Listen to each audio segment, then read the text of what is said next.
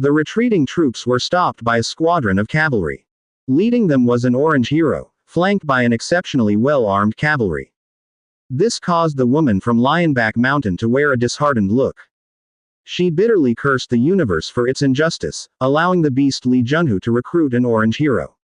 As she contemplated how to charge and break through, from behind the city gates, nearly 400 to 500 infantry armed with giant swords rushed out. They quickly encircled them. This made her even more anxious, regretting her hesitation. It seemed like today might end in total annihilation. At her most frustrated, the heavy sword infantry opened up another pathway. A young man walked through the crowd, leading several heroes. He stepped forward. The woman's eyes widened in surprise. Behind the young man were several high-level heroes. Was this fellow some sort of hero wholesale market? Who are you? Where are Li Junhu and his men? The woman from Lionback Mountain asked first.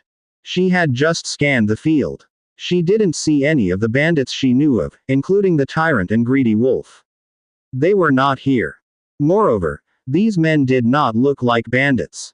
If bandits had this kind of equipment, they would already have attacked the nearby cities. As the woman from Lionback Mountain was questioning, Fang Hao was also sizing up the other party. She was quite small, crouched on the back of a lion. The lion's golden fur could almost completely cover her. With slightly dark skin, large eyes, and a rather pretty face, she gave off the impression of being not yet fully grown up. A single play hung down behind her head and she was dressed in a black top, revealing her slim waist. Shouldn't you explain your intentions first? It would make things safer for both you and your men, Fang Hao said, looking at her squarely. This woman appeared to have a special ability. Being able to command nearly 100 fearsome beasts to act in unison with her was a strange sight indeed. The woman scanned the tense atmosphere all around, then speculated the identities of these people. There was a high chance that they were not bandits after all. She scoffed and said, "I'm here to eliminate bandits." Eliminate bandits? With just these beasts and about 50 local militiamen. They needed to know that there used to be more than 3,000 bandits here before. Her group of fewer than 200, comprising mostly beasts, couldn't possibly lay siege to a city. How was she going to eliminate the bandits? All right, who are you people? The woman asked in return. Fang Hao replied directly, "If what you're saying is true, then our goals are similar. It's just that I got here a bit earlier and have already taken command of this place." "You've taken over? Since when?" This morning, I guess." The woman glanced back at her scout heroes. The scout heroes nodded in response. After thinking about it carefully, she found it quite plausible. Last night, this place was attacked by undead. This kid must have made use of the situation. The undead retreated at dawn and he took over the city. "Where's Li Junhu?" the woman continued to ask. "Why, are you looking for him? Alive or dead? He took my friend. I need to find him," she said, her tone filled with rage. "Li Junhu ran away, but their boss and second in command are still alive." "You can ask them," Fang Hao replied. The woman cast a sidelong glance, exchanged a few words with her heroes. She puffed her chest out, saying, "Then take me to see them." Fang Hao nodded. "Let your men wait outside the city. Come in with me." Agreed. The troops returned to the mountain stronghold. The beasts and local militiamen rested on a piece of open ground outside the city. It seemed that these beasts only listened to the woman. All the other militiamen kept a respectful distance. People and beasts were separated into two distinct areas. The blockade stakes were pulled away. The woman followed Fang Hao and his men through the city gates under the watchful eyes of a few soldiers. Now, she was even more curious about Fang Hao's background. She hadn't heard of any transmigrator with this kind of power in the area. It seemed that the real masters always kept a low profile. This man might be even more formidable than the Fang Hao mentioned in the channels. After all, she had seen quite a few orange heroes. The woman stared at Fang Hao while Angia, on the side, stared back at her. "Blackskin, are those beasts your pets?" The woman was taken aback and looked towards the beast-eared woman who had spoken. She was a blue hero. "You're the Blackskin. Look at your own skin before talking about mine." Angia was indignant, Of course you're a bit darker. I'm wheat-colored.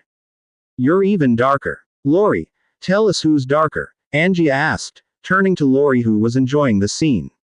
Lori's large eyes whirled around. Pointing at the strange woman, she clearly stated, she's darker, Angia is wheat-colored, our Lord has said so. What the hell, are you guys ganging up to mess with me? The woman got a little upset. They walked deeper into the city. Women and children crouched in the shade, eating and chatting.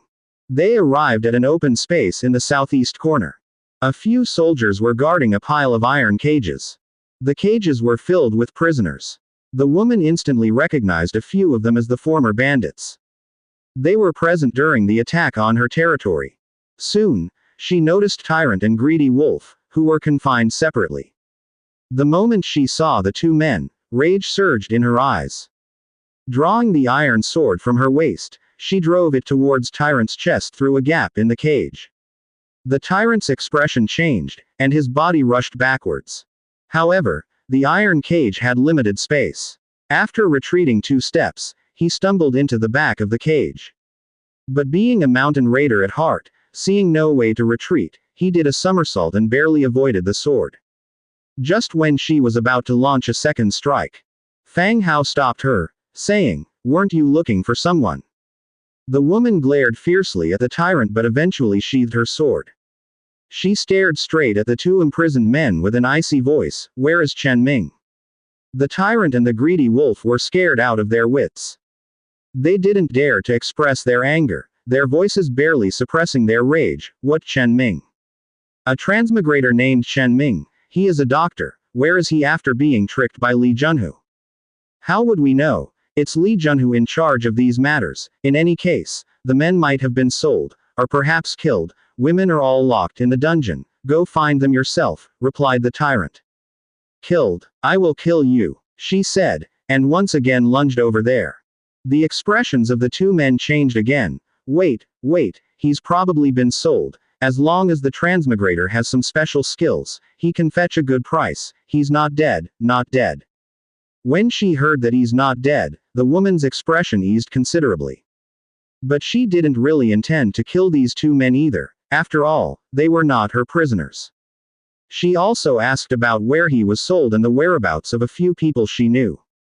After gaining no valuable information, she followed Fang Hao back to the city lord's mansion.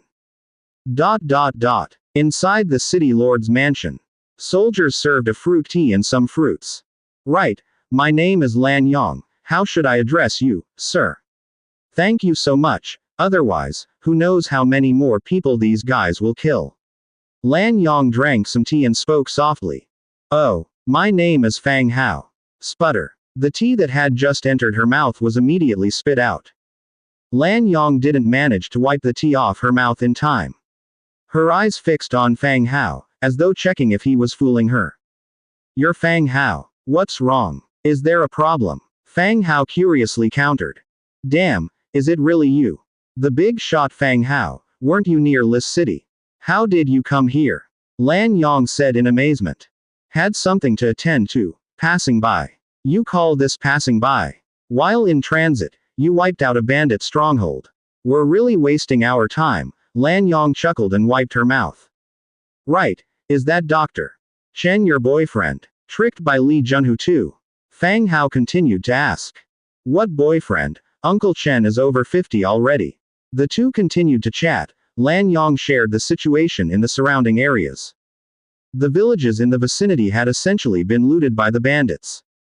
The Chen Ming she was looking for was a doctor, relatively well-known over the communication channels. He was able to trade his medical knowledge in exchange for resources. He helped her when she was injured once. Later, she heard that Dr. Chen had turned to Li Junhu's alliance and after that, lost contact with him. After that, the power of the Life Taker's bandit stronghold quickly rose and Li Junhu no longer needed to trick people into coming. Essentially, they just led people over for a grand attack. Her domain was destroyed during this bandit attack. She managed to lead her people out and has been hiding in a valley ever since. She wintered out occasionally, giving these people some trouble. However, Without a domain or a barracks, there was no way to recruit soldiers, and the number of people under her command was dwindling. The day where her force would be depleted was closing in. Therefore, when she heard that there was an opportunity to occupy the bandits' stronghold, she brought her people over. Unfortunately, Fang Hao took over this place. And she almost got killed by bullets. After clearing up the matter, the two of them were no longer on guard against each other. By the way, how do you get those beasts to obey you? Fang Hao asked about his curiosity. Controlling those wild creatures is not easy. Especially so many wild creatures. Oh, I am a beast tamer, just that my level is too low and I can only train these low intelligence beasts. Lan Yong didn't hide it, sipping the tea while explaining. In fact, there isn't a fixed profession here. For example, Fang Hao's main method of attack is magic, so he can call himself a mage. Lan Yong, being proficient in beast taming, calls herself a beast tamer. But beast taming ability was certainly great. Even wild beasts possess powerful combat abilities. It normally takes several ordinary civilian soldiers just to kill a wild bear, let alone over 100 wild beasts. No wonder, you're pretty good. Hee hee, not as good as you, with all those high-level heroes. Lan Yong chuckled, obviously delighted by Fang Hao's praise. You haven't fully utilized your abilities yet. Maybe in the future, you'll be able to tame higher-level beasts. Yes, I think so too. Once I master it, I'll tame a group of dragons. Let's see who dares to bully me then.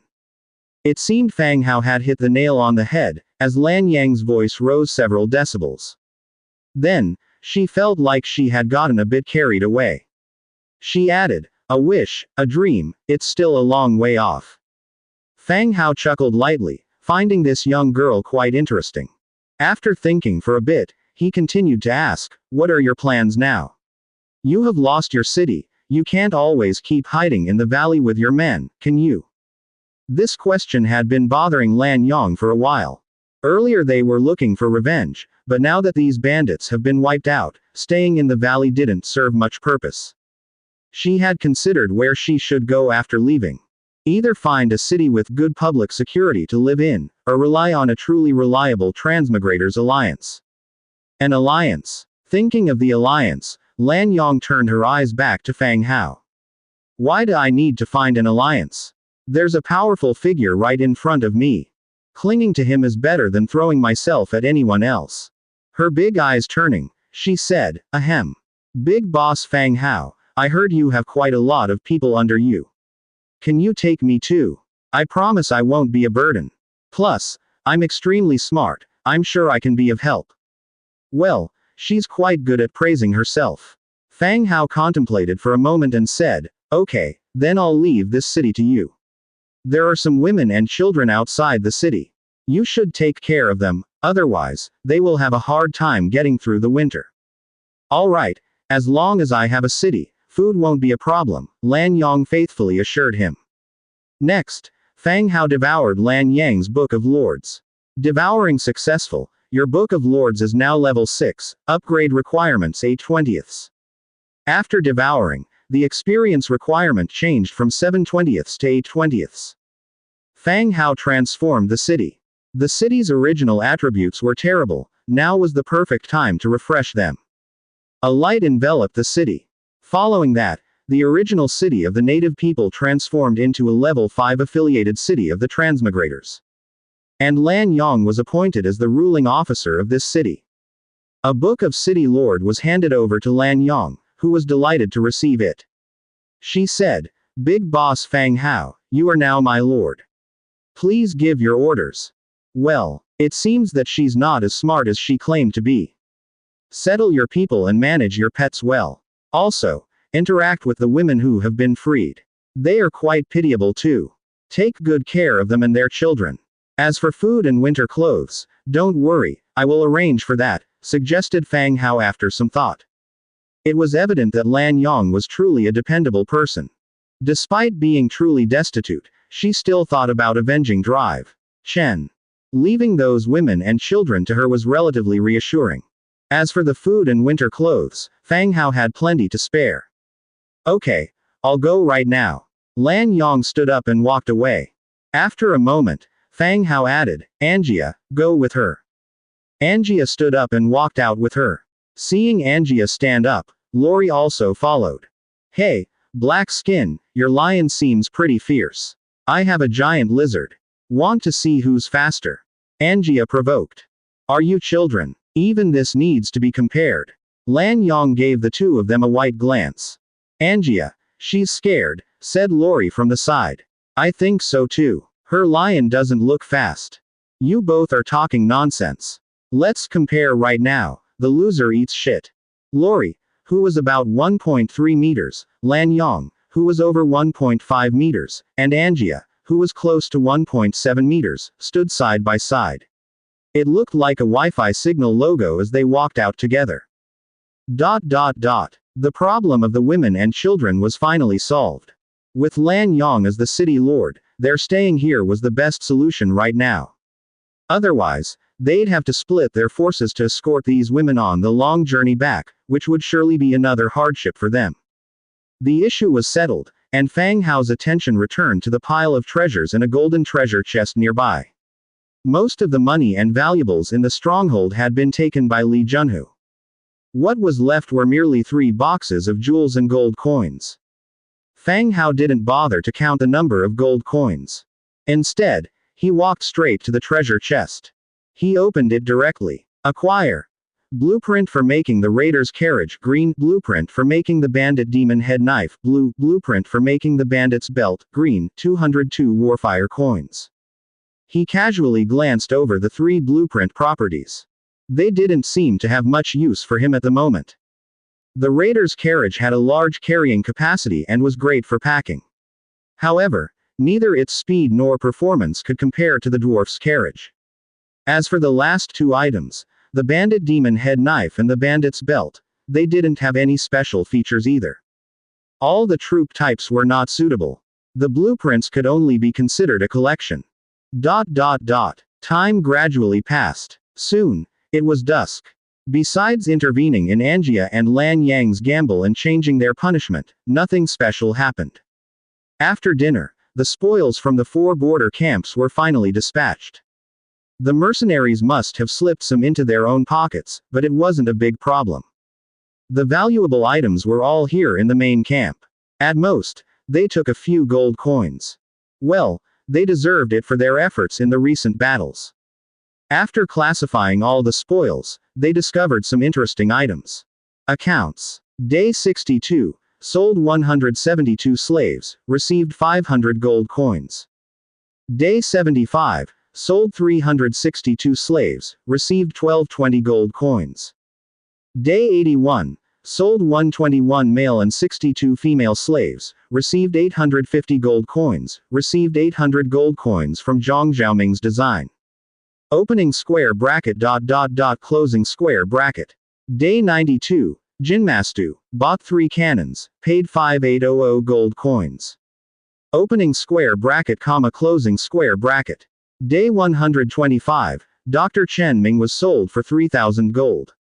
Opening square bracket, closing square bracket. The old account book, tossed atop a box. The soldiers scavenging could not decipher the Chinese characters and ignored it. It was only when Fang Hao rummaged through that he discovered this account book. It was certain that the account book was recorded by Li Junhu. Unexpectedly, this fellow was meticulous, keeping accounts in Chinese. Unreadable to others, he knew clearly how much money was in the stronghold. The number of slaves sold had exceeded 1,000, and there were more than 20 transmigrants whose names and occupations were recorded. From the record, it can be seen that even ordinary transmigrants were not cheap.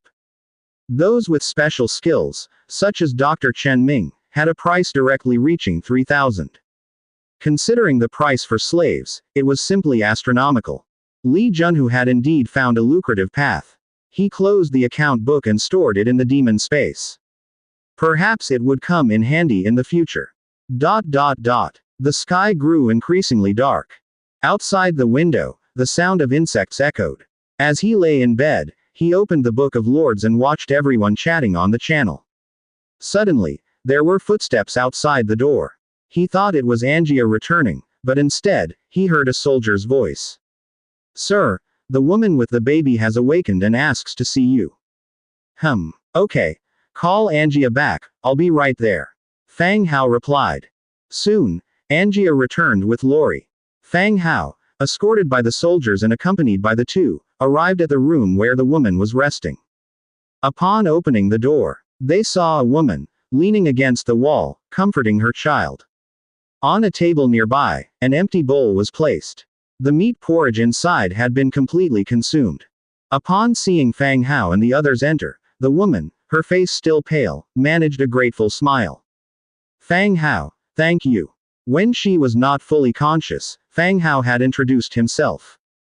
Moreover, he revealed his identity to the women he freed. He did not restrict their freedom. When he presumably saw her earlier, he must have also told her his identity. I don't even know your name yet. Fang Hao smiled, as he and Angia took a seat. The woman was obviously beautiful. If not for her past trials, she would be considered a beauty in ordinary times. Oh, I'm He Yue. What's the story with this child? Where is his father? Fang Hao continued to ask. It had been almost 5 months since the time of transmigration began. This meant that He Yue was pregnant when she was transported here. Her survival till now was not without challenges. I don't know, he might be alive, he might be dead, who knows? He Yue's tone was somewhat indifferent. Perhaps, after 5 months had passed, she had come to terms with it. By the way, how did you end up here? Fang Hao continued to inquire. Bah, Li Junhu, the damned, I took my people to his alliance. Once we arrived, he immediately separated and imprisoned us. At this point, He Yue gritted her teeth. It was clear to see that He Yue was a refined woman, despite the rage burning in her eyes. She only cursed that Li Junhu deserved to be hacked to death. Unlike Lan Yong, who would curse up and down the offender's family at the drop of a hat.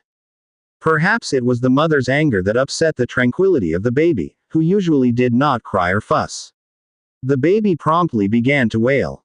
He Yue immediately sought to calm him. Without any hesitation, she drew aside her shoulder cloak and began to nurse the child. Li Junhu has run off, but rest assured, I will see him brought to justice. He Yue cradled her baby, looking gratefully at Fang Hao. Thank you, Lord Fang Hao. Well, I'm planning to hand this place over to Lan Yong. She's originally a nearby transmigrant. You can stay here, her personality is a bit wild, but she is dependable. Fang Hao introduced the situation here.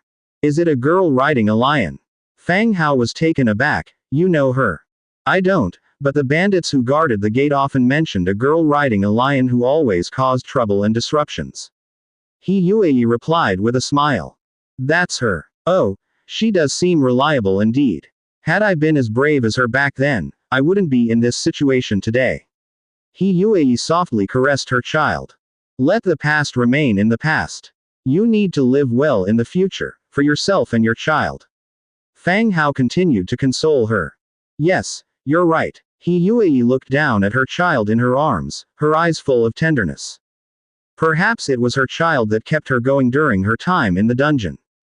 The world was cruel, and everyone needed something to cling to. The room fell silent for a while. Fang Hao was unsure of what to say, so he decided to leave. All right, you haven't fully recovered yet, rest early. As he was about to rise, He Yue began speaking again. Lord Fang Hao. Is there anything else? He Yue hesitated, looked at her child, and her eyes lit up with determination. She immediately said, Lord Fang Hao, can I follow you? I am a senior accountant, your territory must need me. I don't want to stay here anymore. A senior accountant. This should also be considered a special profession. No wonder that even in her condition, Li Junhu discarded her. If she could survive, she would fetch a reasonable price. But Fang Hao hesitated and said, He Yue, my territory is a bit special. You should have heard about it from others. I'm connected with the undead, I'm afraid you might not accept that. Boss, I've already died once, what's there to be afraid of? Please take me with you. I don't want my child to live in this kind of environment. I beg you. After finishing, she tried to prostrate herself to express her gratitude to Fang Hao. Actually, Fang Hao had also been considering recruiting talents lately. The reason he didn't immediately agree to He Yue was that he was afraid she wouldn't adapt to his territory. Now that she seemed so resolute and prepared, Fang Hao felt like he didn't have anything else to say. He helped her up saying, "All right, rest for a night, I'll take you to my territory tomorrow." "Thank you, boss, thank you." He Yue started sobbing gratefully. "All right, no more tears, people outside might hear and think I'm bullying you. Rest up and take care of yourself." "Thank you." Fang Hao left the room and returned to his residence. Early the next morning, as the dawn started to break, the whole camp was already bustling with activity. Today was a day for departing once again. Early in the morning, the soldiers were already up making food and preparations for their departure. Troop hiding cave. A few torches were lit, illuminating the pitch-black underground stone cave. Upon viewing the neatly arranged skeleton soldiers, Lan Yong gaped, nearly toppling over due to shock. Her eyes conveyed her surprise and fear. She finally understood where the undead attacking the mountain stronghold came from. At the time, she had been wondering where so many undead came from. Turns out, they were all Fang Hao's doing. "I need to take the bone dragon and skeleton mantisman with me, so there will be fewer than 10,000 skeleton soldiers left here to help you defend the fortress," Fang Hao explained softly. At least 5,000 to 6,000 undead were still remaining. He could only leave those with Lan Yong to assist her in defending the city walls. Fang Hao was talking next to her, but he didn't get any response from Lan Yong. He turned around to look at her and found Lan Yong standing there, in shock. "Hey, Lan Yong," Fang Hao called her. Only then did Lan Yong respond, "Ah, boss, what did you say?" "I said, I will take the bone dragon and the mantisman with me, and leave the rest of the skeleton soldiers with you," repeated Fang Hao. "Ah, they won't attack me, right?" Lan Yong asked cautiously. "No, the soldiers are bound by factions. Once you join my territory, you are part of the same faction. They won't attack you and will even listen to your commands. You can order them in the future, for instance, for reconnaissance or entering dangerous places," explained Fang Hao. However, there were still many restrictions, such as command priority. That is to say, in the absence of Fang Hao's commands, the undead would listen to the local governor. If there were any contradictions in the commands from the governor and Fang Hao, the governor's orders would be ignored. "Oh, will they just run around? What do they eat?" Lan Yong continued to inquire. "Ah, you're so dumb. They just stand there on ordinary days. When there's action, you just have to come down here, take them out and order them around. And also, they're all skeletons, what do you expect them to eat?" Angia added from the side. Hearing Angia calling her dumb, Lan Yang's face instantly turned serious. "Did I ask you? Was it your place to speak?" She then looked towards Fang Hao and said, "All right, boss, I now know what to do. Is there not a single bone dragon left for me? The number of bone dragons is limited, I will divide more to you when we have more in the future." "Oh, okay then." Fang Hao then gave Lan Yong a few more instructions. Then a soldier from behind reported, "Sir, Miss He Yue is here." "All right, let her come down." Then, the sound of footsteps came from behind, and He Yue walked down carrying her child with her. When she stepped down the stone stairs, and saw the scene inside the stone cave, He Yue stopped abruptly. But her pace returned to normal very quickly and she hurried to Fang Hao's side. She said softly, "Fang Hao, I don't have much luggage, we can leave now." Last night, He Yue wanted to leave with him. Fang Hao agreed and reminded her to be psychologically prepared for his territory. He Yue thought it over for a night and guessed many possibilities for terrifying scenarios. However, when seeing the dense masses of undead, she still shivered a bit. But it's okay, she adapted quickly afterwards. Throughout her imprisonment, she had seen a lot of dead people. So these skeletons didn't seem so hard to accept after all. Before coming here, He Yue went to see the girls who had been taking care of her in the prison cell. She wanted to bring the ones close to her along with her. However, since Fang Hao only agreed to her, she didn't bring up the other girls. But she had already resolved in her heart to come back to fetch them once she was settled on the other side. Seeing there were no other issues, Fang Hao took out the demon doll. Alright, then let me bring you guys back. The next second, a teleportation glow appeared before their eyes. He let Spencer, the bone dragon and skeleton mantisman enter first, then entered afterwards with He and Angia.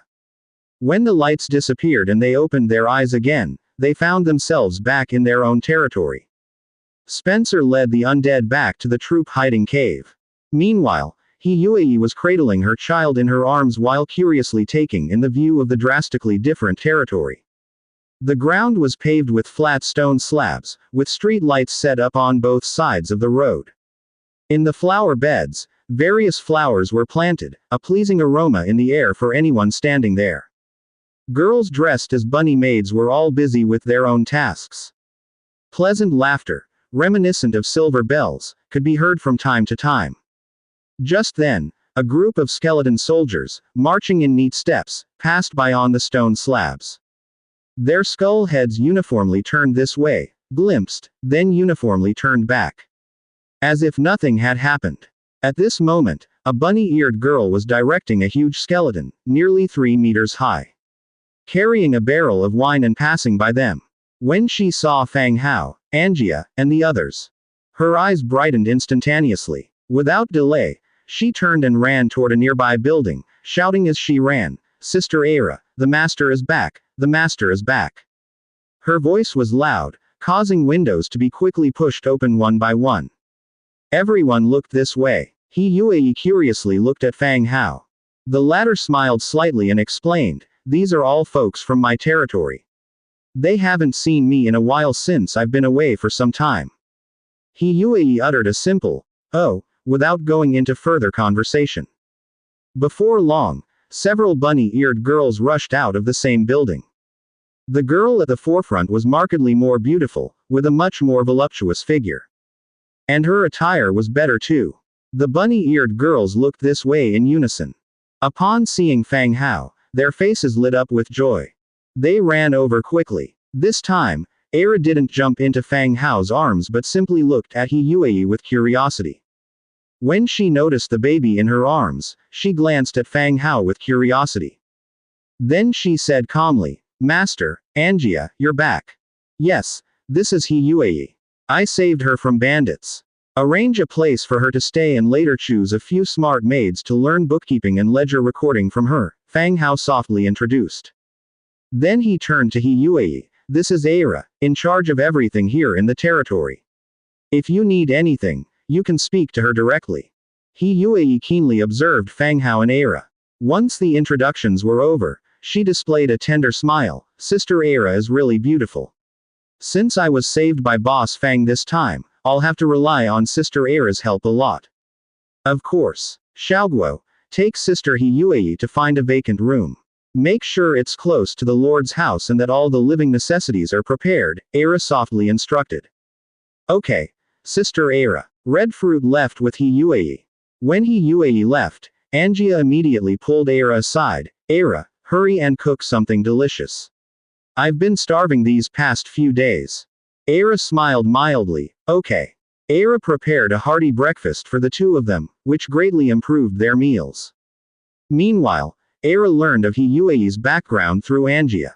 He's life was indeed tough. She and her child narrowly escaped death at the hands of mountain bandits.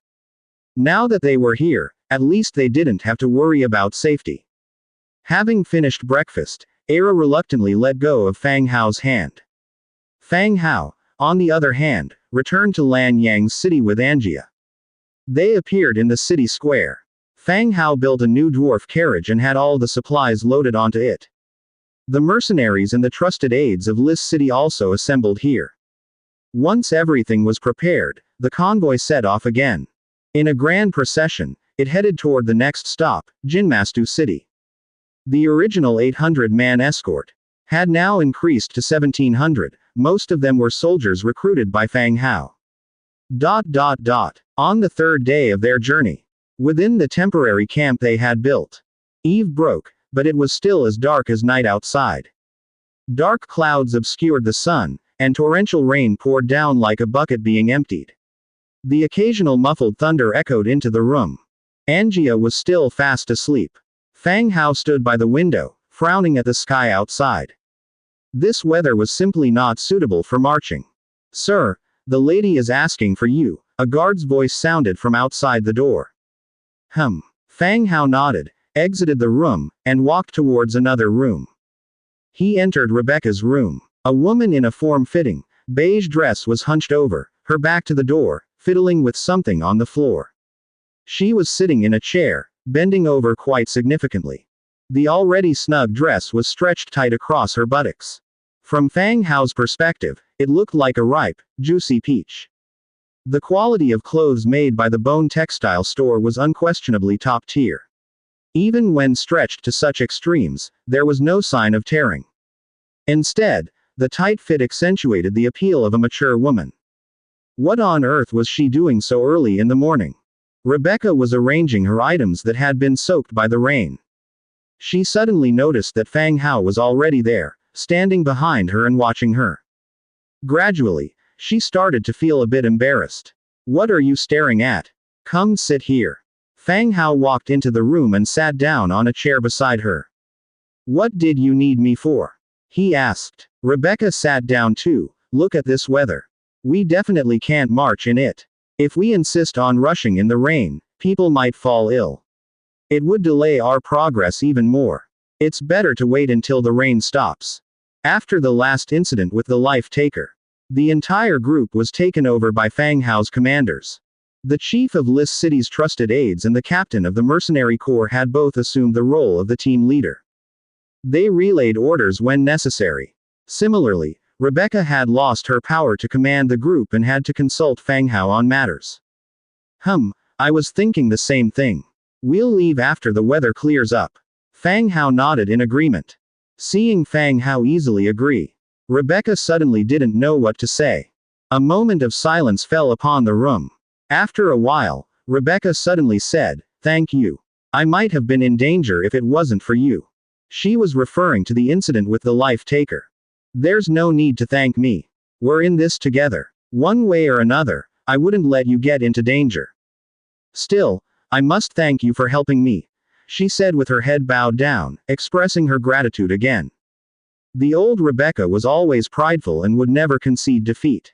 Many people tried to topple Rebecca from the center of power in Lis City, but none succeeded. But today, something seemed different. Fang Hao casually opened the Book of Lords and was surprised to find that Rebecca's loyalty had increased by 3 points out of the blue. It was now at 98 points. 98 points were very high. Though it wouldn't ensure absolute faithfulness, it was enough to denote trust and reliance. Seeing Rebecca in low spirits, Fang Hao decided to tease her. What's wrong, my lady? He sat next to her and studied her for a bit. He began to guess why she was behaving this way. It must have been because when Fang Hao mentioned the possibility of the Life Taker attacking the group, she confidently disregarded it. Yet, the group had indeed been ambushed. If it weren't for Fang Hao, her decision could have killed everyone. For someone involved in administration and planning, this was a fatal mistake. Are you still thinking about the Life Taker? The one behind all this was the Marshall family. Just be more careful in the future. But, I almost got everyone killed, she lamented. Fang Hao found Rebecca's distressed yet enduring expression somewhat amusing. No matter how strong, she was still a woman. But a certain charm arose when this pitiful look appeared on Rebecca's face. He reached out, lifted her chin, and made her meet his gaze. I'm here. Don't worry about these bandits. Even those guys from Silverwing City won't dare to bully you. Rebecca had not expected Fang Hao to lift her chin. Before she could react, she heard him say that no one would bully her in the future. The body that was about to dodge, froze on the spot. Suddenly, she found something stirring in her heart because of Fang Hao. As far back as she could remember, she had always fought her own battles, staking her life on it. But now, learning that someone was there to protect her, she surprisingly felt a wave of bittersweetness. Fang Hao continued, I may not be the most capable, but I can certainly protect you in Lis City. You concentrate on ruling. If someone troubles you, I'll smash their head in. PFF'd. Rebecca suddenly broke into laughter. Although it sounded boastful, Fang Hao truly had formidable power. She wasn't sure if they would win the war against Silver Wing City, but protecting Lis City shouldn't be a problem. Who said anything about you being my husband? Don't start making things up. Fang Hao pretended to be serious and said, oh, I don't know who came to me claiming me as her husband, which the whole city can testify for. Aren't you trying to deny it, now? It's too late. But our age difference is so big, I could be your mother. Mother. That sounds terrible. Sister sounds much nicer. Haven't you heard that while life is precious, love is even more valuable? Rebecca blinked her beautiful eyes, slightly surprised at the phrase, life is precious, love is more valuable. She was quite taken by this simple statement, as if it were a beautiful tale. The room fell silent, with just a man and woman lost in each other's gaze. Fang Hao held her chin, his gaze gradually intensifying, as he slowly lowered his head towards her beautiful face. Rebecca watched the man approach, her heart pounding like a drum. She didn't know what to do, whether to push him away. The two were so close that she could feel the heat of his breath. Rebecca immediately leaned back. What are you doing? Fang Hao paused. After thinking for a second, he said, the moment has been leading up to this. It wouldn't be right if we don't kiss. Rebecca's neck started to flush red. She retorted shyly, how could we? What if someone found out? Seeing that Rebecca was hesitant, Fang Hao quickly tried to reassure her. We are husband and wife. What are you afraid of? Besides, are you planning to go around telling everyone about this? Although Rebecca was not young, she had never been seriously involved with a man. Her previous husband Aubrey was a husband in name only. Not to mention, she detested him and wouldn't dare to have such relations with him. But now, things have unexpectedly advanced this far with Fang Hao, leaving her a little confused. Rebecca's chest heaved as she thought of a retort, but nothing came out. Fang Hao continued, just close your eyes, darling. Rebecca clung tightly to her skirt, her face turned red, feeling like her head was about to explode. Her heart pounded hard. She closed her eyes, only to immediately open them back up.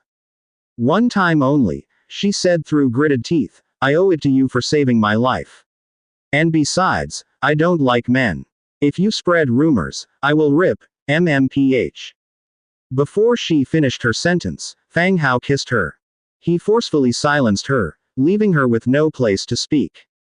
Rebecca's body tightened, and she didn't know what to do. Fang Hao seemed very natural and took the opportunity to wrap his hand around her waist, preventing her from leaning back and escaping. Rebecca held her breath, her eyes gradually becoming hazy. Her hands that were once unsettled now slowly wrapped itself around his neck. Time seemed to freeze in the moment. Rebecca's face was still very red. Her eyelashes fluttered as she opened her eyes to look into the man's gaze. When they were really embraced like this, she realized she wasn't that repelled by men. At least, the man in front of her felt good. Gentle, considerate, and the comfortable feeling he brought. Could it be that she didn't actually dislike men, but just hadn't found one she liked yet? And perhaps, Fang Hao was just her type. Gradually, Rebecca tightened her hold around the man's neck, trying her best to reciprocate his passion. Just when she allowed herself to immerse and let her emotions run free, Rebecca suddenly felt her skirt getting lifted. Then, she felt a chill on her chest as a large hand clung onto it, started to grip. Ah! Rebecca let out a startled cry, one hand pushing Fang Hao away and the other hand pressing hard against his inside her cloth. She exclaimed angrily, What are you doing? Like an angry cat whose fur had been messed up, Rebecca angrily glared at Fang Hao. This. Fang Hao put on an innocent face.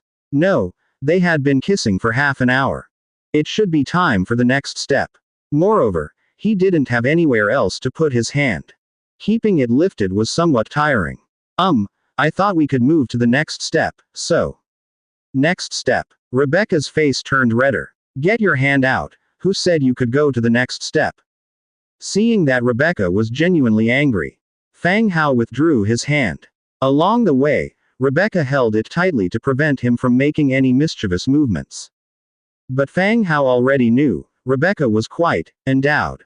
It was the biggest and softest he had ever felt. All right, don't be angry. Let's just keep it at kissing, he said, attempting to lean in again. Seeing Fang Hao about to lean in again, Rebecca promptly turned her head away.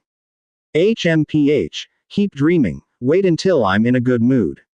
After speaking, she called out to the door, come in. The door opened and Rebecca's personal maid walked in. She took a glance at the scene in the room and softly said, Madam. The city lord has not had breakfast yet, you take him to breakfast. Rebecca said softly. Yes, city lord, please follow me, I will prepare breakfast for you immediately. The maid stepped aside and respectfully said.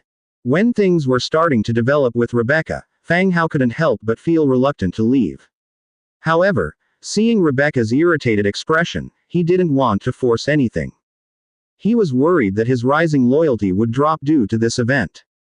Either way, they had already made progress, and he wasn't afraid that she would run away. Ahem. Well, it's getting cold, remember to wear more clothes. With that said, he followed the maid out of the room. The personal maid was Rebecca's confidant who had relayed messages during their joint operation to capture the faceless ones previously. She had been guarding the door all this while to prevent anyone from coming in. What would you like to eat, sir? I will have it prepared and sent to you. The maid smiled and said. Keep it simple, just send it to my room. All right, the weather is cold. You should also dress warmly to avoid catching a cold. It seemed that the maid's attitude towards him had improved significantly. Okay. Quote. Fang Hao walked to his room. He couldn't help thinking about the somewhat alluring scenes from earlier. He savored the feelings from earlier. He had to admit, Rebecca was truly exquisite. Fang Hao didn't return to his room directly but instead told everyone to take a rest. Meanwhile, he prepared some cold-resistant clothes. He then distributed them to the soldiers. The sound of the rain outside the window was still incessant. After Fang Hao left, the anger on Rebecca's face turned into blushes of shyness. She wanted to get up and have a drink, but found that her legs were a bit shaky. That scoundrel, calling me big sister. He really thought too much. Just thinking about Fang Hao made her heart beat faster again. Her heart was pounding. She couldn't get rid of the feeling of their lips touching each other. She touched her slightly aching lips. It seemed that he was very experienced at kissing, while she appeared rather awkward. Next time, she had to be more assertive, or else it would be quite embarrassing. The rain came quickly and left just as fast. By dusk, the heavy rain had turned into a drizzle, and by the next morning, the sky was completely clear. Everyone got up early and began preparing for the journey ahead. The goods were loaded onto the wagons, tied tightly with hemp ropes, and covered with tarp. After having breakfast and dismantling the temporary shelter they had built, the group set off once again. They continued moving forward. However, the recent rains had left the roads muddy, slowing down their progress. They moved at a snail's pace. It took them 4 days to reach Jinmastu. It was clear that the security around Jinmastu was not as good as in Lis City. On the day they were about to reach, they encountered several road robbers along the way. All of them were eliminated by Fang Hao's men, without causing any loss. Nearing the city wall, Rebecca arranged for someone to coordinate with the guards of Jinmastu. They checked the goods, registered them, and allowed the army to enter the city. According to the Federation's regulations, every city had to assist those attending the council meeting and could not create unnecessary obstacles. The team of 1,700 people still attracted the attention of the city's residents. People filled both sides of the road, chattering amongst themselves. In the crowd, a middle-aged man was also staring at the team ahead. First, he confirmed the flag. Then, he carefully counted the number of people in the team. Afterward, he left the crowd, took a detour down a side street and rushed deeper into the city. In a low house in the civilian area. In a small room, 20-some people were either lying or sitting down. But the room was completely silent, no one spoke. Thump, thump, thump. The door was knocked rhythmically. Originally, everyone had been on edge, but now they instantly relaxed, yet they still firmly gripped the weapons in their hands. One person, who was near the door, looked outside through the gap of the dilapidated wooden planks. Seeing that it was one of their own, he then opened the door. As soon as he stepped in, he immediately closed the door behind him. He spoke softly. "Boss, Lis City's troop has entered the city, and their numbers have increased to over 1,000. What? How is that possible?" Everyone collectively gasped. After the exclamation, everyone quickly came to a realization. If Lis City's army appeared here now, that would mean the Life-Taker hideout no longer existed. These people, had narrowly escaped death right there. Thanks to Big Brother 3, otherwise we all would be dead in that hideout. Yeah, Big Brother 3 did take everything into consideration. We not only survived but have also brought all our money. Exactly, we will have good days following Big Brother 3. The Big Brother that everyone was talking about was Lee Junhoo, who sat silently on one side. Among these people, there were the soldiers he had recruited previously, and also some bandits who were loyal to him. In short, he had brought out more than 20 people, and the Life-Taker hideout was probably non-existent by now. Despite all the flattery from his underlings, Lee Junhoo's face remained serious. He didn't doubt that Lis City had the power to destroy the Life-Taker hideout, but he knew they couldn't do it so quickly. Now that the hideout was destroyed so quickly, it was certain that Fang Hao had intervened. At the same time, he felt somewhat relieved in his heart that he had managed to escape in advance, otherwise, he might have died there too. Seeing that Lee Junhoo wasn't saying anything, the underlings who were flattering him felt a bit awkward. Boss, what should we do next?" Someone quietly asked. Lee Junhoo thought for a bit, then said, "Try not to go out too much lately. Be patient for a while and wait until they're gone." "Oh, all right. Then boss, should we continue to get in touch with the nobles?" The underling continued to ask. Quite a few boxes of gold coins were lying under Lee Junhoo's bed. With his arms propped on his knees, Lee Junhoo contemplated. The original plan didn't seem to be fulfilling his ambition now. If Fang Hao could grow stronger with the support of Lis City, then couldn't he also take a different path by reaching out to Jinmastu? Follow Fang Hao's old path. By then, he would also have the power to confront Fang Hao. After a long contemplation, when Lee Junhoo looked up again, his eyes were reignited with ambition. Depending on which noble, if you want to play, then play big. There's no rush, wait until they're gone. Let's plan out how to take over the city for ourselves. Nightfall. The door opened, and people dressed in various outfits walked in. "Sir, we're back. Any news on Lee Junhoo?" Fang Hao asked directly. These people did not enter the city with the procession. Instead, Fang Hao had arranged for them in advance, disguising themselves in different identities, and had entered the city even earlier. To gather information on Lee Junhoo. Hearing Fang Hao's question, these people looked at each other.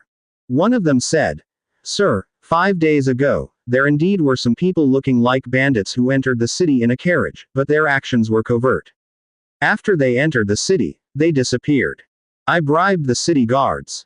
They said there were a lot of new people in the city recently. They all came to avoid the winter, so it's not easy to figure out who are the bandits. In the tavern, there is some information. But to find out their hiding place, we might need more time." Everyone reported the information they brought back, one by one. It was confirmed that Lee Junhoo had indeed brought people into Jinmastu, but after entering, they went into hiding immediately. And at this time, the Lis City army proudly entered the city. Those guys would definitely be even less willing to show themselves now. After thinking about it, he said, "It's fine, they are lucky. Just wait and see. Hats off to you, you can go and rest now." "Yes, sir." The people once again bowed and exited the room. The night got deeper. Fang Hao continued to sit at the table, waiting quietly. Angia stood watching on the side, yawning from boredom. Thump, thump. The door was knocked again. Before Fang Hao could speak, the door was pushed open, and Lori's small head peeked in. "Sir, I've found the blueprint for the cannon. Through some source, Lee Junhoo purchased 3 cannons from Jinmastu. This was the reason why they could develop rapidly and break through the defenses of various towns and villages with ease. On their way forward, Fang Hao discussed this matter with Rebecca. According to Rebecca's words, humans and various tribes have fought wars, and Jinmastu has been an important place to supply troops with military equipment, including the production of cannons. However, with the cessation of war and the city lord of Silverwing City consolidating the rights of various local city lords, Jinmastu no longer allows the production and manufacture of weapons. The cannons that the bandits bought should have been produced a few years ago. Even so, they still hold significant power when used to attack villages. With this understanding, Fang Hao started to think further. Since Jinmastu has the capability to produce cannons, it is highly likely that they still have the blueprints. The blueprints would usually be stored in the machinery factory. Fang Hao decided to try his luck by sending Lori on a night mission. Unexpectedly, she did find it. Let me take a look. As he received the blueprint from Lori, it immediately transformed into a beam of light and entered into the Book of Lords. First generation field cannon. Hardywood 110. Cast iron block 450, copper ingot 120, fine iron 80, essence of destruction 2. Description: a field cannon made jointly by humans and dwarves. The large cannon barrel and heavy cannonball are enough to break through all enemy defenses. Even this outdated model of a cannon uses fine iron and essence. But the power of the cannon is indeed great. If used in siege warfare, it would undoubtedly be of great value. Sir, is this what you were looking for? Lori asked in a whisper. Yes, well done. Fang Hao tousled her hair. If it were anyone else, Lori would have definitely gotten angry and swatted their hand away. But with Fang Hao, she simply showed a smiling face. I'm glad I could help, sir. Can I share a room with Angia tonight? Lori asked, her eyes wide and hopeful. Fang Hao glanced at Angia, who was nearby. He looked at both of them suspiciously. You two aren't planning some sort of scheme, are you? Planning to go out and play? And no, of course not. Lori quickly waved her hands. Angia was also startled, her face revealing her shock. Let a settee take you two out for a bit, but make sure you are back before midnight, Fang Hao relented after some thought. With Angia and Lori's skills, it would be hard to keep an eye on them. If they snuck out, it could lead to unexpected problems. Anyway, since they were in the city, letting them go out for a bit of fun was fine. Sure. Both Angia and Lori burst out energetically. They ran off excitedly to find a settee. With Angia gone, Fang Hao found some peace. He asked for some fruit tea, lay down on his bed, and flipped open the Book of Lords to spend his time. The disappearance of Li Junhu caused no stir in the channel. Perhaps, the disappearance of anyone was seen as a perfectly normal phenomenon to everyone else. Selling a blue armor set. Only one set. First come first serve. Selling the fairy wall lamp blueprint, private chat if interested. Tianmei Furniture City. Selling all kinds of furniture. Accepting orders for customized furniture. If interested, private chat with the required size. Deposit required. Pay on delivery, integrity guaranteed. A streak of advertisements appear on the screen. Fang Hao skimmed over them, saw no blueprint that he needed, and decided to temporarily block similar messages. Swish. The advertisements disappeared instantly, and people's chat appeared. Damn, I've had 3 waves of bandits here in 5 days, all here to steal food. If it wasn't for my troops, I would have been an easy target. Yes, we are all preparing for winter. Cities have started to collect grains from villages. I have plenty of food. When the time comes, I can sell it at a discount to my brothers. Damn. The dwarves on my side are going mad, about to fight with me. Beat the crap out of them. Beat the hell out of them. Why beat them? Would that not bring trouble to their loved ones, do you understand? How to fight against them anyway? If we beat them, more will come, it's so annoying. I heard that nowadays many original inhabitants are catching transmigrators. If you can't deal with it, run. Anyway, never let them catch you. Looking at this, Fang Hao furrowed his eyebrows. He didn't know how many dwarf forces there were in this region. The dwarves like Belarga were from 8 Peaks Mountain.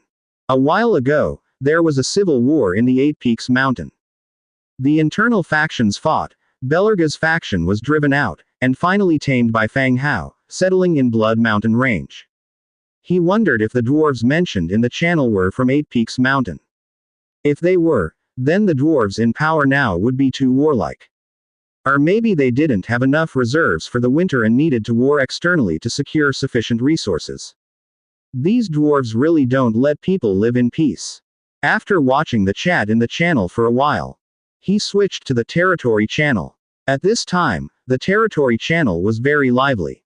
Since there's no limit to the number of messages one can send in this channel, people are more active. As soon as he switched to this channel, the new member, Lan Yong, became the main driver of conversation. Lan Yong, I will perform a unique skill for you, dentistry of a tiger image. He also attached a picture. In the picture, Lan Yong put his head into the mouth of the golden lion and made a terrified face, as if about to be eaten. Zhang Bin, wow, little beauty Lan Yong, you're amazing. He Yue, smiling face. Fu Lei, 666. Shu Yang, 666. Yang Shaolin, wow, such a huge lion. Is it your pet? Lan Yong, yeah, I have many pets. Let me show you guys picture. The picture showed a towering black bear with Lan Yong standing next to it, barely reaching the bear's waist. It showcased the colossal size of the bear. Shu Yang, this bear is so massive and even obedient, owning a circus would surely make you rich. The comment indeed brought an idea into Lan Yang's mind. Oh right, that makes sense. I'll start training them right now, and later tonight I'll perform a show for you guys. Sure. Everyone was indifferent because all of them were going to be bored at night anyway. Having Lan Yong, a source of entertainment, made the chat channel much more lively. Within the channel are many names that Fang Hao is unfamiliar with. These people joined the territory later through connections with Fu Lei, Zhang Bin, and others. For example, Yang Shaolin, who talks a lot, is a city lord under the management of Dong Jiayu. Dong Jiayu, ever since she got the support of Fang Hao's military force, has been ceaselessly expanding her territory. The number of transmigrators she recruited is the highest within the territory. She has quite the gang leader style. Fang Hao was observing everyone chatting for a while. He then spoke in the channel. Everyone start gathering resources for the winter, mainly food and warm clothing. I'll provide some weapons and armors, try to exchange them with the locals. You can recruit refugees, but not bandits or thieves as they're hard to manage. After sending this message, the rolling chat room suddenly halted. Lan Yong, tummy's stone broken picture. She quickly retracted the message she just sent. Zhang Bin, received. Lan Yong, received. Fu Lei, received. Received. One after another, messages rolled in, confirming receipt. If everyone took care of their own cities, they could survive the winter without issue. However, within the territory, there are still many local residents who need to survive the winter. They need to prepare even more resources. Alright, continue chatting, Fang Hao said. After several minutes, Lan Yong resent the picture that was retracted, tummy's stone broken picture. What a zany girl. She actually claims to be intelligent.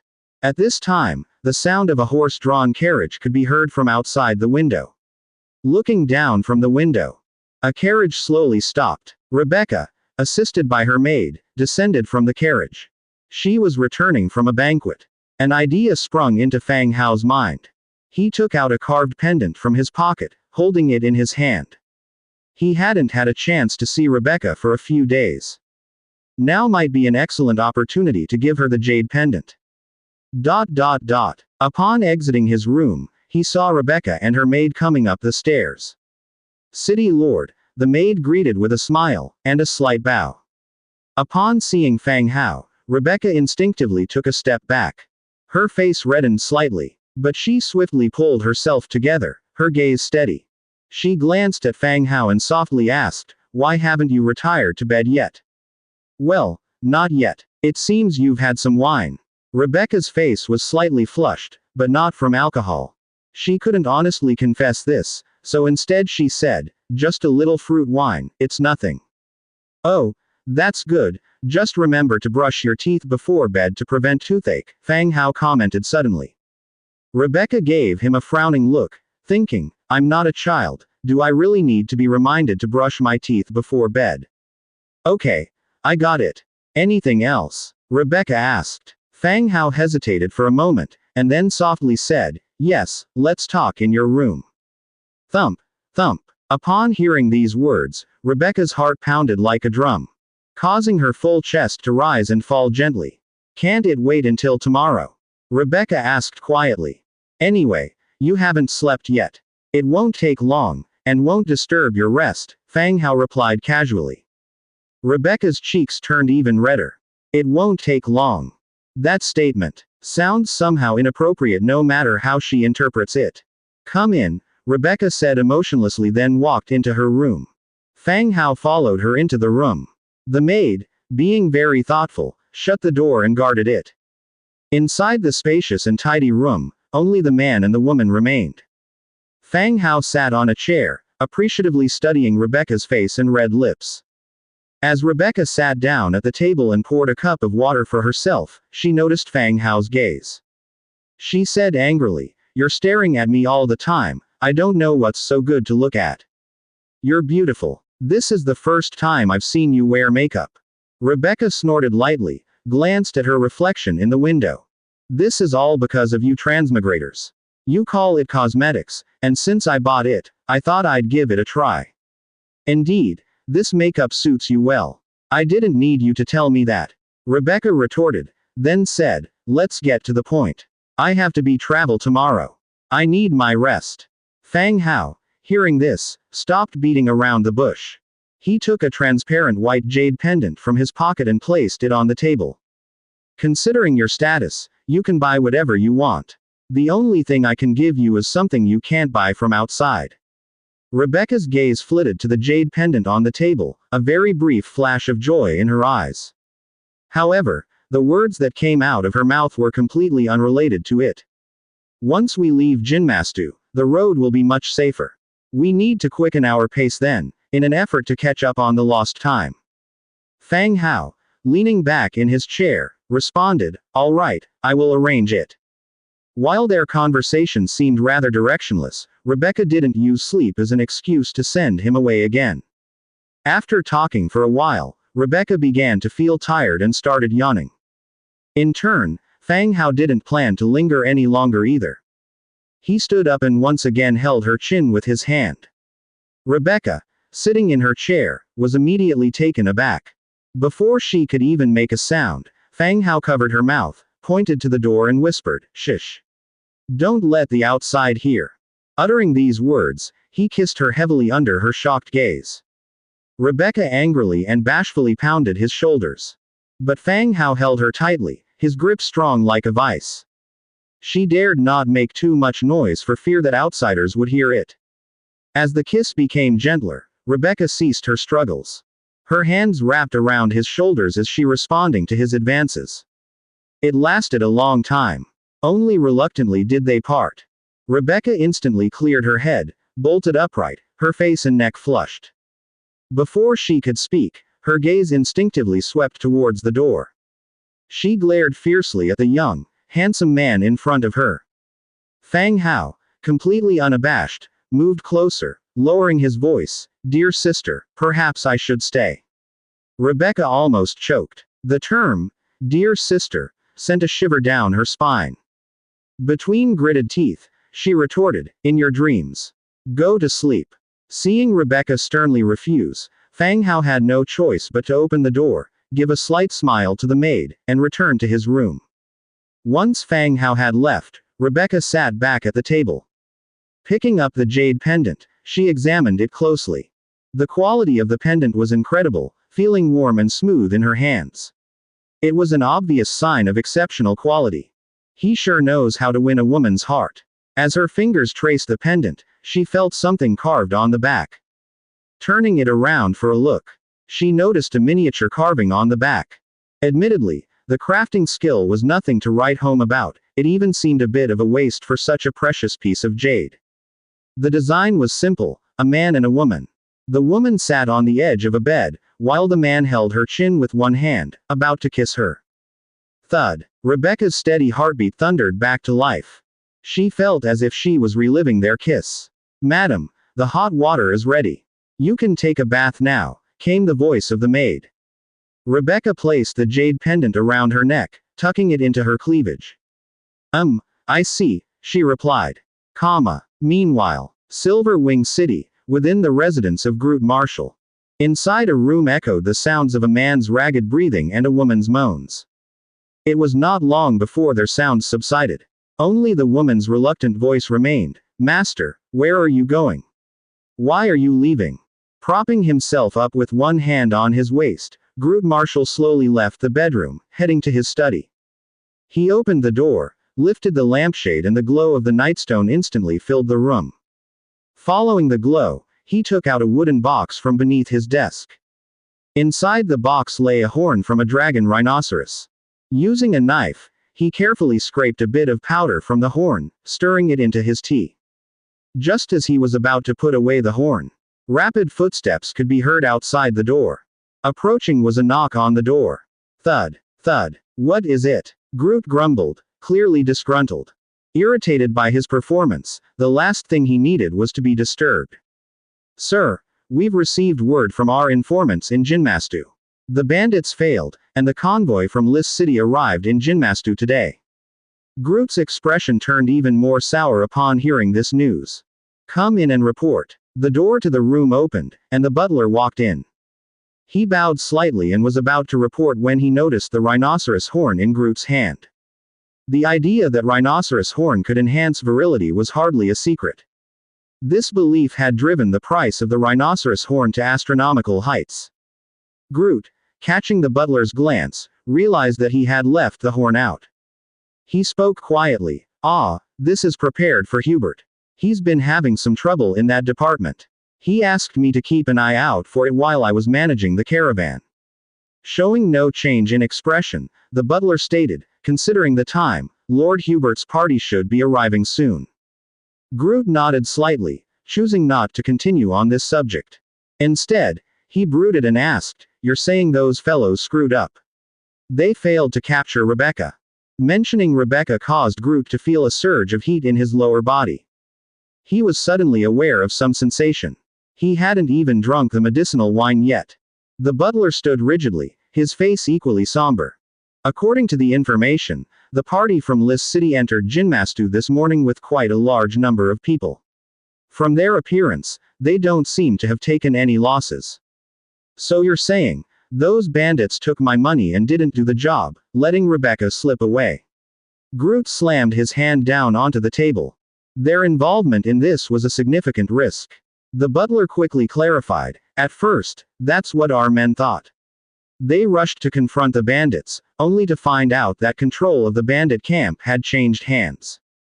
Hearing this, Groot's eyes widened. No more camp. New leadership. That's impossible. The reason Groot agreed to involve these bandits was not only their proficiency in such deeds but also their considerable strength. More than 3,000 men going after a passing group was supposed to be an easy task. Even Lis City supposedly couldn't eliminate a gang of over 3,000 bandits that easily. How many people did Rebecca bring? Over 1,000. How could 1,000 people wipe out a bandit camp? That's impossible. The butler pondered before saying, "Perhaps some others helped. Our people did see that the bandit camp was now occupied by people other than bandits." The room fell silent for quite a while. Finally, Groot gritted his teeth and said, I should not have put my faith in those trash. A bunch of useless items. If they wanted to die, they should have done so earlier and not wasted my time." "Sir, what should we do next?" "They will set off tomorrow morning. Should we continue our plan?" Groot ultimately waved his hand dismissively. Forget it. They will be entering Silver Wing City's territory soon. Trying to eliminate over 1,000 people without leaving any trace is too difficult. I'll think of a way to get to them in the city." "Yes, you're very thoughtful, sir. All right, you may leave. Do keep an eye on any new mercenaries in the city. We need some unfamiliar faces, preferably ones who wouldn't be missed." "Understood, sir. It won't be hard to find such people. Good, leave. As the butler was about to leave, something seemed to occur to him. He turned back cautiously and said, "Sir, I heard from the transmigrators that tiger penis is highly effective. How about I get some, and later you can send it to Lord Hubert? After all, you've been friends for many years." Groot paused, lightly coughed. "Is it effective? I heard that if it is soaked in wine and consumed for several days, the effects get increasingly potent." "Well, you're thoughtful indeed. Get some, and I'll send it to Hubert later." "Very well, I won't disturb your rest any longer, sir." Having said that, the butler left the room. Groot picked up the water soaked with horn powder, and took a sip. He noticed its effects, but they were not that remarkable. Just mentioning Rebecca was more effective. He again thought of the tiger penis that the butler proposed, and felt a sense of anticipation. After leaving Rebecca's place, Fang Hao poured himself a cup of tea before lying down on the bed, attempting to sleep. His mind was filled with the image of Rebecca's shy face, restraining her feelings. As he thought about this, sleepiness began to wave over him. Just as he was feeling cloudy and about to drift off. Ding! The Book of Lords suddenly issued a private chat alert. "Who the hell is that? Not sleeping in the middle of the night?" Fang Hao complained grumpily. Though annoyed, he still got up to check the message. He opened the Book of Lords and found that Deng Bin had sent a private trade request. Flax, iron ore, rare essences, even furniture, and lamps were included in the request. The quantity of flax alone amounted to tens of thousands of units. The trade was a free trade, meaning Fang Hao could accept the request by offering just a single unit of wood. Fang Hao didn't understand what Deng Bin was doing. Was she moving houses, or had she encountered some trouble? He sent a private message, "What's going on?" But his message seemed to disappear into thin air with no response coming from the other side. Fang Hao checked again and Deng Bin's avatar was not grayed out, which meant she was okay. After some thought, he decided to accept the trade and pass the items to Zhang Bin. He couldn't carry them on his travel anyway. If it was a mistake on her part, he would just return the items later. On the other side, in Deng Bin's territory, a row of torches illuminated the entire city wall. The archers lined up on the wall, arrows at the ready, their eyes nervously fixed on the area beyond the city walls. Underneath the city walls, over 2,000 soldiers and armed peasants formed a formation, ready and waiting. Including some auxiliary troops, the total counted up to almost 3,000 people. Deng Bin, clad in leather armor, with a knight's sword at her waist, her face cold.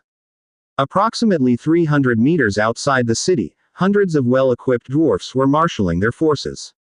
Preparing to lay siege, it seemed. Recently, the dwarves had been particularly active. The patrolling soldiers always brought back news of dwarves attacking nearby territories. Moreover, they had even seen humans, bound in chains like slaves, being led towards Eight Peaks Mountain. Although Deng Bin realized that the dwarves might turn against her at any moment, she still held onto a slight glimmer of hope, hoping that the cooperation between them that had lasted for a while could still maintain the peace. But now, with troops being congregated beneath the city gates, her wishful thinking seemed incredibly naive. "My lady, the numbers of the dwarfs are not significant. At this rate, it's nearly impossible for them to breach the city," the hero Zachary, walking briskly, said solemnly. Zachary was a hero saved by Deng Bin in the wilderness. He later joined her territory, and Deng Bin had spent a lot of effort to win his loyalty. But there was no other way, heroes were a rare commodity. After hearing Zachary's remark, Deng Bin also nodded. The dwarfs amounted to less than 1,000. Their formation fell into two groups. One consisted of dwarfs wielding shields and single-handed axes, and the other group equipped with breech loaders. Whether there were others lurking further in the dark was still unclear. Although the breech loaders posed a certain threat, her city was not defenseless. She bred flax herself and acquired materials from Fang Hao. Her rate of development was top tier within the station, with a level 9 city wall, and she was currently gathering resources for level 10. The number of troops and armed peasants had reached nearly 3,000. Merely relying on these dwarfs, she was still confident she could defend. these shorties actually thought were soft, and could be easily manipulated. Deng Bin said with a cold voice. While the two were whispering to each other, a change was observed in the formation of the dwarfs. The shield soldiers began to scatter, and some siege engines were pushed to the front. The sight of these siege engines instantly made Deng Bin and Zachary's faces turn solemn. Cannons and ballistas. As expected, how could the dwarfs, known for their machinery, attempt to break a city through mere manpower? The design of the dwarfs' machinery was unique, but the thick round barrel was clearly a cannon. And there was more than one. The emergence of the siege engines made Deng Bin lose confidence. If it were only the dwarfs, she was not afraid as long as she had her city, even though their equipment was superior. But with cannons that could potentially break the city gates, what were their chances of winning? Zachary had already left, and after a while, he quickly returned. Lowering his voice he said, "My lady, at the east gate, a horse has been prepared for you. If the city falls, you must flee to the east." Seemingly Zachary too had lost most of his confidence with the arrival of these siege engines. "I am not leaving. Besides, with so many of us, we might just be able to beat these dwarfs." Deng Bin gritted her teeth. "Of course, if we are able to endure, we should fight to the end. But if we truly cannot hold on, there's no point in staying and dying needlessly." Zachary said in a deep voice. "We'll deal with that when the time comes." Right then, when both were conversing, a dwarf riding a giant antlered deer, under the watchful eyes of all, came out of the dwarfs' formation. He headed directly towards the city. His armor was edged in gold and silver and a thick red beard trailed down to his chest. With a casual sweep of his eyes over the soldiers standing on the city walls, he sneered and said, "Miss Deng Bin, His Majesty, King Rune of Eight Peaks Mountain, invites you to be his guest at the mountain. Please come with us." There was a substantial difference between the words and the tone from the dwarf standing beneath the city walls. His tone was arrogant and threatening, but his words were polite. This fake courtesy made Deng Bin as sick to her stomach as if she was looking at maggots. But on the surface, Deng Bin responded with a smile, saying loudly, "Oh, if King Rune is inviting, how could I possibly refuse?" After a moment of pondering, she continued, "In fact, I have been intending to thank Eight Peaks Mountain for their assistance, but I've been troubled about what kind of gift I should prepare. Why not enter the city and help me decide?" Screech. As soon as the words fell, the tightly closed city gates suddenly opened a crack. Enough for the dwarf standing beneath the city to enter. The dwarf on the giant antlered deer's eyes flickered. Looking at the gates in front of him, he didn't seem to want to enter. He was astonished at Deng Bin's audacity in opening the city gates at such a perilous time. Did she not understand the gravity of the situation, or did she have other intentions? From the looks of it, she didn't seem too nervous.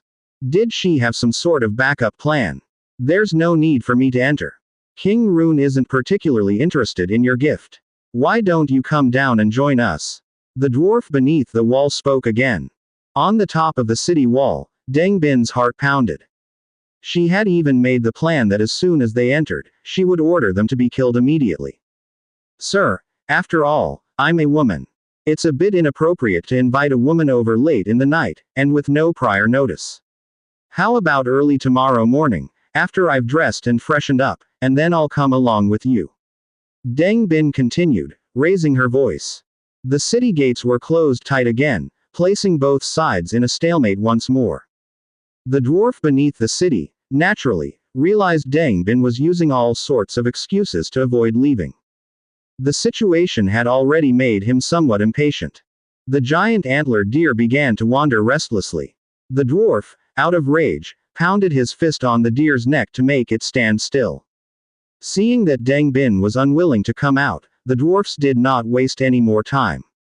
They said coldly, "Well, if that's the case, don't blame us, Deng Bin." After speaking, they turned around and walked away. On the city wall, Deng Bin's eyes hardened. "Kill him." Zachary the hero immediately drew his bow and took aim. Ping! The bowstring lightly sounded, and an arrow shot out. The dwarven deer rider had just turned around when he saw the icy arrow coming from the corner of his eye. He leaned his body forward. The whole person then lay on the giant deer's back while the arrow sparked upon the iron helmet and flew past. Having had a close brush with death, the dwarf was filled with fear. Whacking the giant deer, it hurriedly sprinted back to the dwarf camp. Woo! Then, the bugle sounded. The dwarves began their movement, closing their distance. Deng Bin watched the dwarves, her eyes filled with a deep chill. Archers, prepare. All soldiers, prepare. Deng Bin shouted. SHWWSHSHWWSHSHWWSH. All the archers drew the arrows from their belts, making their final preparations. However, what happened next turned Deng Bin's face ashen. Her heart overflowed with despair. Just as all the soldiers had made their preparations. The dwarves did not initiate an assault, instead, they started to adjust the muzzle angle of their cannons. Then came a series of thunderous roars. Boom, boom, boom. The cannons echoed across the world. Find cover. Be careful of the can. Boom, boom. Before she could finish, the city wall began shaking violently. Bang. A cannonball hit the upper part of the city wall, the earth and stones exploded. The nearby archers were blown away, their flesh scattering around the city. Boom, boom, boom. The city wall trembled time and time again, making the soldiers stagger, struggling to stay upright. People were continuously blown away. Blinding flames constantly exploded below and above the city wall.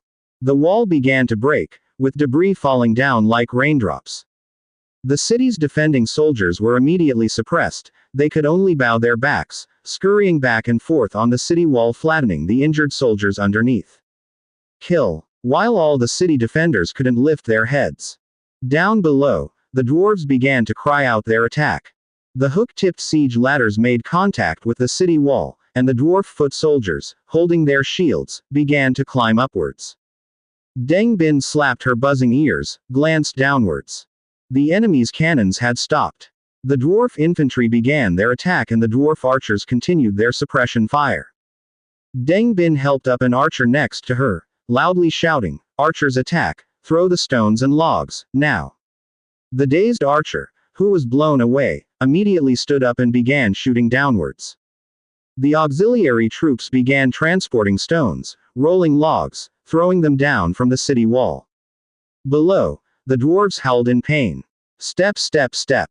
Zachary quickly walked over, bending over to speak. The city gate is still intact, but it definitely won't withstand the second cannon attack. Once the gate is open, it will be hard to defend.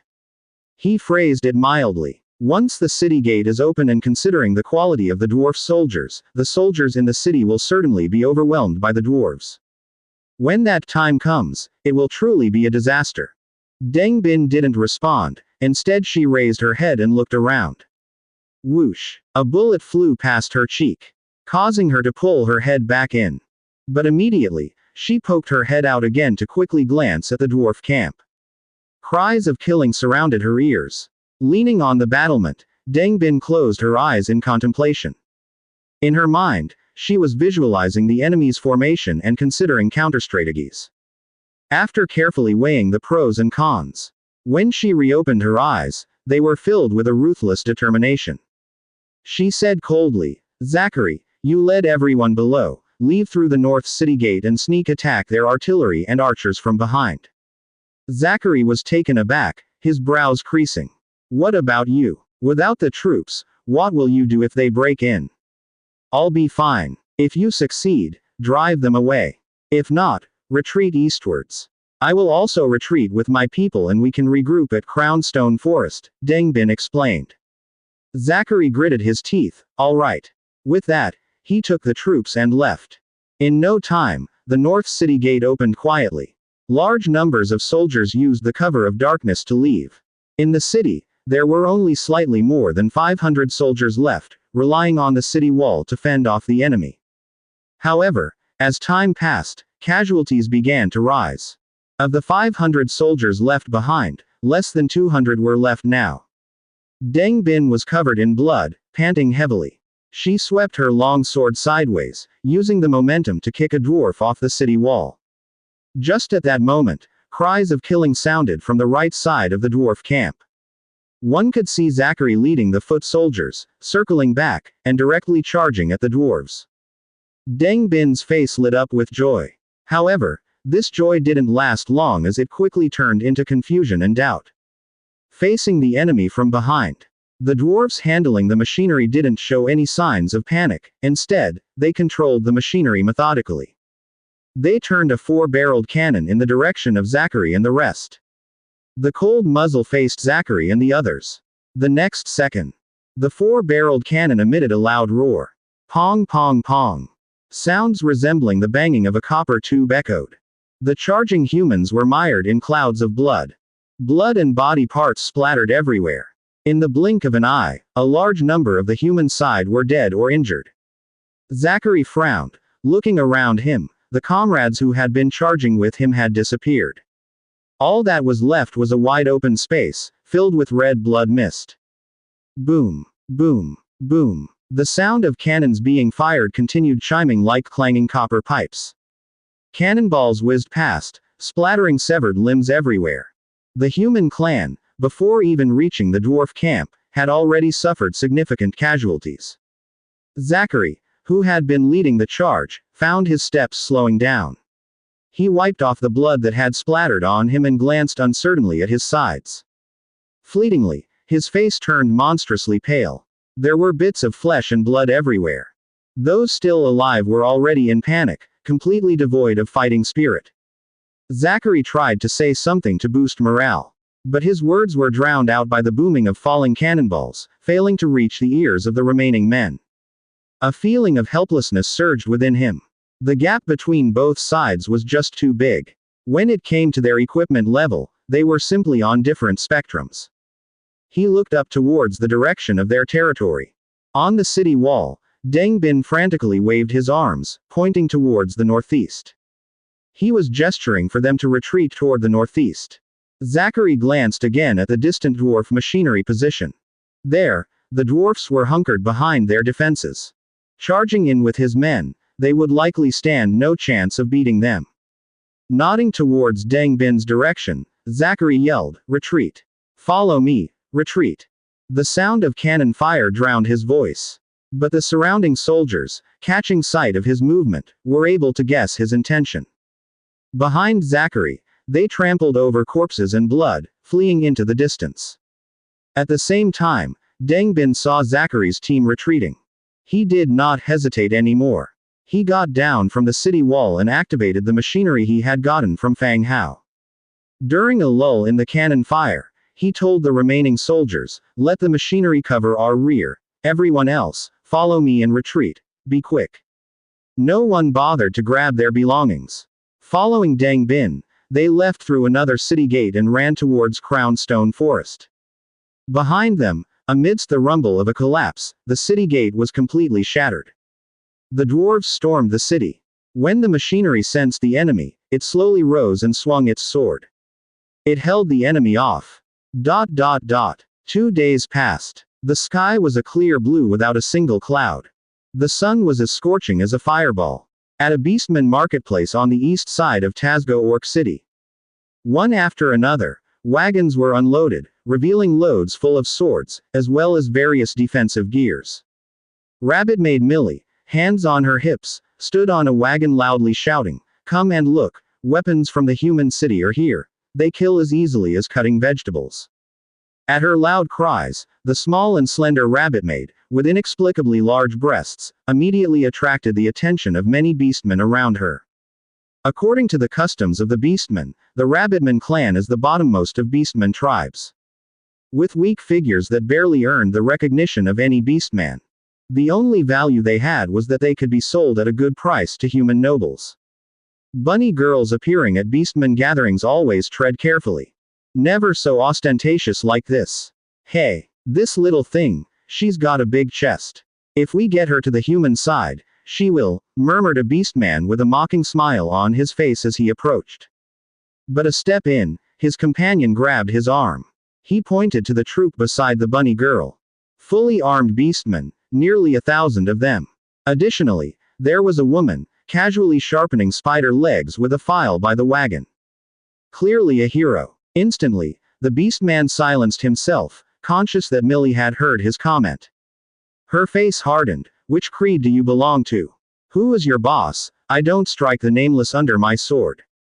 If you want to see your ancestor, tell me your name. At her words, there was a stunned silence. Why was there such a rogue vibe from the bunny? This rabbit, why is she so assertive? Cough cough. I didn't say anything, I just want to ask how much these weapons are. A beastman changed his tone and asked the price. Millie glanced at him, then declared loudly, not for sale. Not for sale. Weren't you shouting about selling these just now? If you're not selling, why did you bring them here? A beastman asked loudly. You're right, I'm not selling, we're trading for pelts, food, we need it all. Hearing this, the beastman began to buzz with discussion. The noise and gathering here started to spread. More and more beastmen gathered, even those at the booths were looking curiously in their direction. Really? You're willing to trade weapons for pelts? Another beastman asked. You're not going to trick us, are you? Be careful, we can break your neck if you go back on your word. Beastmen aren't like humans. They primarily hunt and keep livestock, they seldom plant crops. Every tribe had a vast amount of pelts. Therefore, pelts weren't valuable here. Moreover, most beastmen had sturdy bodies that could bear the cold winter with just a few pelts. For these reasons, pelts at this time were hard to sell, barely anyone wanted them. In addition, every winter was the most chaotic time for the tribes. Those with insufficient food reserves would launch attacks on other tribes. At this time, weapons and armor were in high demand. Hearing the noise, a booth owner brought pelts that were difficult to sell and ran over. He asked loudly, I have pelts, how do I trade? Millie held up her 5 slender fingers and shouted, 1 for 5. Okay. I have more than 100 here, trade 2 with me. The beastman threw the bundle of pelts forward. Looking at the trade goods on the ground, Millie was stunned. The stall owner's expression changed immediately. What you just said, why are you going back on your word? Millie turned her head to look at Domina, who was still concentrated repairing her spider leg. Trade, like this, you are the first one to trade, I will give you an extra one. Millie said, picking up 3 single-handed battle knives and threw them to the other party.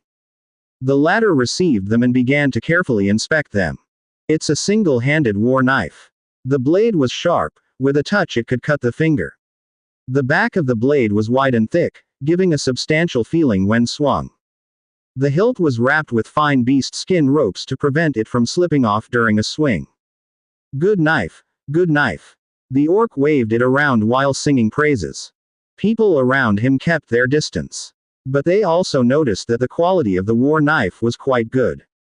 If ranked, it was probably already at the green level, or even blue level. The surrounding orcs also gathered around. How is it? How is the quality of this knife?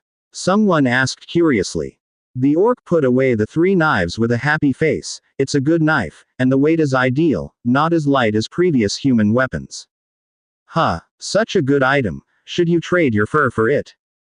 The orc leaned in slightly, lowered his voice and said, I feel this rabbit is a bit simple, actually transporting human weapons from such a far place just to exchange for fur, don't you think it's simple? Nearby, all the orcs nodded in agreement. Subsequently, even more people crowded towards the position of the carriage.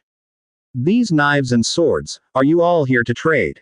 Another orc shouted loudly. Trade, there is also armor, plate armor, helmets, all for exchange. Millie answered loudly, her small face turning red. I have fur here, trade me a set of plate armor. I will trade 2 swords. In an instant, everyone rushed forward, shouting loudly, for fear of being late and the items being snapped up by others. Suddenly, chaos ensued. Domina began to arrange for people to maintain order and started to arrange for exchanges in an orderly queue. Not far away, an orc with a runny nose said to his companion, this rabbit is so silly, exchanging equipment for fur, is her brain not so good? It's obvious she's not smart, the sillier she is, the better, so we can exchange these weapons. His companion pulled at the trousers stuck in his butt and continued, you keep an eye on it, I'm going back to inform the clan leader, then bring all the fur over, and trade weapons with this silly rabbit. Hurry up. Even those in the warehouse that already have mold, bring it over, maybe this rabbit would want it too. All right. The orc did not hesitate, turning his head and running in the direction of his tribe. Similarly, there were quite a few other people who went back to their tribes to inform them. Orc rules are survival of the fittest. If nearby tribes are trading weapons, you don't want to trade, you're just a lamb waiting to be eaten. Therefore, whether active or passive, they all started to trade. Other than fur, some people also brought their domestic livestock for trade. Anyway, the gains were beyond Millie and the others' expectations. The same thing happened in every affiliated town. Fang Hao was building a large row of warehouses at his territory. These warehouses were used by him to store weapons and equipment. They were used for daily sales in the Channel and Trade Alliance. This time, the Bone Dragon brought a large amount of equipment and distributed them to various cities.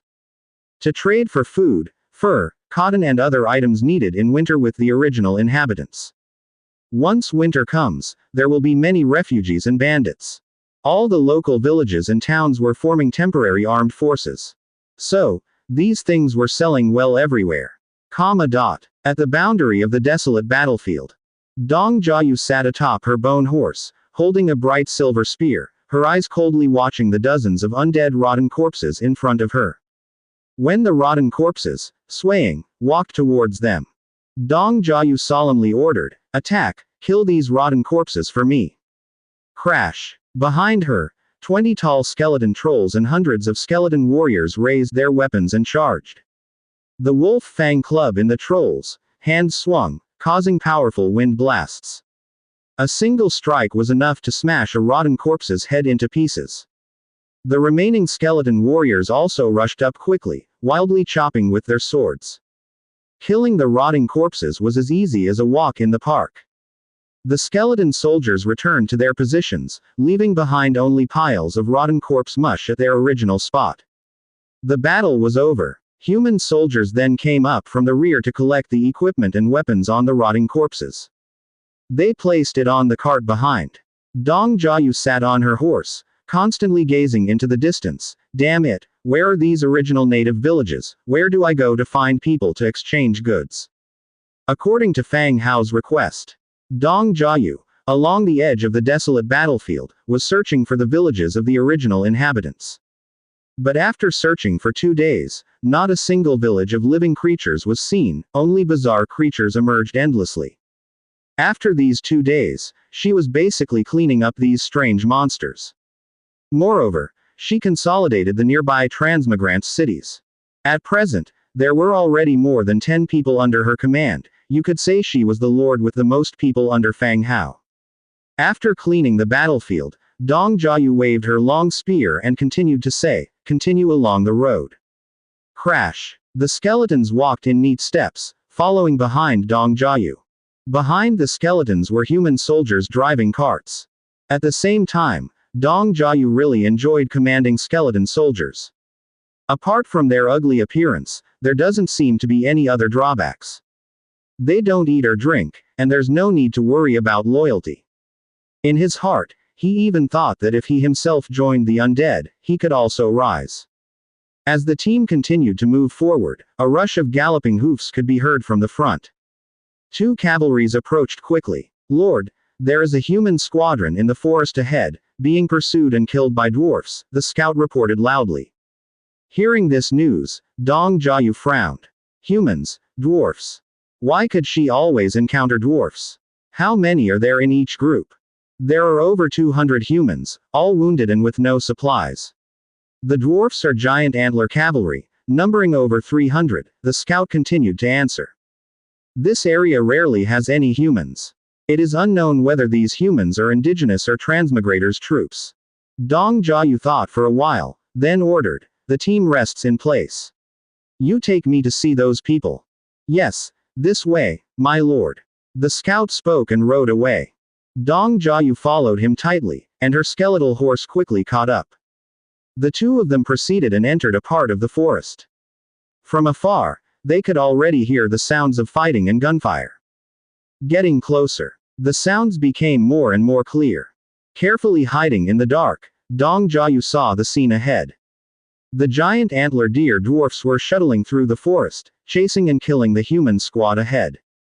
The scout said there were more than 200 humans, but now, probably only more than 100 were left.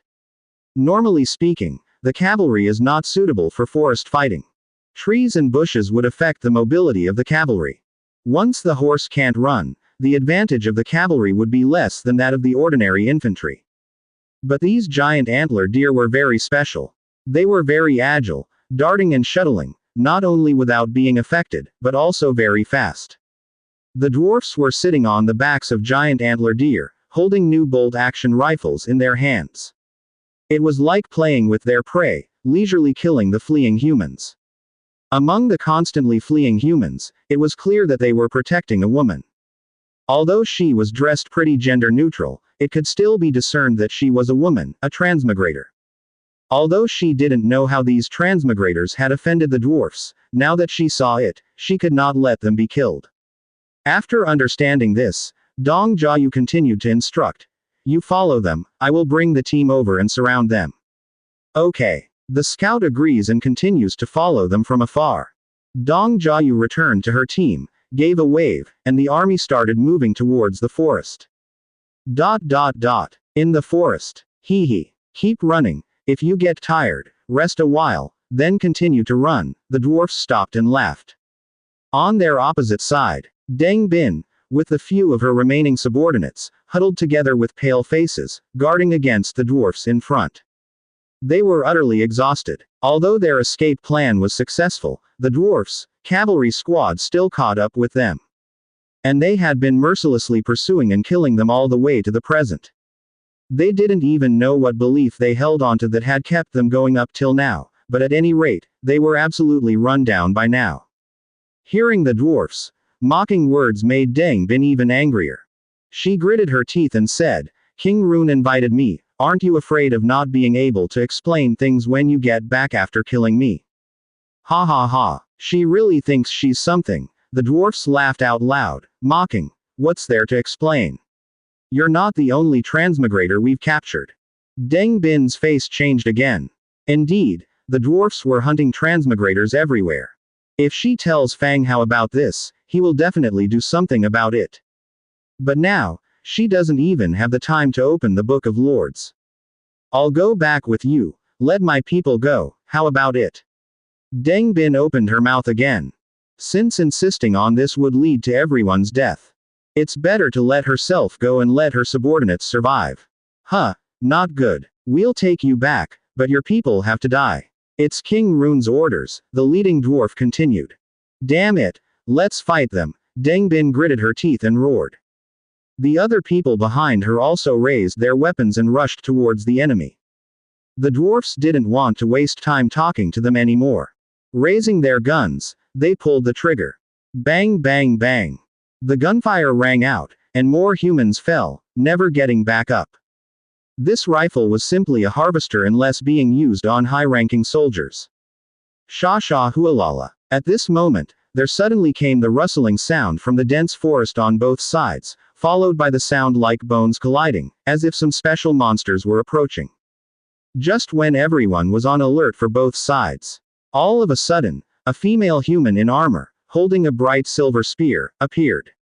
The tip of the spear pointed to the ground, and with fierce determination, she stomped on the ground and charged with anger. The dwarfs were slightly stunned. A human woman. Was she caught in a trap? Their thoughts had just risen when their faces suddenly changed again. From the surrounding bushes, came a loud rustling sound, followed by a large volume of undead appeared from all around, directly rushing towards them. The faces of the dwarf cavalry changed dramatically. They couldn't understand why there were so many undead in this forest. Whoosh. There was no time to think. The human woman had already charged up. The bright silver spear in her hand was pointing upward, aiming straight for the helmet gap of the dwarf captain. This spear attack showed the woman's skill. Quick and ruthless, very stable with no fluctuation even when thrusting forward. The dwarf captain was startled and turned his head away. Ding! The tip of the spear struck the face shield of the helmet, sparking a fire. The force of the spear attack almost caused him to fall off the deer's back. After a successful attack, the two quickly separated. The other dwarfs glanced at the woman hatefully, but they had no time for revenge. The undead were rushing out from all around, more and more. Bang bang bang. The bolt-action rifles were firing non-stop, shooting at the approaching undead. But the effect was not as good as they had imagined. The skeletons were very close. The dwarf cavalry immediately put down their rifles, drew out their side swords, and went into a fierce battle with the skeletons. Ding ding dang dang. The intense fighting sounds resonated heavily within the surroundings. The dwarfs were swinging their swords, hacking at the charging skeletons. But there were too many skeletons. There seemed to be no end to them. The woman with the long spear pointed to the ground and said coldly, "Kill the dwarfs, don't hurt the giant deer." The skeletons immediately changed their attacking strategy. They dragged the dwarfs off the deer back. They encircled them in several turns and hacked them to death in a chaotic squabble. Less than 50 meters away from the battlefield, Deng Bin and the others watched in horror at what was happening before their eyes. They initially thought that they were going to die. They had even planned to take down as many dwarves as they could before their own demise. But just as they were about to struggle to their last breath, a woman with heroic charisma, perhaps like an ancient female warrior, charged out with a gun. She was followed by an enormous horde of the undead. They rushed out of the woods from all directions, swarming towards the dwarves. What was going on? Was the woman even human at all? How could she command the skeletons? In this vicinity, they would frequently encounter undead creatures, rotten corpses, skeletons, and even wandering spirits. But all these undead creatures had one thing in common. They weren't capable of communication, and they were in eternal conflict with the living. Once you encountered them, don't think about anything else, just go to war directly. However, today's situation has upended their previous understanding. Could the undead also be controlled? Leader, while they are occupied, we should retreat. Zachary, holding his wand around his waist, whispered a reminder in a low voice. Yes, now is our chance to run. Leader, please run. The rest of the militia also chimed in. Thunk. As they spoke, a skull rolled to their feet. The moving jaw seemed to be saying something to them. In an instant, everyone shut up. They all looked in horror at the skull at their feet. Clatter. A headless skeleton rushed over, and while everyone hastily retreated, it picked up its skull and attached it directly to its neck. Then, without even glancing at the group, it continued to charge at the dwarves. It seemed like the undead really didn't bear any hostility towards them. Leader, now is our chance to escape. Once the skeleton had left, Zachary spoke again. But Deng Bin stared intently at the scene unfold in front of them, caught in a dilemma of whether to take advantage of the chaos and leave now or wait till it's finished and negotiate with the gun-wielding woman. As he continuously analyzed the pros and cons in his head, he finally bit the bullet and said, "They don't mean us any harm, as long we don't do anything stupid, just stay here and don't move." What? Leader. But, clatter. Another skeleton hobbled over, picked up its thigh bone from its right side and left. This doesn't seem safe. Deng Bin took a deep breath. Just listen to me. If we run, we'll have a tough winter ahead. With winter coming, their fort destroyed, and without any provisions. It indeed wouldn't be easy to survive. With no better options available, they had to obey their leader's command. Everyone nodded in agreement while they bandaged the injured, keeping an eye on the battlefield at the same time. Periodically, skeleton parts would come flying over. Some were picked up by the skeletons and taken away, while others were left where they fell. Whoosh. The spear was a blur as it moved at lightning speed. With an unstoppable momentum, it again aimed for the eyes protected by the iron helmet. The dwarf captain had been paying close attention to the human woman up front. Seeing the spear thrust towards him, he immediately swung his sword to block it. Clang. The sound of iron clashing rang out loudly. The two engaged in a fierce altercation, and then quickly put some distance between each other. The dwarf captain questioned in a cold voice, "What do you think you're doing interfering in our business? Are you trying to declare war on Eight Peaks Mountain?" With her right hand tightly clenched around the spear, Dong Jiayu's hand shook incessantly. The clash just now almost shattered her grip, and she was astonished by the dwarf captain's strength. However, she maintained a cold smile on her face. 8 Peaks Mountain. Hey, I don't care about how many peaks you have. If you're after humans, that's unacceptable. HMPH, you're asking for death. The dwarf captain roared angrily. With a flick of the reins in his hand, the stag he was mounted on charged towards Dong Jiayu. By now, he had also assessed the situation. Given the number of skeletons around, his side didn't stand a chance of winning. The only opportunity left was to kill the woman in front of him. It appeared as if all these skeletons were obeying her orders, and things would become easier once she was dead. As the dwarf captain on his stag advanced, Dong Jiayu's fighting spirit surged. Let me teach you a lesson today. The spear's cold light came first. Then, it burst out like a net of nails.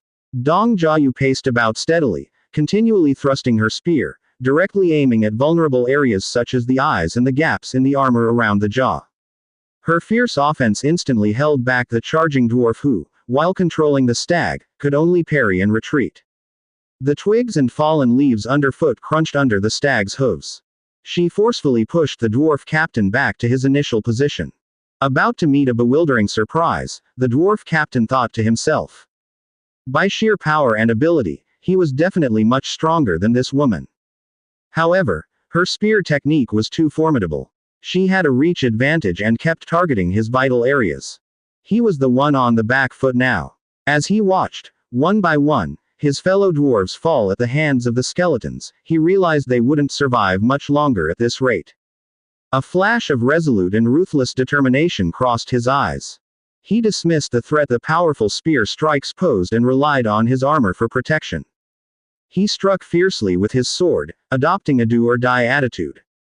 Dong Jiayu tightened her spear technique and began to spar with her opponent using her skills. Unbeknownst to her, several dents had formed on the armor of the dwarf captain. The inability to kill Dong Jiayu made the dwarf captain increasingly anxious. He saw that while mounted on the stag, he was unable to kill the enemy. He slightly bent his knees, strongly stood on the stirrups, and the massive stag buckled under the sudden application of weight. The dwarf captain's body was already in midair. His sword traced a semicircular arc in the sky and he swung it downward with all his might. A frown crept onto Dong Jiayu's forehead. Knowing her strength was no match for the dwarf's, and facing his full-force strike, she immediately stepped back to avoid it. Whoosh! The swing of a blade split the air, causing a massive gust and rustling of vegetation. Despite his first attack being ineffective, the dwarf charged again.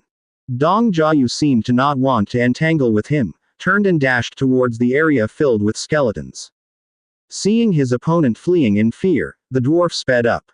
Die, you dog! The dwarf captain roared loudly, his hand already charged up, and swung his blade towards the woman's back. Dong Jiayu tilted her head slightly, looking at the screaming enemy. In her mind, she was calculating the distance between them. Now is the time. A cold gleam shone in her eyes. The long spear in her hand swirled around her waist, gathering strength, revolving once, and with a whoosh. The gust it created seemed to precede its movement. Squelch! The sound of the spear puncturing flesh echoed as it relentlessly pierced through the mouth of the dwarf captain. The man seemed to be suspended on the tip of the spear. Blood flowed down the shaft of the spear. You! The dwarf captain tried to say something, but he was already unable to make a sound.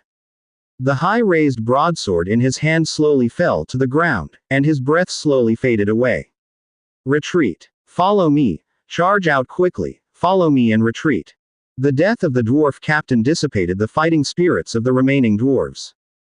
They desperately rushed outward. Each giant deer leapt high, using their head to knock over the skeletons in front, trying to break out directly.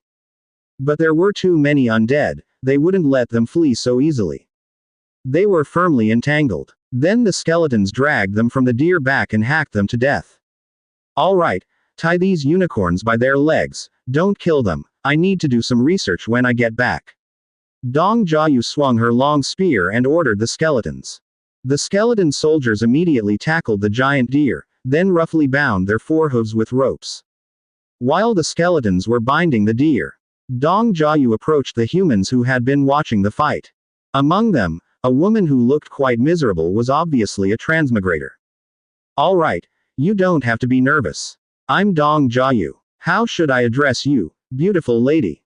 Dong Jiayu asked directly. Deng Bin had always kept her hair short, and it was still short now. Her bare arms were full of tattoos. It had been a while since someone had called her, beautiful lady.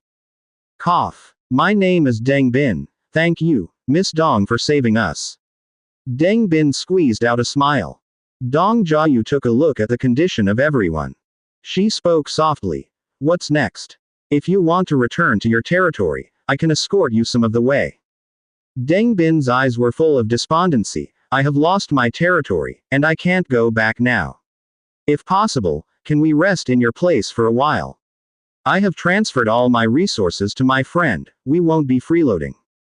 Hey, that's not a problem at all. If you have no place to go, come to my place first. Also, tell me about the dwarfs. I've been here for quite some time, but this is the first time I encounter natives. Dong Jiayu cheerfully agreed. Thank you, Miss Dong. At this moment, Dong Jiayu's human soldiers, pushing carts full of goods, came over. Dong Jiayu ordered. Take the dwarves, equipment and these giant deer back, bury the bodies nearby and try to cover up the traces as much as possible. Yes, my lord. Everyone started to move, following the order to handle the bodies. Soon, the scene was cleaned up. Everyone started to return to the territory. On the official road to Silver Wing City. Inside the carriage. The maid was staring at the chessboard on the table, thinking about her next move in order to win the game. Across from her, Rebecca was sitting at the table, leaning on the heavily laden chest placed on the table, playing with a jade pendant in her hand. As her fingertips rubbed the pendant, she could clearly feel the pattern carved on it. She muttered quietly, "Little pervert, you really think I'm easy to bully?" Although she spoke softly, it was quite clear inside the carriage. The maid immediately looked up. "Ma'am, what did you say?" "What ghost?" Rebecca kept her face unchanged and said, "I said, how long are you going to stare?" "Oh, all right." After another glance, the maid finally made a move. Once the maid made her move, a smile appeared on Rebecca's face. Then her white finger picked a white piece and gently placed it on the board. The maid's eyes widened instantaneously. 1, 2, 3, 5, ah. I thoroughly checked, how is this possible? The maid started despairing. This game of 5 in a row was recently taught to Angia and Lori by Fang Hao in order to prevent them from running around. They found dark and light pebbles by the river, drew a grid on the ground, and the game was ready to play. And, the rules were straightforward. Be it horizontally, vertically, or diagonally, whoever got 5 in a row first was the winner. The two quickly learned and got very addicted to this game. However, what Fang Hao didn't expect was this seemingly trivial game suddenly became immensely popular. Not only Angia and Lori played, even soldiers and mercenaries would have a match in their spare time. Especially when camping. Originally, when camping, each area would be filled with noise, as chaotic as a marketplace. But now, it was full of people playing and watching the game. It was eerily quiet. Now even Rebecca started playing it. Sitting in the carriage, it was indeed boring. It was the perfect time-killing game.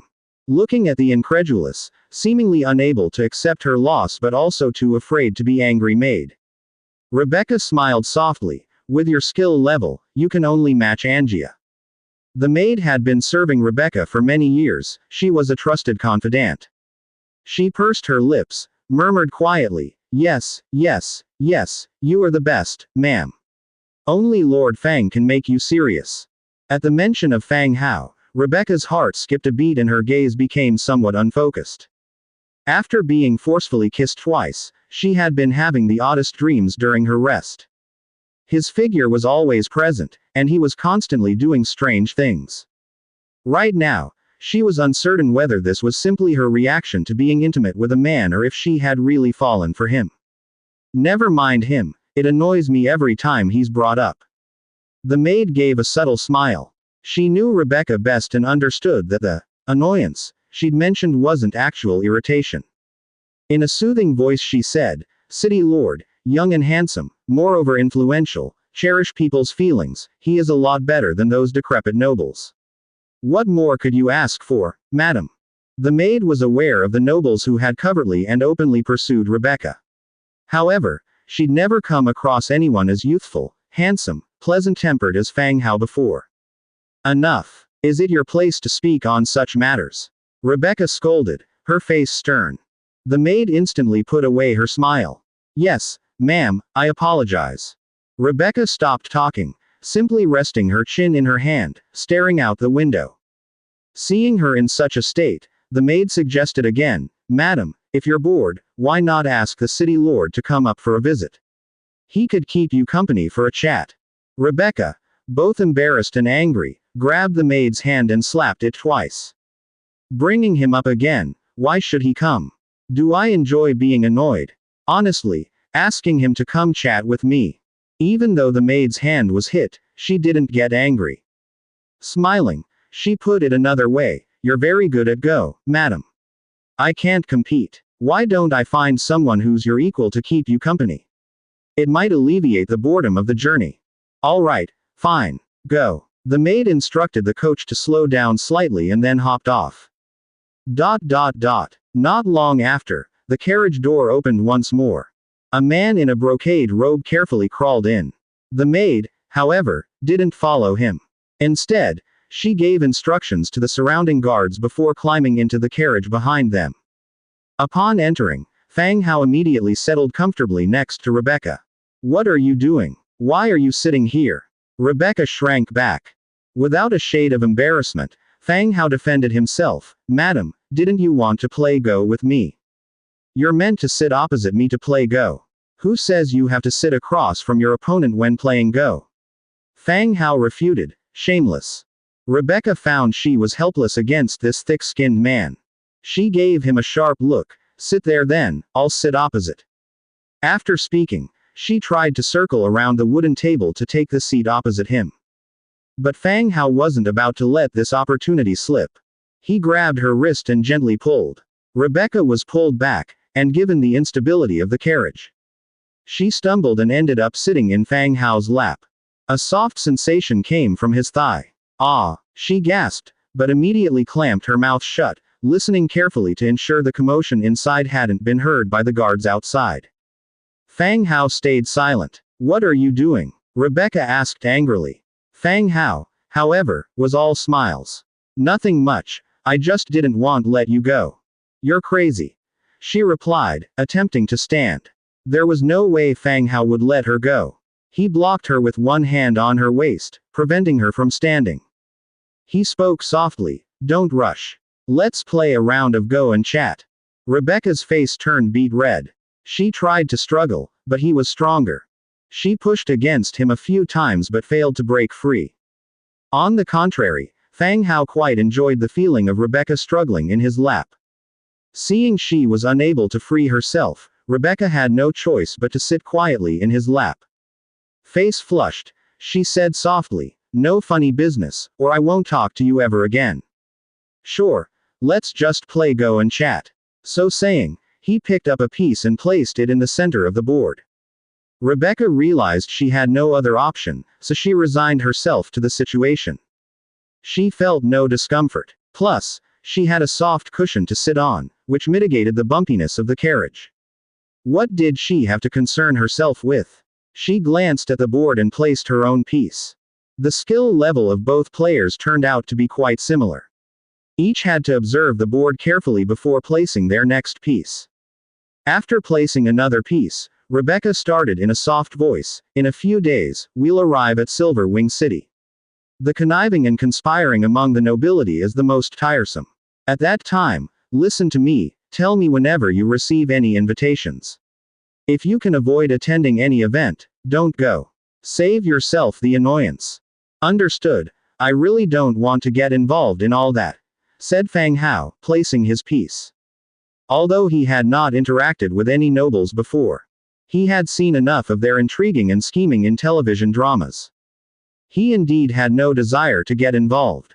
The best outcome would be to finish this calm journey and then he could return to his territory to reside in peace. Mentioning the nobility, Rebecca seemed lost in thought. The blush of her face faded away and the showing off had disappeared, revealing a hint of fatigue. In a low voice, she said, "Ah, actually, being the city lord's wife isn't as glamorous as it appears. Every year, recruitment of soldiers in the city becomes more difficult. All the nobles have their own agendas. The Federation Conference is still looking for reasons to force me out of this current position. If the old city lord were still here, things wouldn't be so complicated. Nobody would dare challenge his decisions." Fang Hao also knew of these matters in some detail. Even though she is the inheritor of Lis City, the people in the city all had their own intentions. Even Aubrey, who she had supported, had colluded with the Phantom to try to kill her. As could be seen, things had reached a difficult-to-control stage. Fang Hao managed to quickly quell the unrest in the city by his absence. Lis City might have changed hands long ago. In fact, Rebecca is quite competent, especially in management and planning. However, she is not adept at negotiating interests among the nobility. Sometimes, you have to swim with the tide to gain the recognition of the elites. Fang Hao thought for a moment and comforted. You just need to focus on management and development. Leave everything else to me. When Lis City settles down, I'll take you to see the other races in your territory. It's quite interesting, especially the great furnace in the belly of the dwarf mountain, it's spectacular. Rebecca pursed her lips, she never thought that one day she would depend on a man. But Fang Hao was just too reliable. Anything given to him would no longer be a bother to her, making it impossible for her to refuse. Oh, you have dwarves in your territory. Yes, didn't I mention it? I also have trolls and orcs. As Rebecca spoke, she grabbed the man's restless hand and held it tightly. Stop moving, we agreed. If you continue to mess around, I'm leaving. Fang Hao stopped his mischief, held her hand, interlocked their fingers, and put his hand on her waist. What do trolls look like? Rebecca continued to ask. They are over 3 meters tall and are covered in dense fur. So ugly. Not really. In the troll tribe, those are considered handsome men. PFF'd. A hairy handsome man. With Rebecca's knowledge, she was naturally clear about these things. But she was still willing to listen to him talk, occasionally showing an impressed expression. The two of them chatted while they played chess with one another. ... Clop clop clop. The sound of horse hooves came from outside the carriage. A scout approached the carriage and whispered, "City Lord, Madam, there's a villager's tea stall up ahead. Commander Demetria plans to let the team rest at the tea stall." A tea stall. Having traveled non-stop since morning until noon, coupled with the muggy weather, indeed, a break was needed. A tea stall, is there any problem with that? Fang Hao asked.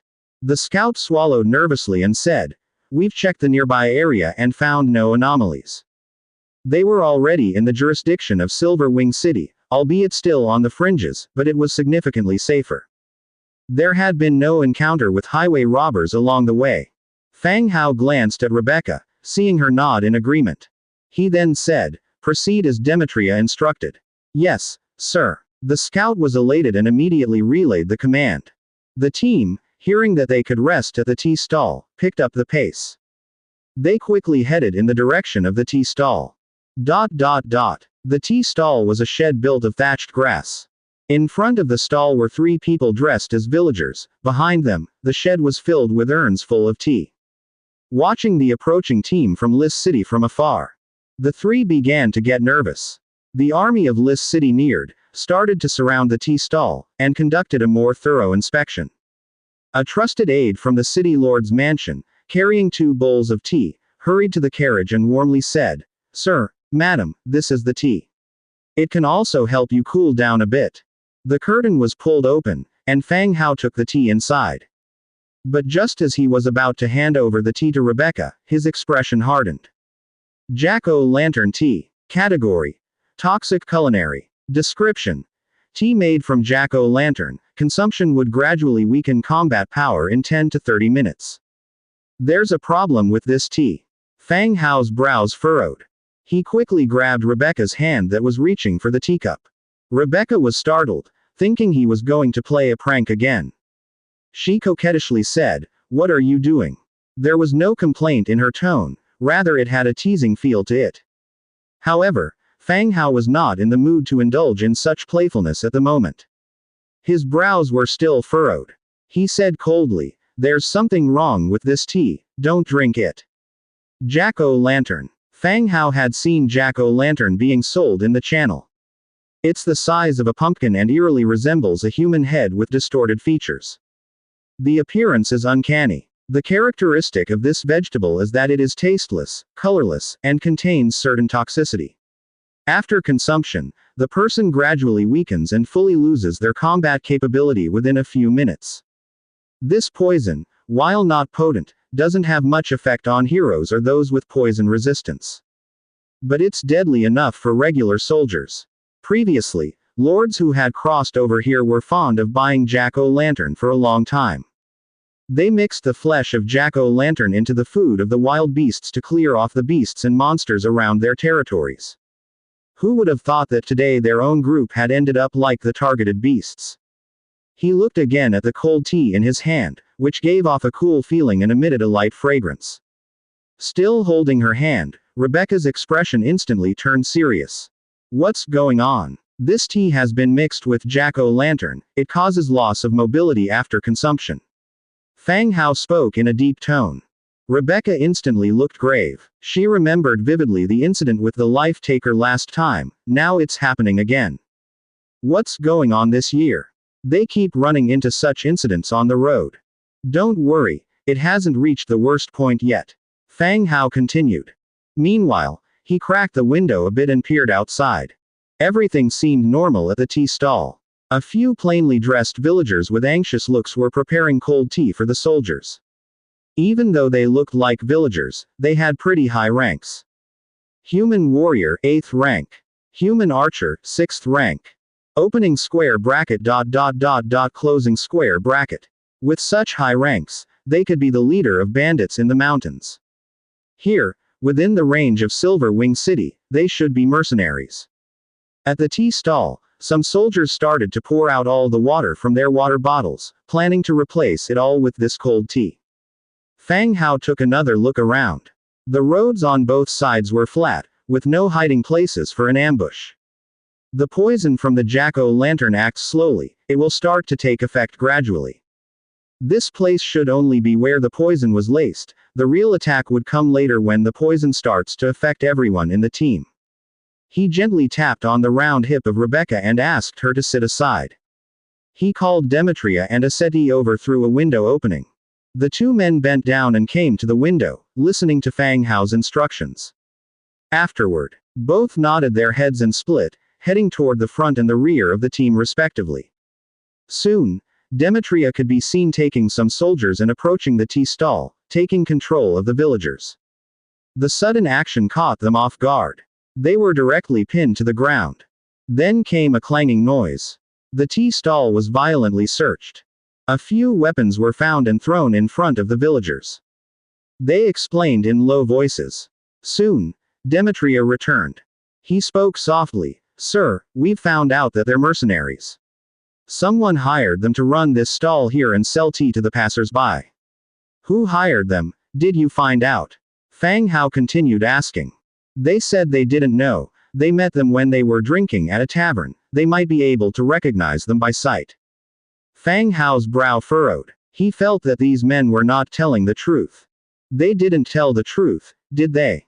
It's hard to say. But judging by the situation, they wouldn't hide it if they knew. Demetria continued. There was no way to detect lies in the team. Blackthorn could interrogate corpses, but it was currently back at their territory. All right, have those who drank the tea take detox potions, take a rest, then we continue to leave. Fang Hao ordered. Demetria nodded and asked softly, "Sir, should we keep these tea sellers with us?" "Kill them all, bury the corpses. It would be harder to explain if we keep them and bump into patrolling soldiers." Understood. Demetria left. Soon, cries of begging for mercy came from nearby. One by one, heads were rolling. The corpses were dragged off into the distance and buried in dug pits. The team then took a short rest.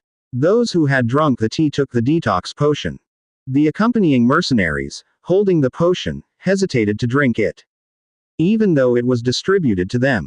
But such a cheap serving of cold tea led to wasting a whole bottle of detox potion. They had no choice as they were greedy. After a short break, the team set off again. Before leaving, they smashed the large water tanks filled with cold tea. To prevent it from causing harm to others. The team continued to march towards Silver Wing City. Due to the possibility of enemies being ahead, more scouts were arranged to pace the road ahead. Fang Hao and Rebecca did not continue their intimacy. They changed their carriage, to avoid being attacked. Perhaps the enemies, seeing no effects from the jack-o'-lantern, did not surface till they reached a village to camp. No enemies were seen. After the rooms were allocated, Fang Hao returned from outside, and as soon as he entered the room, he saw Angia and Lori playing a game of Go on the table. Hey, that's not right, this move is wrong. Lori touched the piece he had just placed, wanting to take it back. Angia didn't understand why the other party regretted his move. But she also realized, it seemed like she was going to win. She immediately said, "No, Fang Hao has already said, once the piece is played, it cannot be taken back. How could you take it back? In the daytime, when you took your piece back, how come you didn't mention that rule? I can't accept this, I made the wrong move." Lori tightly gripped the chess piece in his hand. "No way. No, I made the wrong move. Let me play it again." The two began to fight over the chess piece in Lori's hand. Whoosh! The chessboard was knocked over, and the previously set pieces were instantly mixed together.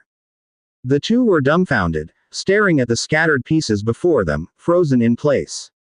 "See, it's scattered now. Otherwise, I would definitely win this round. My chances of winning were greater, okay." Without speaking a word, the two parted ways, retrieved their own pieces, and began a new game. They completely ignored Fang Hao, who had just entered the room. Fang Hao glanced at the two of them and went straight into the bedroom. It's fine if they play chess here. It saves them from running around and causing some chaos. He lay in bed waiting for dinner. Ding, ding. The Book of Lords made two light sounds in succession. Fang Hao sat up and took a look.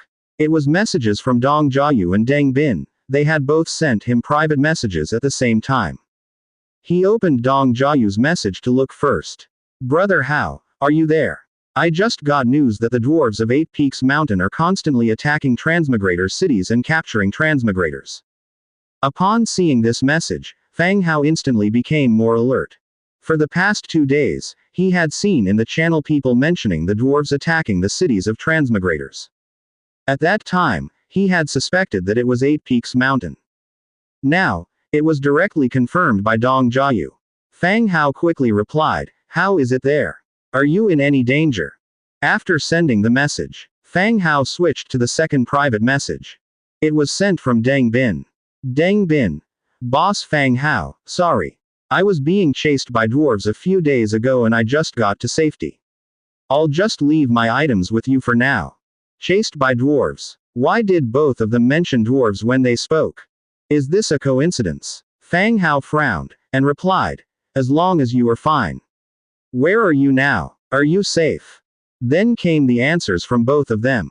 Dong Jiayu, "I saved a transmigrator and got the news from her." Deng Bin, "Pretty safe, I'm in a transmigrator's territory, and there's some distance from the dwarves." What the heck? Fang Hao frantically toggled between the two messages. No matter how you looked at it, they seemed to be talking about each other. Fang Hao thought for a moment, and replied to each of them separately. "The person you saved, is it Deng Bin? Are you in Dong Jiayu's territory?" In Dong Jiayu's territory. In the Lord's Hall. The two women, looking at the Book of Lords, suddenly raised their heads and looked at each other in surprise. "Do you know Brother Hao? Do you know Boss Fang Hao?" The two spoke at the same time, then froze for a moment. This is too coincidental. Suddenly, Deng Bin remembered that when she first transmigrated, many people in the channel were provoking Fang Hao. There was a girl who defended Fang Hao many times in the channel, even arguing with others on his behalf.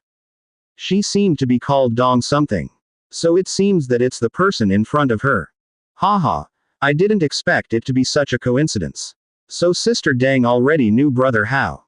Dong Jiayu now also revealed a smile. Early on after transmigrating, Fang Hao had helped Dong Jiayu many times. She indeed has some abilities. But without Fang Hao's help, she would probably have had a hard time surviving till now relying on her own abilities.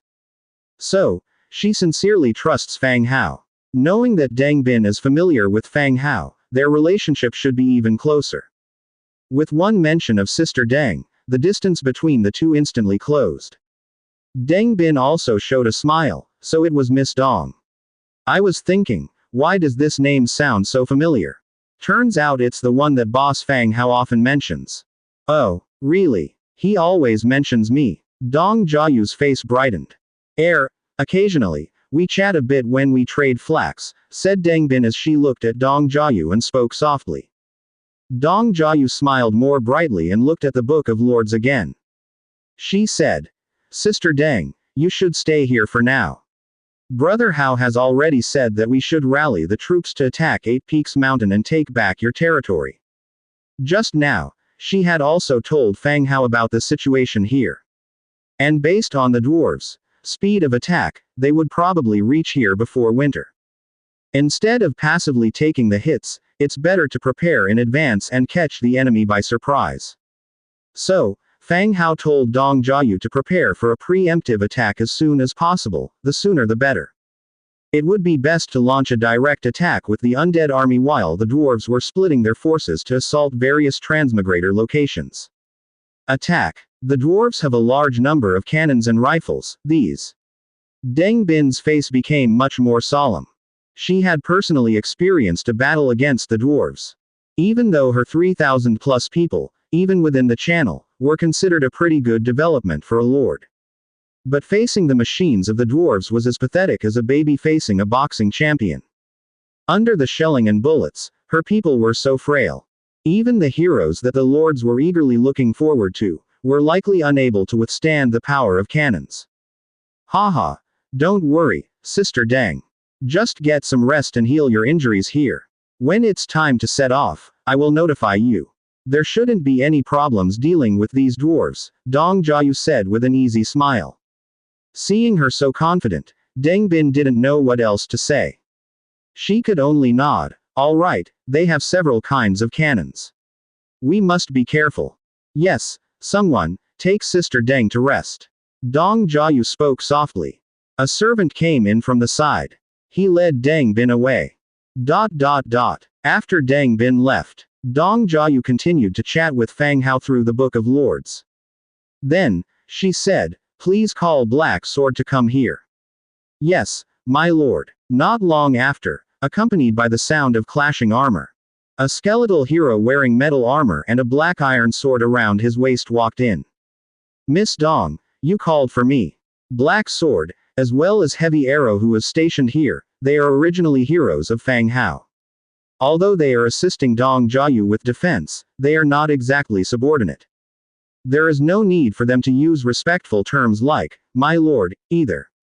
On the contrary, because Dong Jiayu herself needs to rely on these heroes and skeleton soldiers, she has to be more courteous to them. Black Sword, the dwarfs in the west are attacking various cities. The bombardment will soon spread here. After discussing with Brother Hao, he asked us to be ready and to take the initiative attacking Eight Peaks Mountain. Dong Jiayu said.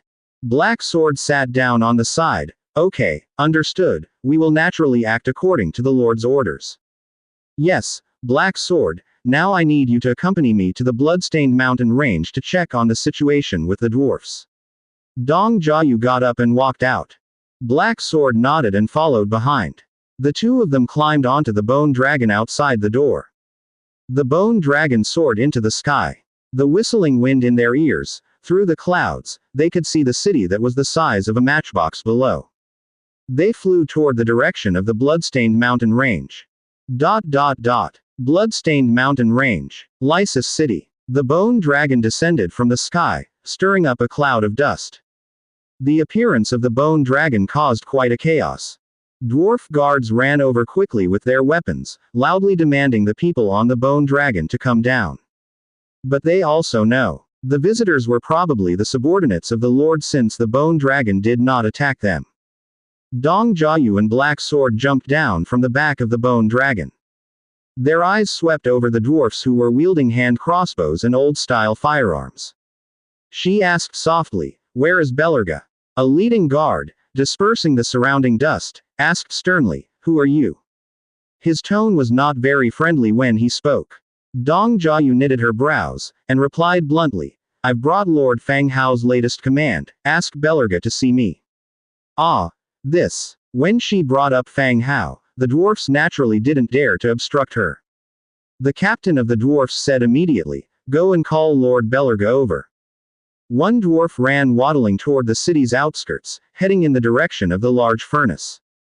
Soon after, inside the city lord's office, decorated in an industrial style, Dong Jiayu saw Belerga, who was bare-chested, his body greasy, and his grayish-white beard thick.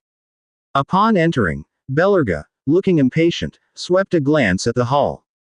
His voice was rough. "Where is the Lord? Who said the Lord was coming?" Dong Jiayu stood up and said, "Mr.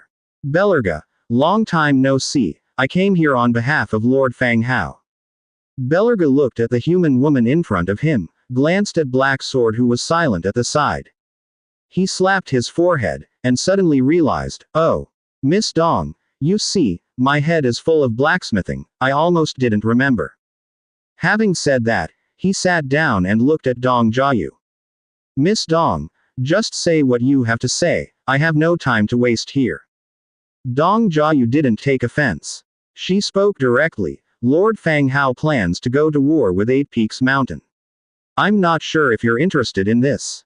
If not, you can continue being busy, we won't disturb you." Going to war with Eight Peaks Mountain. Belerga's brows immediately furrowed, his eyes filled with astonishment. The hall fell into a brief silence.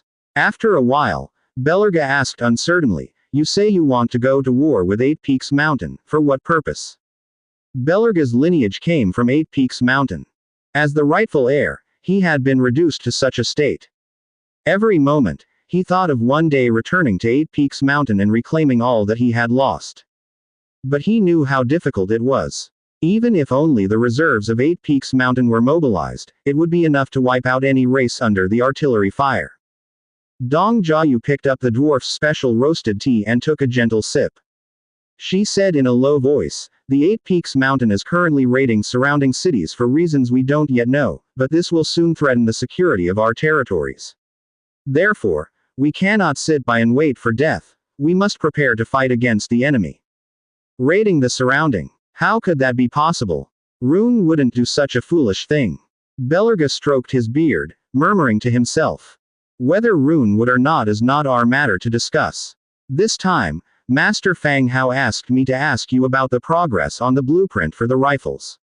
Dong Jiayu interrupted his thoughts. Actually, the reason is simple. The transmigrators now represent a special significance. Under the advice of the transmigrators, the Eight Peaks Mountain jumped from creating a hand cannon to making a bolt-action rifle. Such a leap in technology would make any power tempted. Now that the dwarves' internal situation has stabilized, it's not surprising that they want more transmigrators. Ah, we have completely copied a rifle, and the blueprint is being inscribed. Belerga answered immediately. Copying the rifle, inscribing the blueprint. These were things Fang Hao had left them to accomplish before he left. This time they were going to war with the dwarves, and naturally, they could not lag too far behind in terms of weapons. Otherwise, even if they could win, the losses would be heavier. Therefore, the blueprint of Belerga's rifle became a critical step. Hearing that it hasn't been produced yet, Dong Jiayu's expression became a bit serious. She sensed that the dwarves were too slow, but due to her status, she didn't want to make too critical of a comment. She continued to ask, "So, how many more days until it is completed?" Belerga quickly calculated the time. 3 days, it can be completed in 3 days. Dong Jiayu opened the Book of Lords and informed Fang Hao of this message. After receiving a response, she continued, "Good, I'll come for you in 3 days, and at that time I'll bring you along. I need a detailed map of the Eight Peaks Mountain City and its fortress." Belerga nodded, "All right. After stating the situation, Dong Jiayu didn't linger around. She rode the bone dragon into the sky and left the Bloody Mountains range. It was late at night. 8 Peaks Mountain, Gray Iron City.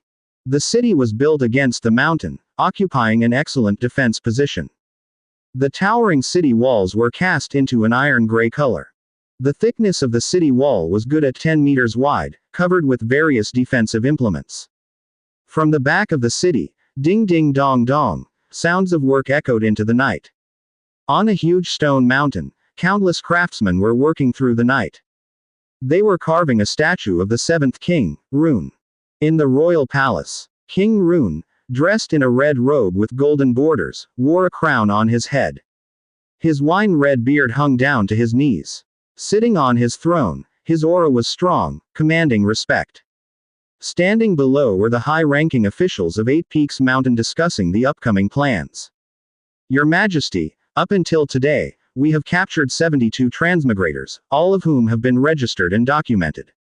We have also harvested a large amount of resources from their territories. A dwarf in a brocade robe stepped forward and said loudly. Rune maintained an expressionless face while sitting on his throne. After the dwarf reported, he continued to ask, are there any people with special skills? As soon as he asked, another dwarf stood up. He spoke loudly, Your Majesty, 7 of them possess skills in agriculture, architecture, and healing. The other transmigrators don't have any special skills so far, and all have been assigned to the armory to manufacture weapons. Finding people with special skills to supplement the labor force. This was the purpose of the dwarves attacking the transmigrators' cities. Through the simplification of the transmigrators, the dwarves produced bolt-action rifles. The dwarves were very surprised at the transmigrators' knowledge and abilities. After solving their internal conflicts, Rune immediately ordered the start of attacks on all neighboring transmigrators' cities. Capturing transmigrators. Those with special skills will be assigned work according to their skills. Those without useful skills will be sent directly to the armory to non-disruptively manufacture weapons for the dwarves. Producing weapons and implements through the Book of Lords, transmigrators were able to accelerate production much faster than the dwarves. It takes 3 days to make a rifle and even longer to make a cannon, up to several months. But in the hands of the transmigrators, as long as the materials met the standards, weapons could be made instantly. The disadvantage of the dwarves is their sparse population. Their advantage is clear, the power of their firearms is immense. If their firearms could develop rapidly, the dwarves would also usher in a new future under his rule. Therefore, the first step for Rune after securing the throne was to capture the transmigrators. Hearing the reports of his subjects, Rune stroked his beard and let out a hearty laugh. Haha, good, inform everyone to increase the attack speed. Consolidate all the remaining transmigrators together before the onset of winter to prepare for next year's plans, Rune commanded loudly. Yes, Your Majesty. Everyone below bowed in unison. Just as Rune was in a good mood, planning to end this temporary meeting. Urgent and clear footsteps were heard coming from the side corridor. Soon after, a guard walked in with large strides and declared loudly, Your Majesty, the leader of the 3rd Brigade is back and says he has crucial news to report. Rune knitted his brows. The circumstances must be pressing for somebody to barge in with a report. Let him in. The guard withdrew, and a dwarf clad in full armor strode in. After paying his respects, he said with a grim face, Your Majesty, not a single person from the squad of 300 cavalrymen sent to pursue Deng Bin has returned. What do you mean by, has not returned? Rune's expression turned stern once more. He knew of Deng Bin. Both sides have exchanged many things. But to his understanding, Deng Bin's stronghold wasn't strong. With the dwarves' capabilities, taking this city would be without any pressure. The lower-ranking officer had broken into a sweat, lapping his dry lips. He continued saying, Your Majesty, I immediately arranged for an investigation. In the eastern woods close to the desolate battlefield, we found the bodies of the disappeared cavaliers, along with human bodies and a large pile of bones. So you are saying all 300 men are dead, are you? Rune's voice became increasingly low, filled with brewing anger. Dwarves could die. There were already many people who died in the war. But the death of 300 cavalrymen due to chasing a band of fleeing transmigrators was something Rune would not tolerate. The leader swallowed hard, continued saying, "We suspect that the transmigrators from the east must have rescued them. Otherwise, Deng Bin's people don't have the strength to kill our cavalry." The complete annihilation of the 300 men suggested the enemy's strength. Rune's face remained gloomy, but his expression did not reveal much. He was silent for a moment. "For this matter, you have failed in leading the troops. We will remove your position as the leader. You may leave." "Yes." The leader wiped away his sweat and withdrew. Rune's gaze swept across everyone below again and continued, "Hester, you will take over the command of the 3rd Brigade. Arrange for scouts to investigate the city in the east. I need a detailed report within 3 days." Hester was a man with red cropped hair. He stepped forward and accepted his command loudly, "Yes, Your Majesty." Rune nodded, "All right, let's wrap it up for today. Accelerate the attack." "Yes, Your Majesty." As the crowd dispersed, Rune also turned and walked towards the back. Throughout the night, dozens of cavalry scouts set off from Grey Iron City towards the east. Wow. Wow. Wow. Wow. Wow. Wow. Several days later, Fang Hao, Angia, and Lori. They stood below the towering walls of the city, exclaiming in amazement. After a few days of travel, the team from Lis City had finally arrived at the Federation's power center city, Silver Wing City. The gray walls of the city were grand and lofty, extending as far as the eye could see. The masonry of the walls was perfectly aligned, and they had been coated in a gray lime wash. There were flags of Silver Wing City and the Federation on the city wall, while patrol soldiers occasionally looked down from above. You could faintly see dozens of defensive machines. Lookout towers soaring into the clouds. Any approaching party would have a hard time escaping the line of sight of the lookout towers. My goodness, this truly was an impregnable fortress. Not to mention the defense mechanisms they could currently see were well arranged. And as the power center of the Federation, there would certainly be hidden measures. It wasn't possible for all defenses to be displayed in the open. "Sir, the procedures have been completed, you can enter the city now." At this moment, a guard approached. "Good." Fang Hao got back on the carriage. The palanquin was pulled in, and the carriage entered the city gate. Fang Hao pulled a crack in the curtain and curiously looked outside. The smooth road was more than 10 meters wide enough for 2 coaches to pass each other without causing any congestion. There were stone bricks laid out on the road, with pedestrian paths on both sides. Yet, the city inhabitants didn't seem bothered by the presence of the troops. As if such an arrival was considered a normal routine. The carriage moved straight into a private inn, which had quite a large compound. The accommodation was more than enough for their stay. They got off the carriage and everyone started unloading their belongings. Rebecca also alighted the carriage and said in a low voice, "I lost all my stuff. According to our agreement, now that we are in Silver Wing City, you need to settle half of the pay for the mercenaries." "Okay, any plans later? Would you like to have lunch together?" Fang Hao smiled and looked at her. Rebecca rolled her eyes at him, then blinked flirtatiously. "I have some things to prepare. I'm going to visit some friends tonight. If you are bored, you can take Angia for a walk. This place is far more bustling than Belisi's city." "Oh, all right then." Fang Hao felt a little disheartened. The two stood to the side, chatting. In the meantime, Demetria led the others in thoroughly checking the entire accommodation. They also arranged for corresponding patrol duties. Even though they were here, it was not as safe as their own territory. It was essential to foresee and prepare for any possible dangers. After the inspection work was done, everyone returned to their own rooms. Lunch followed soon after. Fang Hao led Angia, a settee, and 2 guards out of their residence. They hailed a carriage by the roadside and headed towards a nearby commercial street. It was not easy to come here for once. They also wanted to stroll around. After all, they'd been on the road for nearly a month. The carriage entered the vicinity of the commercial street. It began to slow down. The outside was bustling, mixed with the sounds of hawking. When they got to the edge of the street, it became difficult for the carriage to proceed any further. Fang Hao simply had the carriage stop and they sauntered over. They walked ahead and quickly entered the bustling commercial street. Shops were lined up on both sides of the road, and many merchants stood by the roadside, selling their goods. Among them, Fang Hao saw that transmigrators were selling some small items they had made. It seemed that they had thoroughly integrated into this world.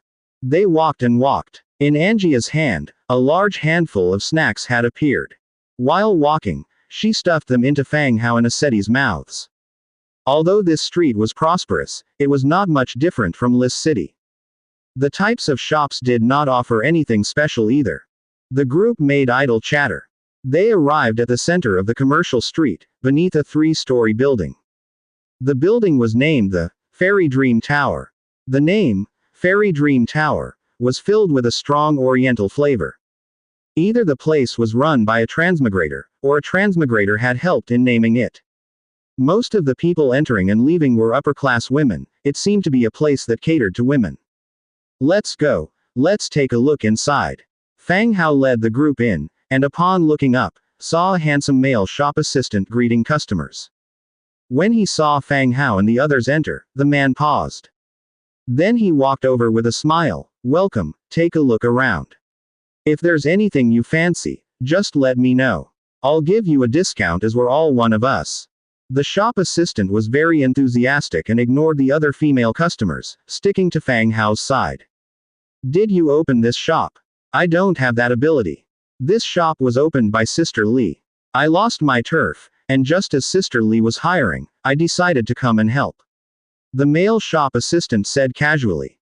Sister Li. Being able to own such a large shop here, Sister Li's abilities were indeed extraordinary. We are all here to help each other, yes. Yes, you're absolutely right.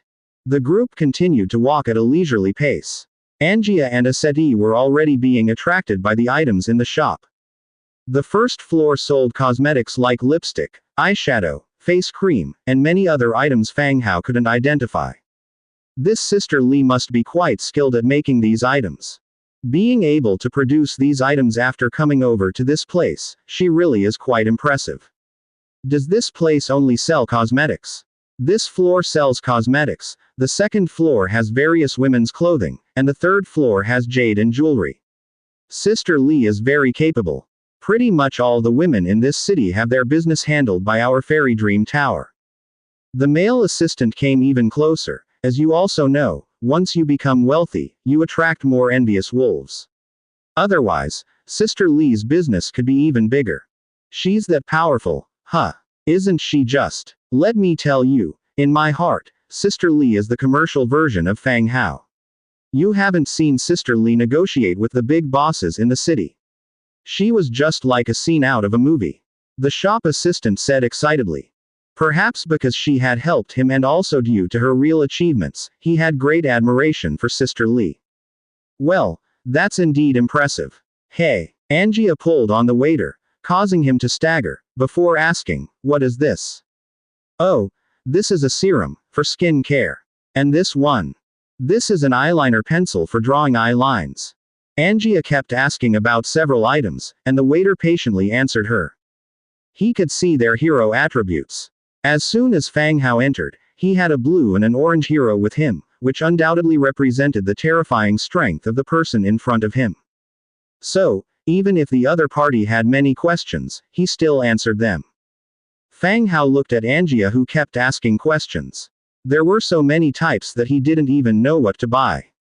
He then turned to the waiter and said, do you have any gift sets? Yes, we have gift sets over here that include foundation, eyebrow pencil, eyeshadow, a full set of makeup. Of course, the price is a bit higher. The waiter pulled out a wooden box the size of a lunch box from a shelf nearby. The box clearly had, Flower Fairy Honey, written on it. When opened, it contained neatly arranged various types of makeup. What if we don't know how to use it? Fang Hao continued to ask. Don't worry about that. As long as you come to the store and learn, we will teach you. It's very simple and you can learn quickly, the store worker explained with a smile. He then pointed to the side where another female store worker was teaching a noble lady how to use makeup. How much does it cost? The store worker directly said, 3 gold coins for each box. 3 gold coins. Good heavens, a box of makeup was enough to buy several slaves. But now he was rich and powerful, so he didn't mind spending that much. He started counting the number of people in his mind. Rebecca, Angia, Era, Dong Jayu, and the maids in the territory. As he counted, the number already exceeded 70 and was still increasing. Seeing Fang Hao keeping silent, the store worker thought that the price was too expensive for him. He then offered, "I can give you a discount." Fang Hao was surprised. "Oh, thank you." But because of the interruption, he forgot how many people he had counted so far. Anyway, it was less than 100. "Okay, prepare 100 boxes for me." "What? 100 boxes?" The store worker was taken aback. "This must be a wholesale purchase." "Ah, so you don't have enough stock?" No, please wait a moment, I will have someone prepare them immediately." There was no such thing as not having enough stock. The store worker wished he could buy all the goods in the store. At that time, he could also earn a lot of commission. After paying, Fang Hao asked the store worker to deliver the goods directly to the inn where they were staying. Fang Hao continued to the second floor with his group. According to the store worker, the second floor sold clothes. As soon as they stepped onto the second floor, the atmosphere was instantly much quieter. Only young women were present, and by the number of people, it seemed that the clothing here was also quite popular. However, the popularity could not compete with the cosmetics downstairs. Fang Hao came to a shelf on one side, and immediately saw dresses hung on the wall. Some were separate tops and skirts, and some were one-piece dresses. But the styles resembled the ancient Eastern, Hanfu. Only a few dresses were the type worn by the locals here, and according to store workers, they were not produced by the shop itself. This was in contrast with his Bone Textile store's clothing styles. The Bone Textile store primarily focused on shaping and sculpting the body, but the style was more modern or Western. The ethereal style here was indeed beautiful, but it seemed that the locals had not yet accepted it. "You two also pick some out, I will pay when we leave," Fang Hao said.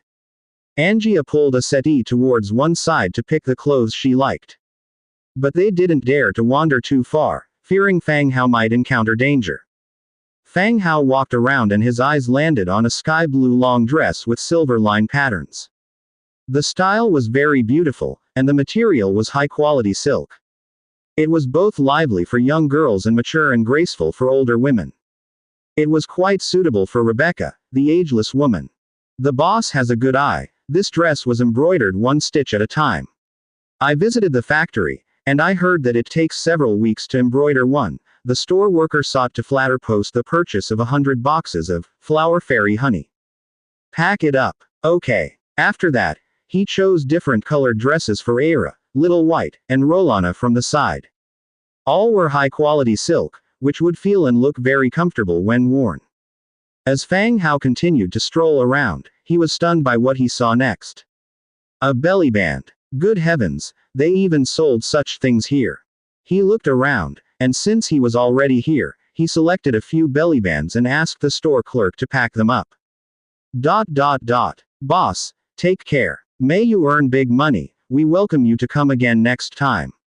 The store worker escorted them all the way to the door and spoke respectfully. He had earned enough this time to cover his earnings for several months. He was so happy that his smile almost reached his ears. He hoped that this golden master would come back again to shop. "Okay then, goodbye." Fang Hao nodded and continued on with his group. The Fairy Dream Tower was indeed the most characteristic store on this street. The other jewelry stores and clothing stores were rather dull in comparison. There was no novelty and no desire to buy anything. Lacking the motivation to continue shopping, Fang Hao and his group decided to find a place to eat dinner and then return to the inn. They leisurely strolled down the street, taking in the festive atmosphere along the way. As they noticed a nice tavern, Angia exclaimed in surprise, "Hey! Look, there's a bird perched on that person's shoulder." Fang Hao followed Angia's gaze. He saw a line of guards approaching from the roadside. The man at the front was tall, clad in black and gold armor, a sword hung at his waist, and a longbow strapped to his back. What had surprised Angia was, On his right shoulder, a green parrot almost as big as an owl was perched.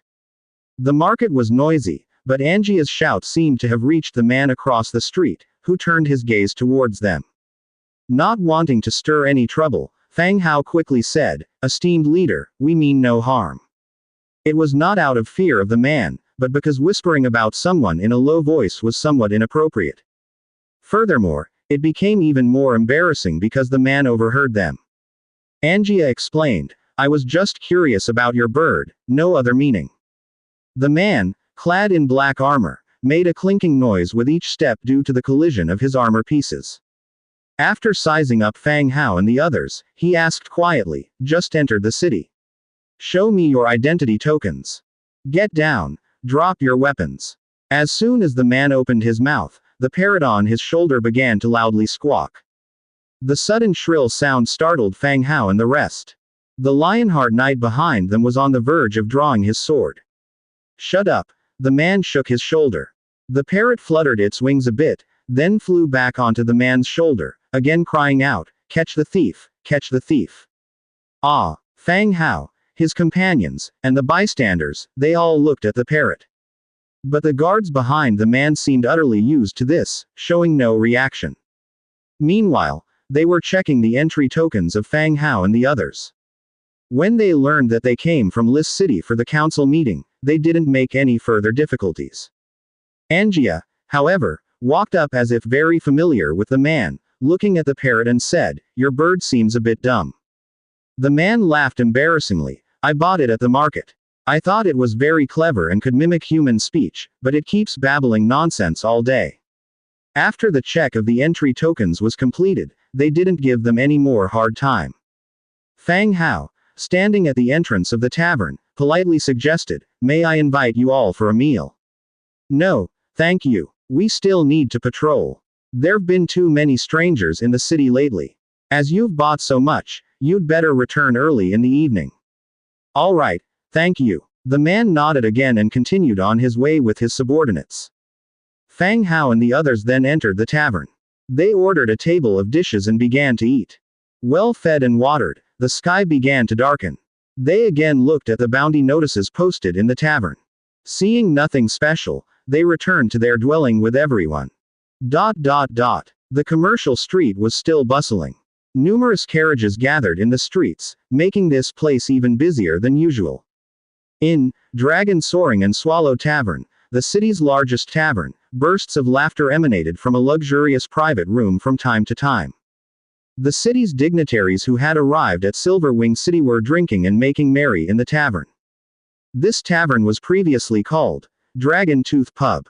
It was renamed Dragon Soaring and Swallow Tavern, after renovations 2 months ago. In a private room on the 3rd floor, Groot's butler, holding a glass of wine, looked at the bustling street below. The party from Lis City entered the city in the morning. "I'm afraid this matter will be difficult to handle now." In the private room sat a middle-aged mercenary, dressed like a small businessman. The mercenary said, "Who would have thought that they didn't drink the tea? We had no choice but to retreat. We almost got caught by their scout as we were leaving." The butler, hearing this, was filled with rage. He sat back down, slamming the wine glass on the table. "That's not what you said when we hired you. You told us all about the idea of poisoning them through the tea stall, saying it was so meticulous. But at the end of the day, people get slashed, and it doesn't slow them down at all." The mercenary was hired by the butler. Officially a mercenary, but he also did things similar to a bandit. Barely anyone dared to accept the task of attacking the Lis City forces. In their team, there must have been someone who discovered something was amiss with the cold tea, which led the whole troop to avoid drinking it, thus resulting in HMPH. I don't want to hear about this. My master gave me a good scolding because of it. If your captain really wants to shake off his current situation, he should show his real skills, not just brag every day. Yes, I'll relay this to the captain. The butler leaned back in his chair and continued, Lis City has already been infiltrated. The city guards, too, have started to set up their surveillance in the vicinity. It's improbable to kidnap Rebecca without a trace. My master wants you to change your target first.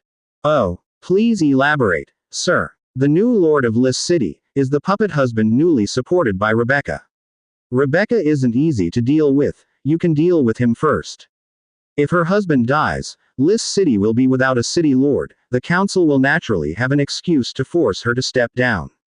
At that time, my master will take advantage of this opportunity to make some moves. The mercenary slowly nodded, continuing to ask, so this puppet city lord, what's his current strength, and how's his defense force around him? A young man in his 20s, even if he has some strength, it definitely won't be too high. He's a pretty little white face, which has obtained Rebecca's favor. There should be some guards around him, but not many. The butler continued. Oh, in that case, there should be no problem. Rest assured, sir. The mercenary assured him confidently. Capturing Rebecca alive in the city would indeed be a bit difficult. But if one were to kill a scrounging pretty face, it should be a lot easier. If you fail this time, it will be hard for me to explain things to my master. Besides, my master also said there should be a hero protecting this young man.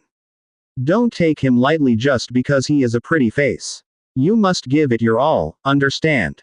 The butler earnestly reminded. The mercenary's face grimaced. A hero. What level of hero? Master didn't say it, you'll have to investigate it yourself. Besides, when the time comes, you must schedule more people to take action. If they have 10 people, you should send 100. Even then, he may still have the chance to escape. But what if you have 10,000 men? You could tire him to death. The mercenary twitched. But sir, isn't 10,000 people in a city a bit exaggerated? That's what I mean, I don't want to see any mistakes happening again. Moreover, be sure to maintain the confidentiality. The people you send out should preferably be unidentifiable. Don't let the people from the palace check and find out anything. Yes, we'll make sure to handle it. The butler nodded slightly. He had said everything he needed to say, and whether it would work out later was beyond his control. By the way, have you prepared the tiger whip I asked for last time? The mercenary immediately took out a wooden box from under the table. It's prepared, the whip of a blue crystal tiger, still with the testicles. Not bad. I'll take it with me later. Okay. The room once again fell silent, and the two began to eat their food while chatting about irrelevant matters. By the time they left the pub, night had already fallen. Fang Hao and Angia had a few drinks, while Aseti and the guards were still performing their duties. Once the whole group was full, they didn't plan on continuing to wander around. They walked through the streets, hailed a carriage and returned to their place of dwelling. Once they had returned to their residential area, the streets began to quiet down. Upon entering their place, Angia enthusiastically carried her purchases upstairs to show off to Lori. Whereas Fang Hao looked at the makeup set and clothing he had bought. He ascended the stairs, heading upstairs. As he approached Rebecca's door, he saw a maid exiting from the room. City Lord, the maid bowed respectfully. Is Rebecca resting? The lady is about to rest, the maid continued. I bought her some things while strolling on the streets today. Might as well give them to her now. Let me inform the lady. The maid turned around and entered the room again. Not long after, she returned. She wore a smile. Sir, the lady invites you in. Fang Hao pushed the door open and stepped in. Inside the room, nightstones were shaded by lamps. Silver moonlight streamed through the windows, casting light on a disheveled Rebecca, who was seated on the bed in her nightgown. It's late in the night, and here you are causing trouble again. Fang Hao placed the items he bought onto the table.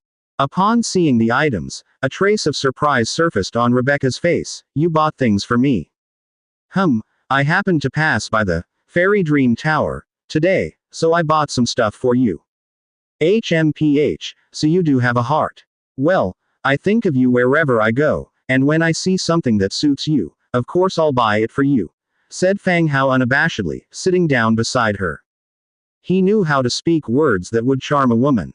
The impact of those words, however, often depended on who said them and when they were said. If he had said such words when he first met Rebecca, she would likely have been disgusted, maybe even wanting to chop his head off. But now, she only blushed and didn't make any dramatic reactions. I never realized that you're so good at sweet-talking people, Rebecca blurted out, her cheeks flushed. Her loose neckline allowed him to glimpse the softness beneath, partially obscured by a jade pendant. In fact, Rebecca had a habit of sleeping nude. Back when he pretended to be a flamboyant fashion designer, he had once witnessed her sleeping in the buff. He hoped that wonderful habit hadn't changed. It depends who it is, he retorted. Why would I sweet-talk just anyone? Humph. Fine, I have accepted your gift. I have things to do tomorrow and need to rest early. Rebecca moved to shoo him away. Oh, what are you doing tomorrow? I'll have a settee accompany you. It'll be safer. Rather than leaving, Fang Hao instead moved from his chair to sit on the edge of the bed, staring intently at the disheveled beauty before him. Rebecca, unnerved by his gaze, curled her blanket around her chest and scooted back a bit timidly. Initially, she wanted to scold him, but it seemed her words didn't faze him at all. She clenched her teeth, realizing that without offering him something, he wouldn't leave. Just for a moment, then hurry back to rest. I really do have things to do tomorrow, she said after a moment's thought. As soon as she finished talking, she leaned forward and planted a quick kiss on Fang Hao's lips. The moment their lips touched, Fang Hao was about to hold her when Rebecca pulled away. Okay. Hurry back now. I need to rest. Fang Hao blinked, covering his lips as he said, Humph, I actually wanted to chat with you. I didn't expect you to take advantage of me. I've been treating you like my elder sister, and yet you entice me. Wait for me. Next time, I will definitely pay you back. ? With a confused expression on her face, Rebecca watched as Fang Hao feigned victimhood, stomping out of the room after a menacing threat. You wait. I will return to take my revenge. She retorted. He did not listen and departed, repeating, wait for me, I'll definitely come back for revenge. And with that, he left the room. Back in his room. Angia and Lori had returned after showing off their new clothes. When Lori looked envious, Angia was quick to give him her flower fairy honey Fang Hao had bought. She made sure to emphasize that it symbolized their friendship. Lori was moved, despite not knowing how to use it. But at its price, he knew it must be something special. He was so moved he nearly cried as he hugged Angia's leg. Angia looked pleased and promised to take him along next time. Inside the room, a nightstone illuminated the space. Angia was prancing around in her new dress. The Fairy Dream Tower's clothing certainly had an ethereal quality to it. Yet, when Angia wore it, it didn't quite have the same effect. It did look good nevertheless. Ding! A message notification came through from the Book of Lords. Upon opening it, he saw that it was a message from Dong Jiayu. Brother Hao, the dwarves, scouts are frequently investigating my side. I suspect the dwarves are planning to take some action. Fang Hao sat on the bed replying, what about Belerga's blueprints? It's been several days since he promised to have it done. Belerga was supposed to be etching the blueprint for the musket. But even after a month of research, nothing had been etched. He had asked Dong Jiayu to remind Belerga last time and was told it would be 3 days. Today was the 3rd day. Dong Jiayu replied, I have just been to Belerga. He said he could have it done by morning. Hopefully he won't change his mind this time. How are your arrangements? Any intel from the dwarves? Dong Jiayu, the undead led by the Black Sword have amassed an army of 1 million soldiers. I have consolidated 12 lords to participate in this upcoming war. These 2 days, we have been preparing armors and weapons for the skeletons and soldiers. Immediately, a second message came in. In comparison to human beings and orcs, dwarves have a limited population. However, besides 8 Peaks Mountain, there are 12 fortress cities equipped with defensive arms. Thus, I am afraid this war will take a long time. Wars are brutal and costly, especially with winter approaching. If it were not for the ambitions of the dwarfs, Dong Jiayu would not have wished to start a war at this time. After all, to recruit soldiers, transmigrators also needed various materials like soul crystals. Although she did not know how Fang Hao recruited so many undead, she knew it wasn't without cost. If you use them all up, security gets compromised. It's fine. If the dwarves aren't afraid, then why should we be? The undead don't need food and aren't afraid of the cold, so we can wear them down, Fang Hao replied. Hee hee. Brother Hao, you're right, I'm not afraid of them either. Fang Hao continued, I can't hurry back, so you need to take care. I'll arrange the heroes from each city to support you. Dong Jiayu replied, okay, we can handle this. We can't have you handling every little problem. Fang Hao, okay, send me the Belerga blueprint as soon as it's ready. Understood. After saying this, the two ended their conversation. Fang Hao lay in bed, taking out the sound transmitting shell, and sent messages to several heroes nearby.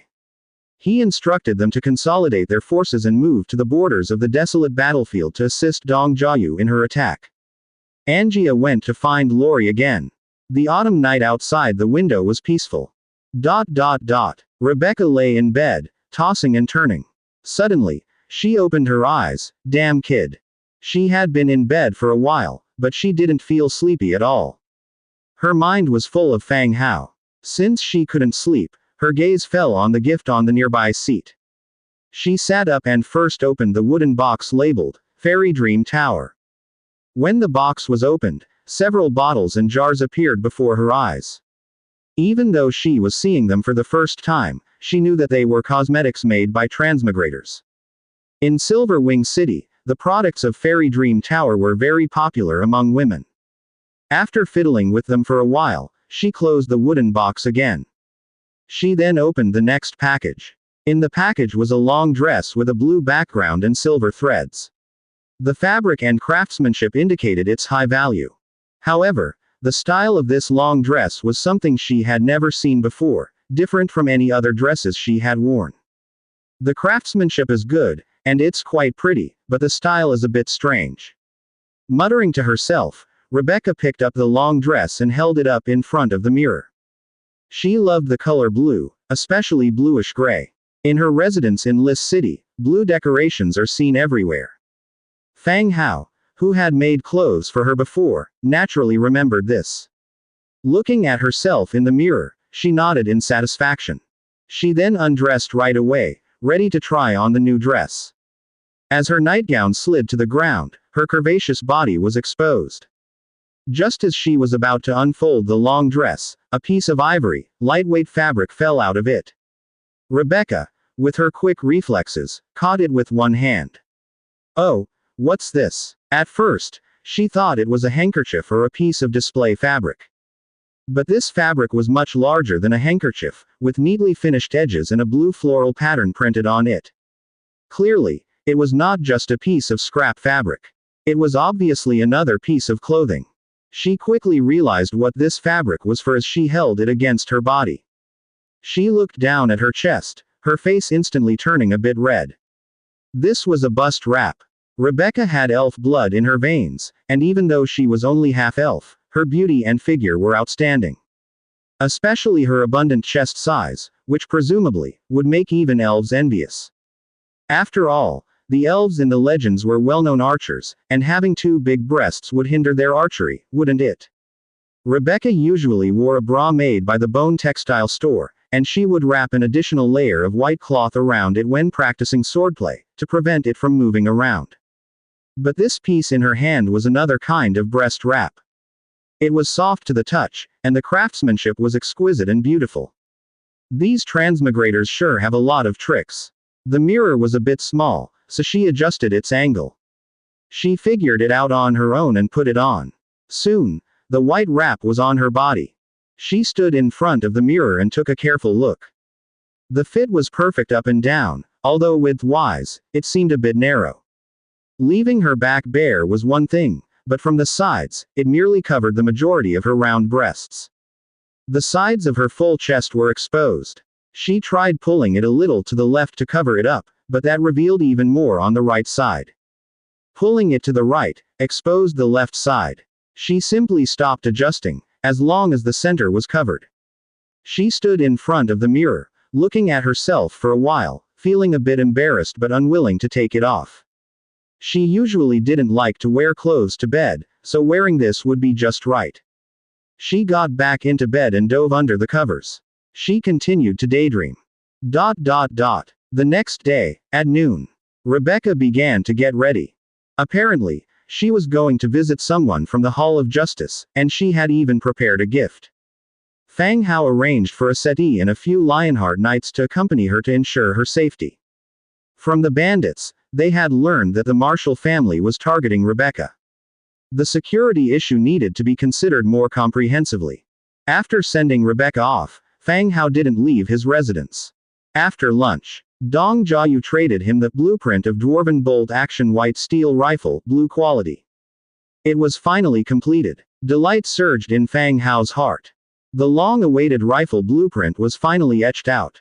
This type of rifle was what he needed, but its pros and cons were very clear. The bolt-action rifle required reloading after each shot, so its firing rate was not faster than a bow and arrow. The same was true for its power. In the Trade Alliance's shop, he had seen a purple weapon-grade bow, made from ancient wood and animal tendons. In terms of fire rate and power, it was much stronger than this type of rifle. But to draw this kind of bow required strength that not everyone possessed. In modern times, people were afraid of guns. Your power in this world could become heroic and acquire divine power. The firing mechanism of the rifle also limited its power. But the advantage of the rifle was its consistent damage. Its simple activation method meant that even ordinary farmers could have certain combat power once they were equipped with a rifle. It was particularly suitable for the large number of skeleton archers in Fang Hao's control who were not of high level. Hand over the blueprint. Fang Hao immediately had someone clear a space in the backyard. Using wood and leather, they constructed a simple large warehouse, blocking all the sightlines around. Fang Hao stood inside, opened the Book of Lords, and began to make bolt-action rifles. Dwarf bolt-action fortified white steel rifle. Hard tough wood 2, fine iron 2, white steel ingot 3, metal parts 52, precision parts 35. Description. A long-range firearm developed by dwarves, it has improved the way of loading bullets to make up for the slow loading speed of the dwarf musketeers. Goodness me, it requires so many precision parts. Fortunately, before leaving, he got the blueprint for the precision parts from the dwarves through Deng Bin. Otherwise, even with the blueprint for the rifle, he wouldn't be able to mass-produce them. First, produce enough precision parts. Then start making rifles. Set the production quantity to 10. Hundredfold amplification triggered, received 10 dwarf bolt-action fortified white steel rifles. Whoosh! A large burst of light flashed, and bolt-action rifles appeared from all around, scattered all over the ground. Because the space is limited and he's afraid of being seen, he could only make a lesser amount each time. After handing over these 10 rifles to Dong Jiayu, Fang Hao continued his production. Again 10 pieces, sent over to Dong Jiayu. This process repeated more than 100 times. In total, over 100,000 rifles were handed over to Dong Jiayu. Thanks, Brother Hao. What about the bullets? Fang Hao continued to produce a large quantity of bullets and handed them over. He made as many bullets as possible, in order to prevent a scarcity of bullets at a critical time. The bullet production is completed. Fang Hao then proceeded with the production of first-generation field cannon. This kind of cannon is large and heavy, belonging to the earliest cannons possessed by the human clan. The modified version now would definitely be some lighter. Fang Hao made 101 cannons, and handed them over to Dong Jiayu.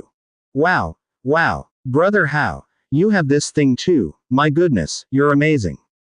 Dong Jiayu expressed his astonishment. Fang Hao replied, I don't have the blueprint for the shells, only 52 shells, you plan how to use them. Without the shell blueprint, these 52 shells, that were obtained from the Life-Taker lair, were stored in the storage space of the Book of Lords. Now, he passed them all to Dong Jiayu at once. But it seems like Dong Jiayu isn't worried, saying, that's no problem, we've discussed it already. Dwarfs are good at using firearms. Once we break through a fortress, we can seize cannons and shells. Now with your cannons, it's going to be even easier. Well, it seems to make sense that way. Dwarfs will use firearms once they engage in wars. Win once, and they can acquire the other party's firearms, creating a situation where war supports war.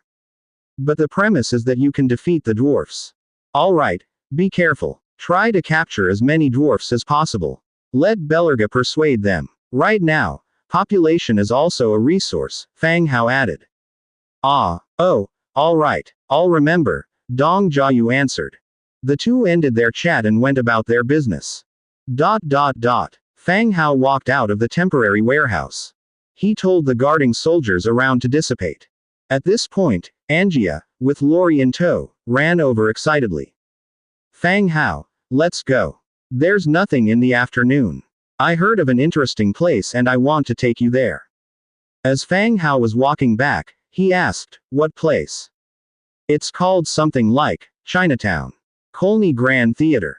Oh, my dear, you might suspect that stars are torches. You might suspect the sun changes position. You might suspect that truth is a lie. But my love has never changed. On the stage, the male actor holds the female actress's hand, looking deeply into each other's eyes, reciting their lines aloud.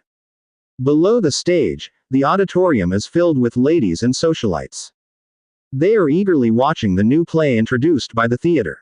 The middle of the auditorium is the best place to watch. Rebecca and a similarly beautiful woman sit side by side, attentively watching the most recent program at the Grand Theater. The beautiful woman's name is Olivia, a deeply rooted noble in Silver Wing City. In her youth, she married Doherty, the leader of the Hall of Justice. Rebecca met her when they were younger, and though all these years Rebecca has been pressured by various forces, Olivia has not spoken on her behalf. But maintaining their close relationship, appearing together in public, is already a kind of statement. Why, the cosmetics from Fairy Dream Tower. I've never seen you use these things, Olivia whispers. Rebecca's gaze remains on the stage. I heard that the stuff from Fairy Dream Tower is good, so I just bought it to try. Really? It wasn't your young husband who gave it to you? Olivia tilts her head, looking at Rebecca's face. Her red lips are glamorous, and she wears a simple eyeshadow, which makes her already beautiful face dazzle even more. That's none of your business. Rebecca gives her a glance. See, I told you, I knew you wouldn't notice Fairy Dream Tower on your own. It was him who bought it for you, wasn't it? You even used it, seems like you fancy him quite a bit. Olivia's face is filled with joy at discovering something new. Rebecca does not refute her, she simply watches the performance on stage seriously. Olivia doesn't continue either, and the scene is calm for a long while. It's only when the second act begins that she continues. The church hasn't done much in recent years. They hardly care about cities harassed by the undead lately, focusing on seizing power instead. You really don't need to be so stubborn about this, maintaining your own position is enough. When Olivia says this, she is clearly sharing information with her friend. If Rebecca disagrees with the Federation's decision to seize power, her position will be in jeopardy. After all these years, her position has been precarious. It seems that she holds great power, but in reality, it's unstable. What does your husband say? Rebecca asks quietly. Olivia doesn't answer, and there is silence for a while. When she speaks again, she has changed the conversation. You know about the transmigrators, right? A lot of the new plays in this theater are provided by them, all of them pretty interesting. Rebecca answers. She didn't press for more information. Chinatown. Unable to resist the constant nagging, Fang Hao took Angia, Lori, and Demetria out of their residence to Chinatown. This iconic name lets one know its meaning immediately. Chinatown is not as large as a commercial street, but it's particularly lively. All kinds of snacks with oriental characteristics and some strange and bizarre items can be seen here. They fill the entire street. There are many transmigrators, some who develop forces and build their own cities. There are also no small number of people who give up their cities and bring materials into the city for a comfortable life. Each person's opportunity is different, as are their choices. At a barbecue stand, the owner is a tall, thin, middle-aged man. He wears a Xinjiang cap and speaks with a southern accent. While grilling kebabs, he chats with Fang Hao. How's business? Can these people eat barbecue? As the owner flips the skewers, he says, it's all right, you'll always make something when you set up a stall, and it's just enough to get by. More than just getting by. You must earn quite a bit. Forget it, I think you're the impressive one, You've got two heroes at your side. Looks like your territory is developing well. Unlike us, who've lost our city and can only wake up early and return late to make ends meet. Fang Hao glances at the heroes beside him and answers, "Oh, I came with my city lord." These are all his guards. Realizing, the owner understands. Recently, a large number of Outlanders have gathered in the city, all of them attending the federal conference. And Fang Hao should have come with his city lord. That's not bad then. In this world, as long as you can live and eat enough, that's enough. Don't think too much. Yeah, by the way, boss, I just got here and I don't know much about this place. What do you think? Who holds the power in this city? Fang Hao continues. The owner is taken aback, looks around warily to see no one nearby. He lowers his voice. The Silver Wing city power distribution is quite complicated, with 3 major influences. 3. Fang Hao had heard from Rebecca that there were only the Hall of Justice and the Church of Light. How did a third one come up? The Hall of Justice, the Church, and the Mages Association. The owner adjusts his round hat and says, "Mages. There are mages in this city." Fang Hao becomes even more curious. Of course, they say this Mages Association holds significant influence. They also serve as the magic regulatory agency, overseeing all mages. Anyway, you'd better not provoke them. The owner continues to explain. The path of the mage is even harder to tread. Every mage is a scholar, who needs to read a vast amount of material and literature to study magic. Similarly, a mage's skills possess immense destructive power. If 2 warriors fight, a pub might be ruined. If 2 mages fight, not only the pub would be gone, a huge fire might burn for 3 days and nights. This is why mages need special supervision. Oh, I've got no reason to upset them. Fang Hao smiled, indicating that he was merely inquiring. The boss nodded and continued, "The Hall of Justice is the force that controls this city.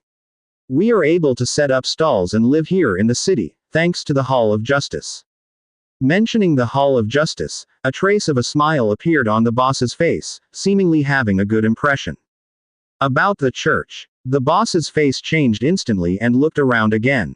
You should know about the church, they have their temples in all cities. They have very extreme beliefs. They used to consider us as heretics and were about to cleanse us in the name of their god. The people from the Hall of Justice intervened, otherwise, they would have gotten their chance. So, you should keep your distance from them. Do not even go to the temple when you're ill, or they might misinterpret your words, accuse you of a crime, and burn you at the stake, the boss warned seriously. From the conversation, it was clear that the boss was not only wary but also had a dislike for the church. The actions of the church were polarizing. They built temples to treat the injuries of ordinary residents, but their actions were quite extreme.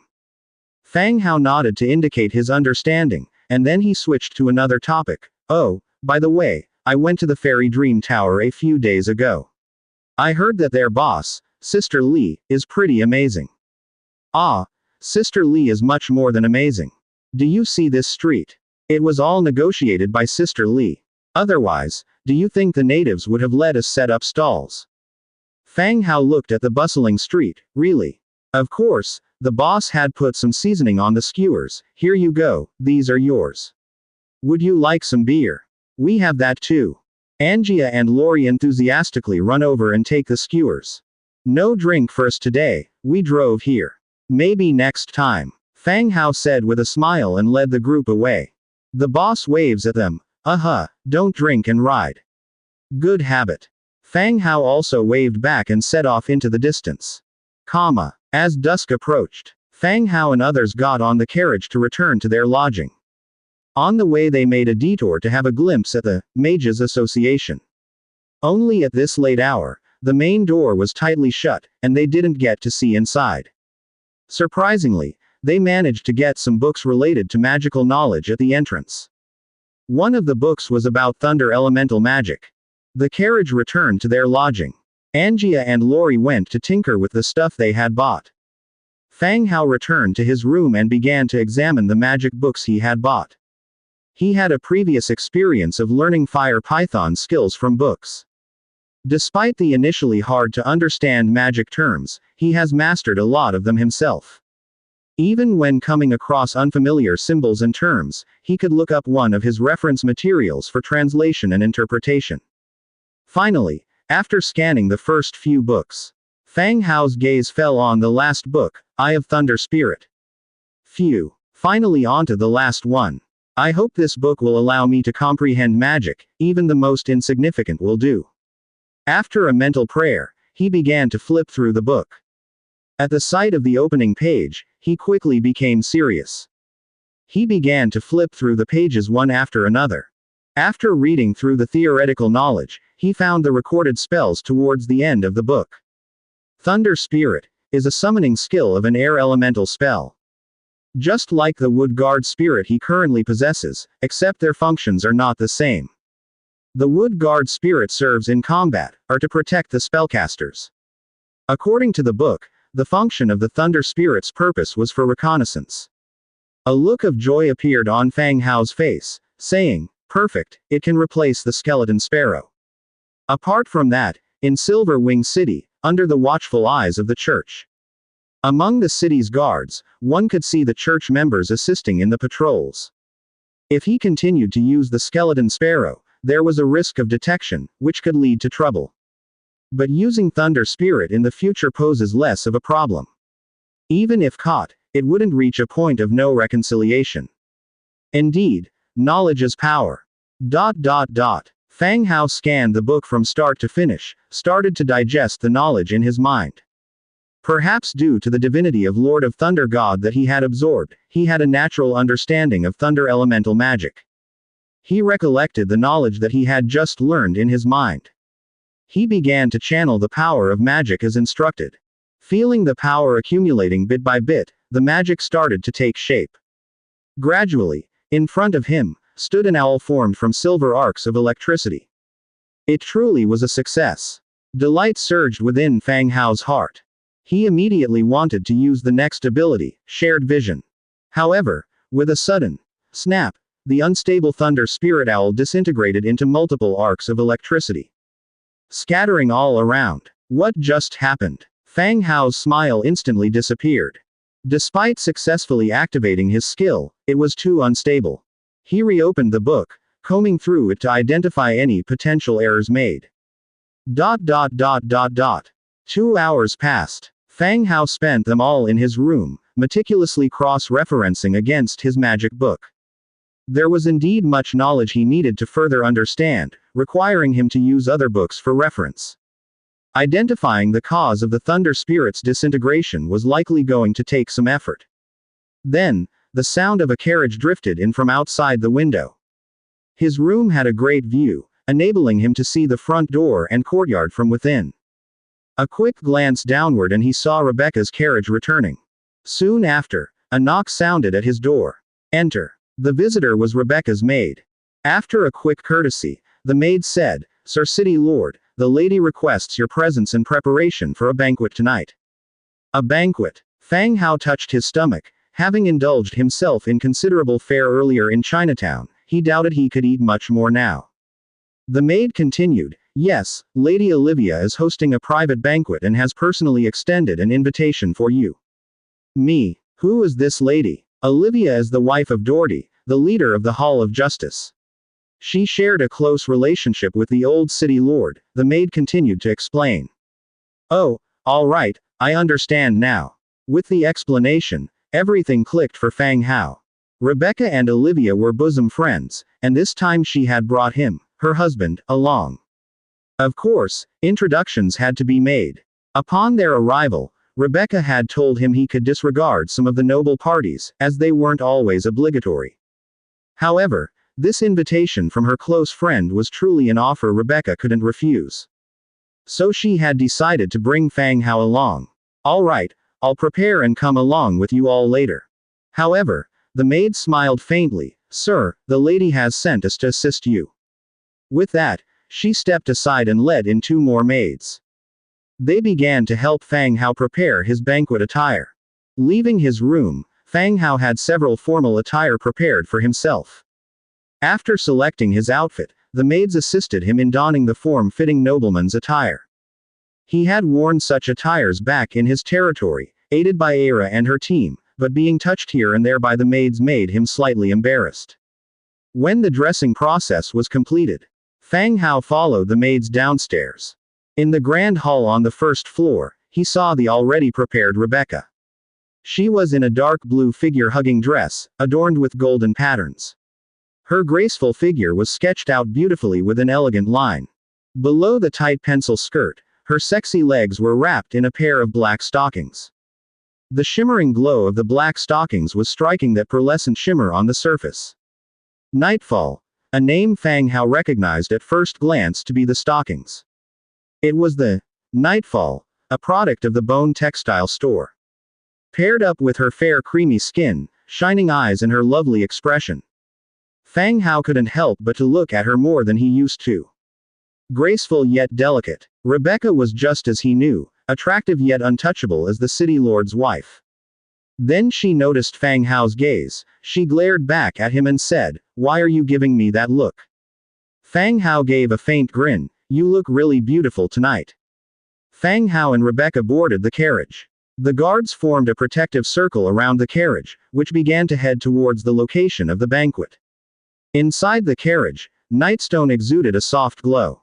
Despite being in close proximity, Fang Hao's gaze still lingered on Rebecca. The gown was tailor-made for her. On her, it fit impeccably, with not a wrinkle in sight, accentuating her curves to perfection. The patterns embroidered with gold thread lent the dress an added air of noble elegance. Her slender legs, encased in the dress of Nightfall, were particularly noticeable as they shimmered in the soft light. Noticing Fang Hao's gaze, Rebecca didn't seem as shy as before. She smiled and said, "This dress is quite nice. The craftsmanship of your textile shop is indeed impressive. As long as you're satisfied, ma'am." Rebecca rolled her eyes at him, continuing, "A dress like this, if sold in the city, would be more popular than Fairy Dream Tower's clothing." Fang Hao nodded, "Yes, tonight you'll have to promote our products among those noble ladies. I don't have much interaction with those people." "No worries, there is no rush with the store matters." Fang Hao was unconcerned. The carriage journey continued. Rebecca spoke again, whispered, "You are the owner of the Bone Textile store and the registered leader of a mercenary group in List City with over 1,000 people working for you. We met when we were hunting No Face and we ended up together." "Oh, I get it." He understood this was Rebecca briefing him on his assumed identity. His capabilities far exceeded that, but certain things best remained unsaid. And they had to keep their stories straight. "I have known Olivia since we were young. We were quite close back then and have remained so until now. The only person I truly look forward to seeing at these annual affairs is her, so don't take it to heart if she nags you a bit," Rebecca continued. "So, your only good friend is very concerned about your marriage." "Well, it's not so much concern, just that once you're married, they should meet you, right?" Fang Hao tentatively asked, "So, does she know that you're not into men?" Rebecca furrowed her brows, looking at him in puzzlement. "I don't think so." "What do you mean?" Fang Hao blinked. "Oh, I see, you didn't tell her. You're hoping to take advantage of her." Rebecca's expression registered surprise, shock, and confusion. She was stumped, not understanding how the conversation had taken such a sudden turn. And then he came out with that line. Her face darkened, her mouth agape with indignation. She wanted to slap his face, but their tight clothes made it impossible. So she lifted her foot and stomped on his. Angrily, she said, "Are you out of your mind?" The banquet was being held at a mansion in the central district. Once they'd arrived at the mansion, they could see other carriages heading the same way. These must be the other invited noblemen. Unlike Fang Hao's carriage, these ones only had 1 or 2 guards at most. On the road, a settee leading more than 20 horsemen following Fang Hao had been stopped twice by patrol guards. Upon reaching the mansion, having handed over the invitation, the guards stayed at the entrance of the mansion. Rebecca, arm in arm with Fang Hao, strode into the mansion. The mansion was incredibly vast and extravagantly decorated. Inside the courtyard, the greenery was still lush, and the original flowers had been replaced with vigorous plants that could thrive in autumn. With careful pruning and tidying, the courtyard gave off a vibrant feeling. All of these were cultivated with the help of a wood elemental mage. It's quite expensive as they don't last for long. Rebecca tugged at Fang Hao's arm and pointed at the flower garden. Fang Hao was taken aback. Mages, in any society, were granted high status. They were forbidden from doing manual labor and were to be protected during battles. Yet here, the management of the mansion relied on mages, which was completely absurd. Those mages actually do these kinds of tasks. Isn't it said that mages are very proud? Fang Hao, arm around Rebecca's waist, asked quietly. Rebecca squirmed a bit, replying, she is Doherty's wife. It's only natural that the mages wouldn't say anything. Are you implying something? The grass in my backyard has grown taller than a person and I didn't need a mage to cultivate it. HMPH, you're great, okay. The two casually sparring as they walked. After crossing the courtyard, entering the main building, they were met with an even more magnificent sight. The lush carpet that lined the hallway, the lustrous white marble walls, the gold and silver adornments interspersed amongst white stone, the blue curtains gently swaying in the breeze. The entire building exuded an aura of noble elegance. The banquet hall was a blaze of light, with soothing music wafting through the air. The elegantly dressed men and women nobles were holding wine glasses, engaged in lively conversation. The entry of the two arm in arm naturally attracted the majority of the people's attention. However, it was strange that after a few cursory inspections of Rebecca, the crowd immediately returned to their own conversations, with not a single person even acknowledging their presence with a nod. It seems that you're not very popular, Fang Hao muttered under his breath. Rebecca's expression didn't change. They don't matter, she said. The pair took their seats on a sofa. With the music playing in the background, Rebecca was softly introducing the dignitaries present at the gathering. There were established nobles and well-known merchants from the city. Though it was not a formal gathering, under the personal invitation of Olivia, many influential figures of the city had arrived. As it wasn't a large-scale banquet, it didn't take long. Olivia made her appearance, escorted by a group of middle-aged noblewomen. She first delivered a few public remarks before descending to engage in enthusiastic conversations with some of the nobles. Not much later, Olivia, with her entourage of noblewomen, walked towards Rebecca, all smiles. Olivia herself was quite striking. She carried herself with dignity, dressed in a long pale purple dress, with an emerald gemstone necklace adorning her neck. She was different from Rebecca. Olivia's beauty was mature and intelligent, full of elegance. Despite her well-preserved appearance, her age nearing 40 was evident. Contrarily, Rebecca embodied a timeless beauty, a combination of vivacity and fullness. The other noblewomen, when compared to the two, fell short by quite a bit. Despite their dazzling array of jewels, their looks and demeanor were not in the same league. Rebecca, is this your husband? Olivia asked as she approached, her eyes roaming curiously over the young man standing before her.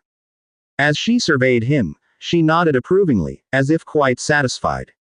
Her gesture was akin to a girlfriend's mother seeing her daughter's boyfriend for the first time. Ahem. Rebecca cleared her throat lightly and said, Olivia, this is Fang Hao. She turned to Fang Hao and introduced, this is Olivia. In total, 5 women had arrived. Apart from speaking to Olivia, Rebecca ignored the rest of the women completely. But the other women also pretended not to notice and maintained their pleasant smiles. All of them were sizing up Fang Hao. Fang Hao stood up, and greeted, Fang Hao. It's an honor to meet Mrs. Olivia and the beautiful ladies.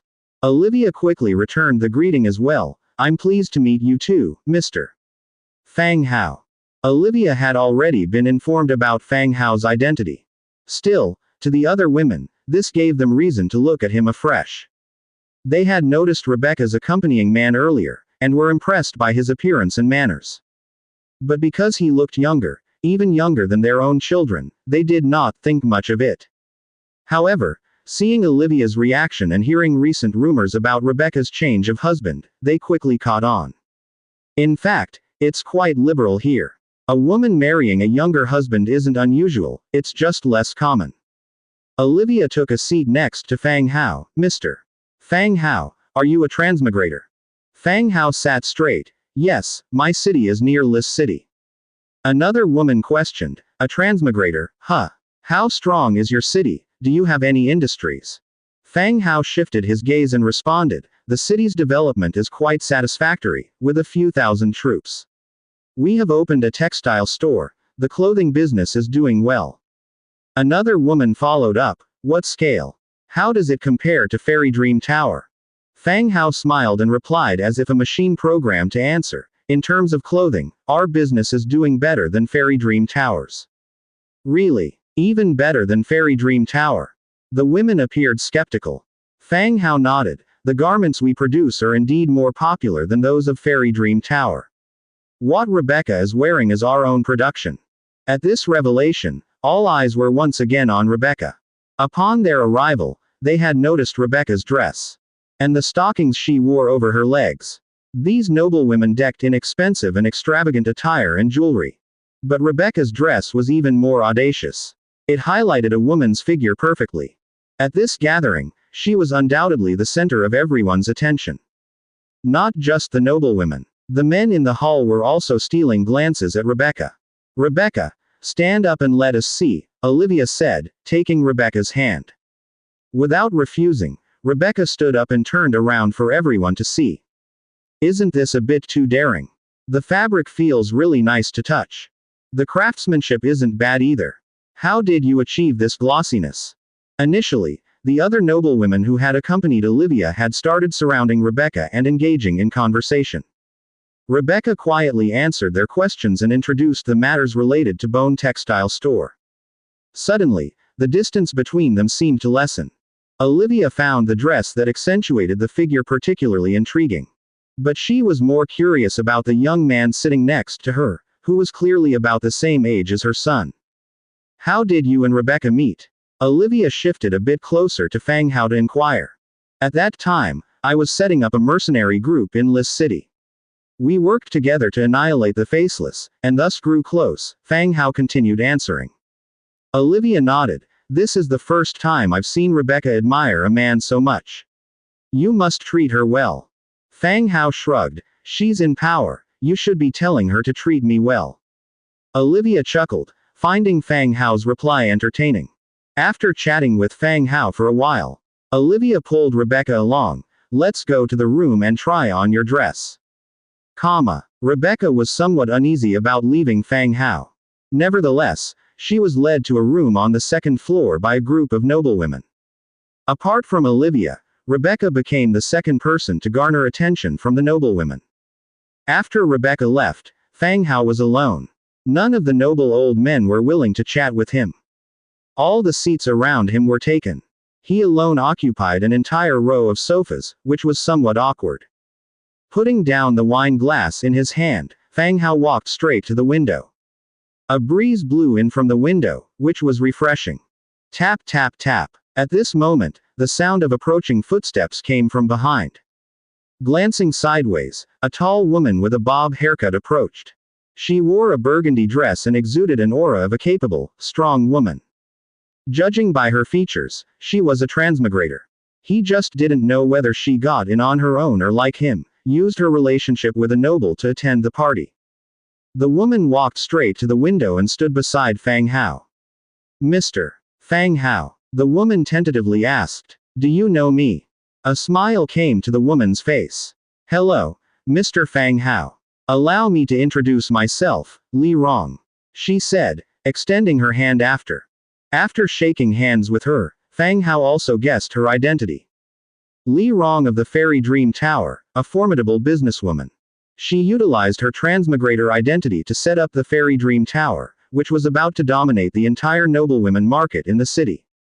So, it's you, Sister Li. I've heard a lot about you. This surprised Li Rong a bit. It wasn't hard to guess Fang Hao's identity. Identifying the woman beside him as the Lady of Lis City, it was certain the man was Fang Hao. But she didn't expect Fang Hao to react so quickly and correctly guess her identity. Mr. Fang Hao, you flatter me. I am nowhere near as famous as you, Li Rong modestly said, waving her hand. Surviving is what matters, the rest of the reputation doesn't matter. Fang Hao leaned against the window, continuing to look outside. Exactly. Li Rong agreed. The two then chatted about Fairy Dream Tower and cosmetics. Li Rong had previously been in the cosmetics industry, developing her own products and manufacturing them in her own factory.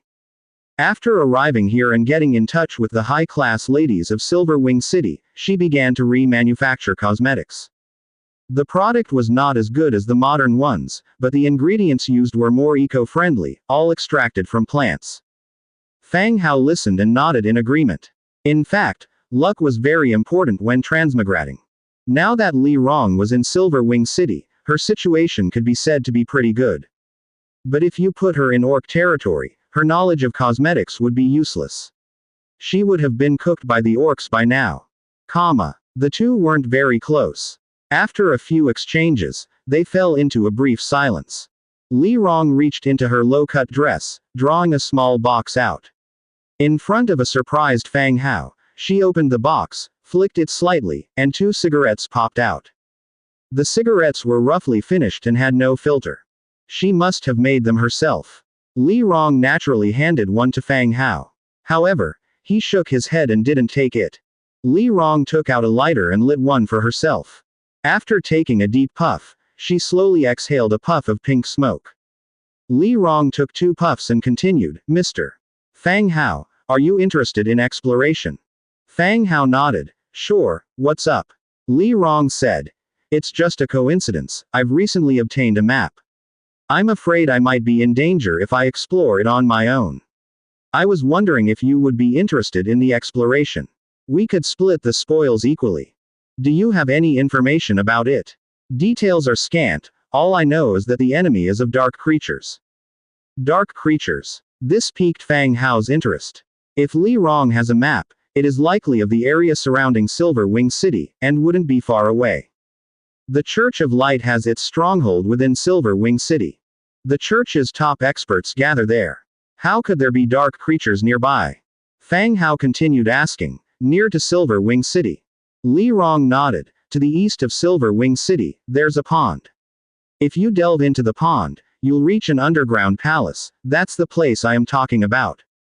She provided detailed description, including all the significant landmarks. If this information is true, Fang Hao could arrange for someone to find this pond in the east and find the subterranean palace she mentioned. You're being so detailed. Aren't you afraid I might go by myself? Asked Fang Hao, leaning against the wall. I trust you, the #1 player in the channel will not do something like this. Even if you did, I wouldn't mind as I myself can't conquer that palace anyway. Li Rong replied indifferently. Truth be told, she had helped many people in Silver Wing City due to Fang Hao's influence. She vividly remembered the 20th day after migrating the forced mission of Demon Rat Invasion. Fang Hao had sold a large quantity of equipment in the channel at a fair price. Additionally, the saying about helping each other to survive together. Her domain managed to hold out until now, gradually showcasing her own unique talents because of the equipment from Fang Hao. Without the items provided by Fang Hao, she would have to invest more effort in equipment and resource supplies.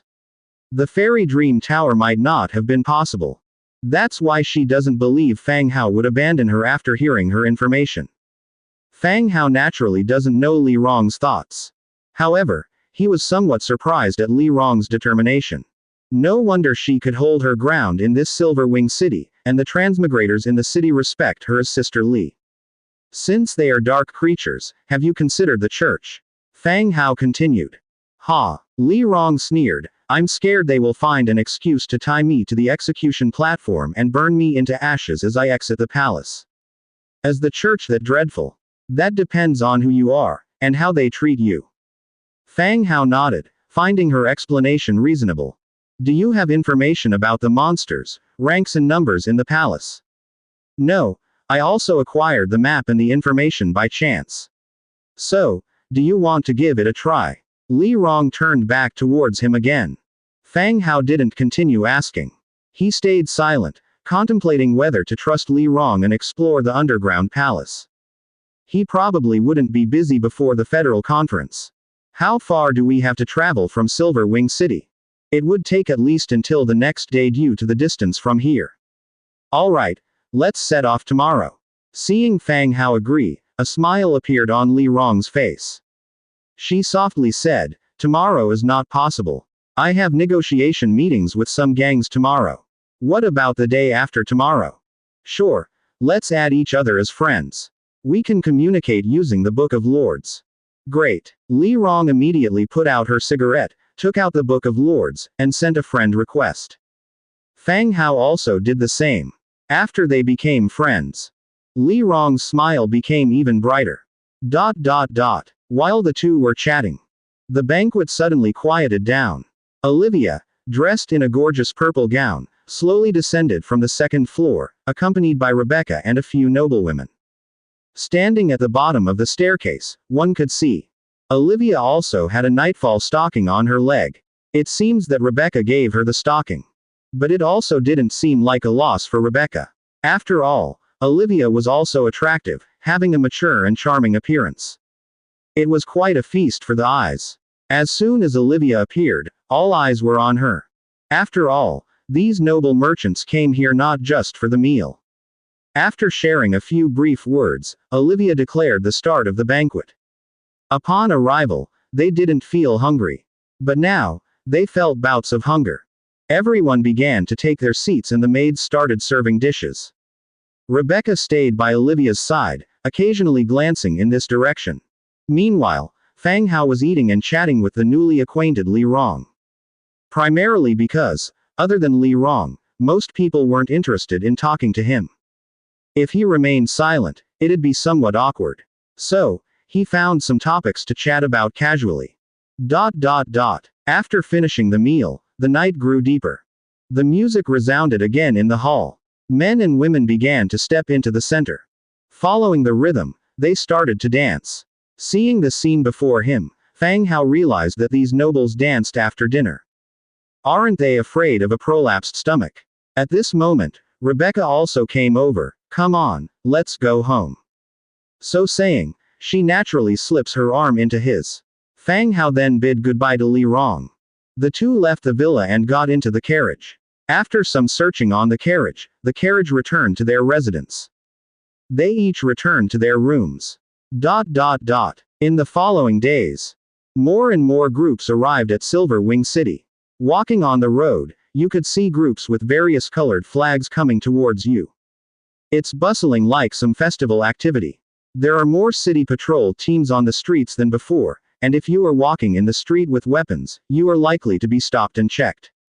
If there was no proof of identity, one would be enthusiastically taken away for a private chat in a small dark room. These past few days, there have been hardly any issues. Rebecca didn't attend the banquet, and during the day, several women would go to Fairy Dream Tower to learn about makeup in a group. Through gradual interaction, Rebecca and Angia's relationship improved significantly. Sometimes, if they found something fun, they would take Lori and run to Rebecca's room to show off. One morning, Fang Hao, accompanied by Demetria, visited the Mages Association. He understood the situation of the association but did not register to become a mage. There are many benefits to becoming a registered mage, such as participating in courses organized by the association, exchanging resources, and being assigned tasks. However, these were not very appealing to Fang Hao. The only thing that somewhat intrigued him was the mage course. Even so, he didn't want to register and be subject to the association's supervision. Moreover, he didn't want to reveal his capabilities. After buying some books near the Mages Association, he returned directly home. He locked himself in his room, continuing to decipher the magic spell, Eye of Thunder Spirit, which he had not yet thoroughly researched. An office desk. Piles of opened books filled the entire desk. Fang Hao, in the middle of a small space, held a pen, recording the stages and feeling of mistakes in the spell casting process. Experiencing an active characteristic, the cycle of air elemental transformation and condensation, this word after, elemental, what does it mean? He jotted this down and immediately began to flip quickly through a book on the side. Oh, elemental recombination. He jotted down all the knowledge bit by bit. 3 hours later, the sheet of paper in front of Fang Hao was crammed with words, documenting his shortcomings in spell casting. He put down the pen. and started to cast magic again, carefully sensing the changes in the air elemental around him. He carefully transformed them into the form he desired. Gradually, an owl formed from silver arcs took shape before him. Seeing the owl take shape, Fang Hao felt delighted. Then immediately focused to prevent his mood from impacting his spell casting. Soon, the owl was fully formed, and Fang Hao felt as if he had another self. He could sense the owl's location and existence. Shared vision. The next moment, Fang Hao could see himself sitting at the desk and the owl in his eyes through the vision of the owl. Two scenes appeared at once, as if there were two images on one screen. Next, he continued to control the owl, causing it to fly out of the window and circulate around the building. The owl's vision was very clear. Not inferior to the vision of the skeleton sparrow at all. After circling around the residence, Angia and Lori were playing chess in a room on the second floor. Rebecca, alone on the fourth floor, was holding a gown and comparing it in front of a bronze mirror. She wore a white silk bralette that revealed a lot of white skin from the side. After watching for a while, the owl flew up again and returned to Fang Hao's room. The difference between the owl and the skeleton sparrow from an investigative perspective was not significant. If there were pros and cons to mention, the owl is not a dark species and, when released in Silver Wing City, would not attract attention. The skeleton sparrow, because of its undead affiliation, can speak through the sparrow when controlled, making it more convenient.